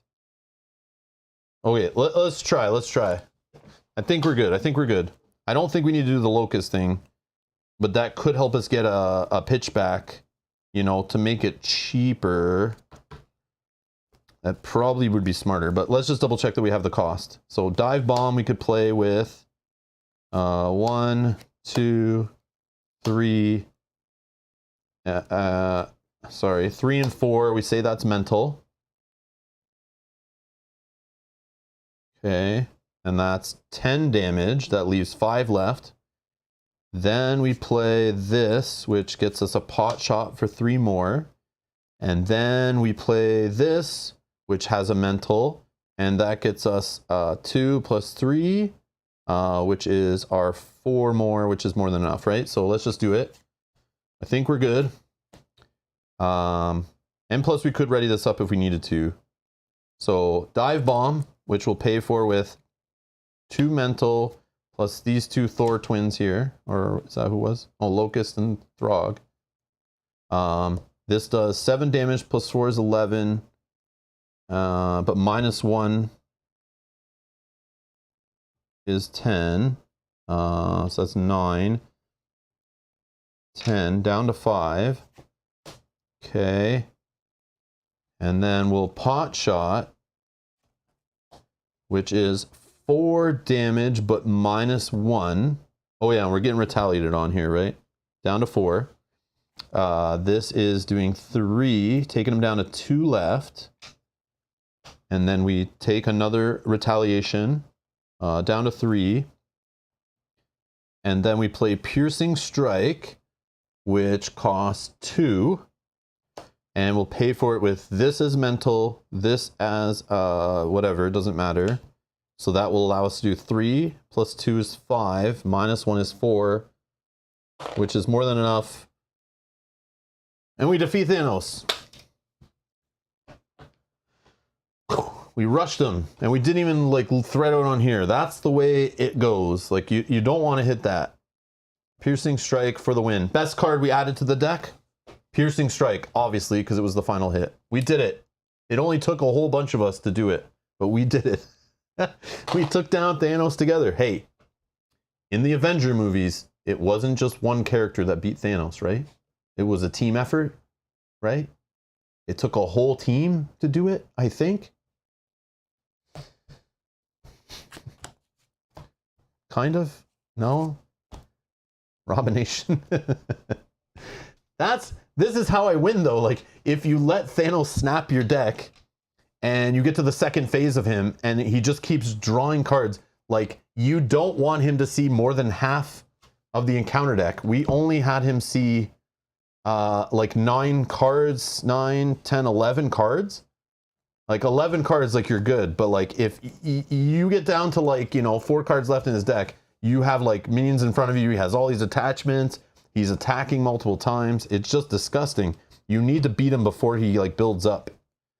And then when he snaps your deck, it's just annoying sometimes. Sometimes it's fine. Sometimes he snaps it and you have like a perfect little combo that's just cycling and, in 15 cards or whatever. It's just like cycling through. But sometimes that 15 cards that's left over after the snap is just a bunch of trash that needs other cards to work together. So he's like the anti-combo deck, this guy. Like if you have synergy in your deck, if you don't have a completely efficient deck with all efficient cards that work by themselves, he will wreck you. Could wreck you. But yeah, we won. We beat Thanos. I can sleep tonight. Thank you, everybody, for your help. I appreciate it so much. That was fun. That was fun to kind of like brainstorm that. I wish I did a stream this morning when I was tweaking the deck and playing over and over again. I wish I kind of had you guys live there and to help me. So when we streamed this playthrough, we were more ready.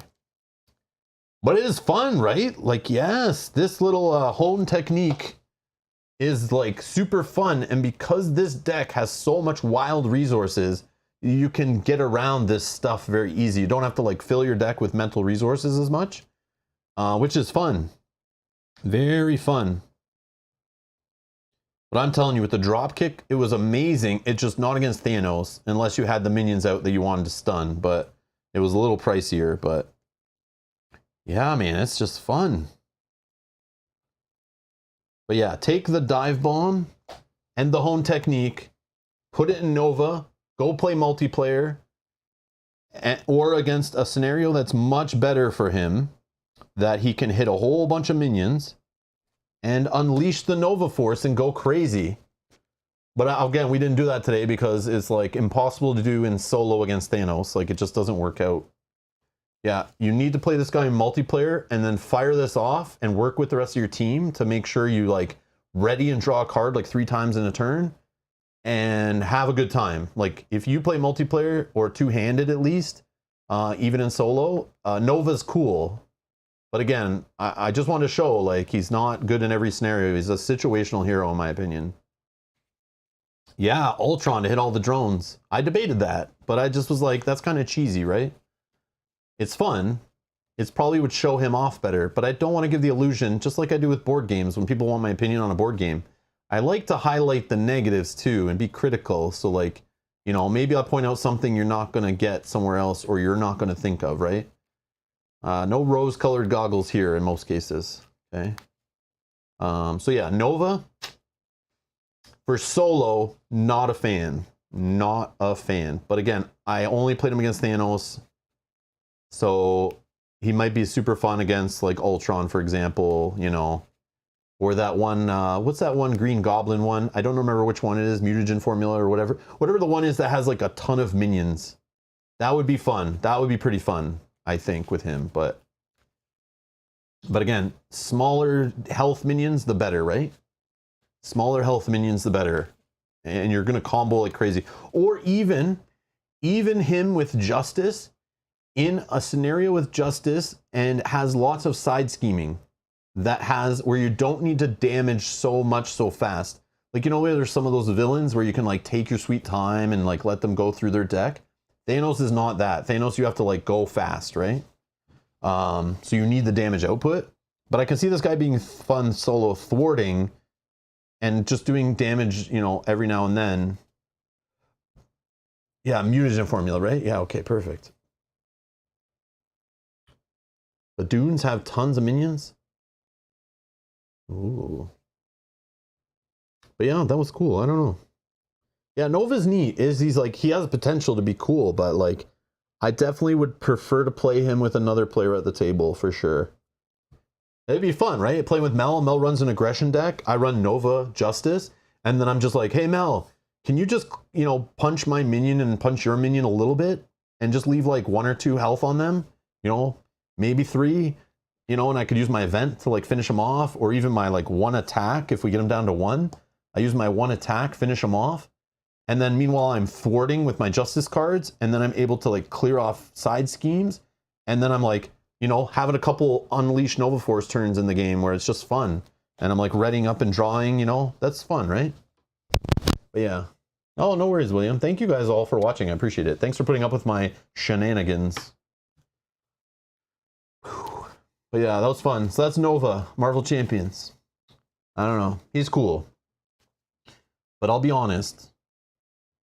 It probably is also bad for him that I played him after playing Ironheart, Spider, and Spider-Ham.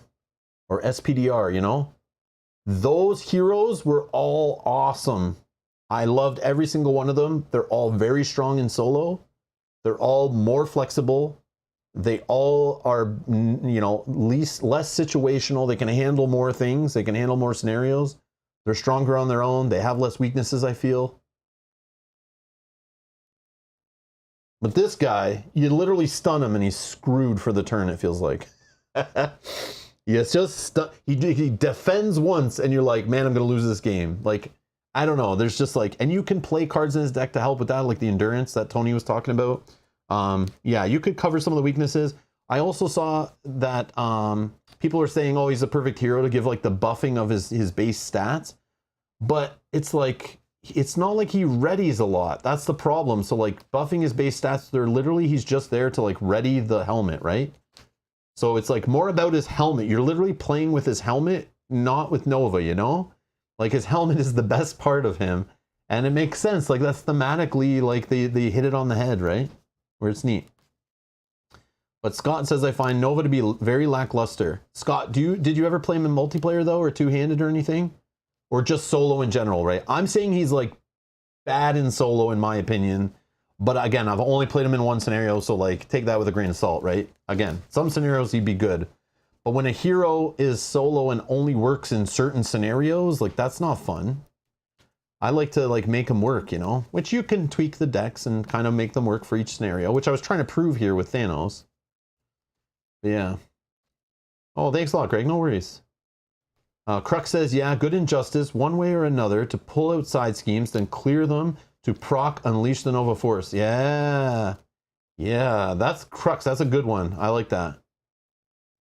Again, just Thanos only has like 3 side schemes or something, so it's like, I think, yeah, it's only like 3 or something like that. 1,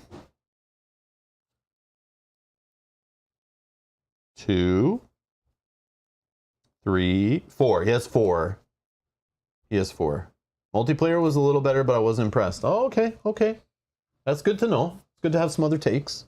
Because again, I only played a bunch of games, all in the same, against the same villain. But I did try him leadership. I tried him justice, I think. I think it was justice.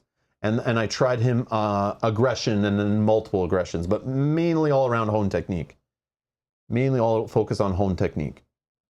But I did try the champion module. I tried to put in all the champions in the deck and do the team building exercise and the champion mobile bunker and the go for champions to try to like have a turn where Thanos can't damage you. It just never lined up good. Every time I got that card, I needed to do something else. I just couldn't do that card. It was weird. I'm not really a fan of that card at all. But I see the potential. It's just like a one of and it's situational to go for champions, but I don't know. I don't know. But I think that would be better in like a leadership with a bunch of champions where you can keep your allies in play a little better maybe with some healing too, or maybe in a protection, and then play go for champions like, you know, on a turn when you already have a table full just to keep them alive. They don't get consequential damage, you know, and you just keep your board steady.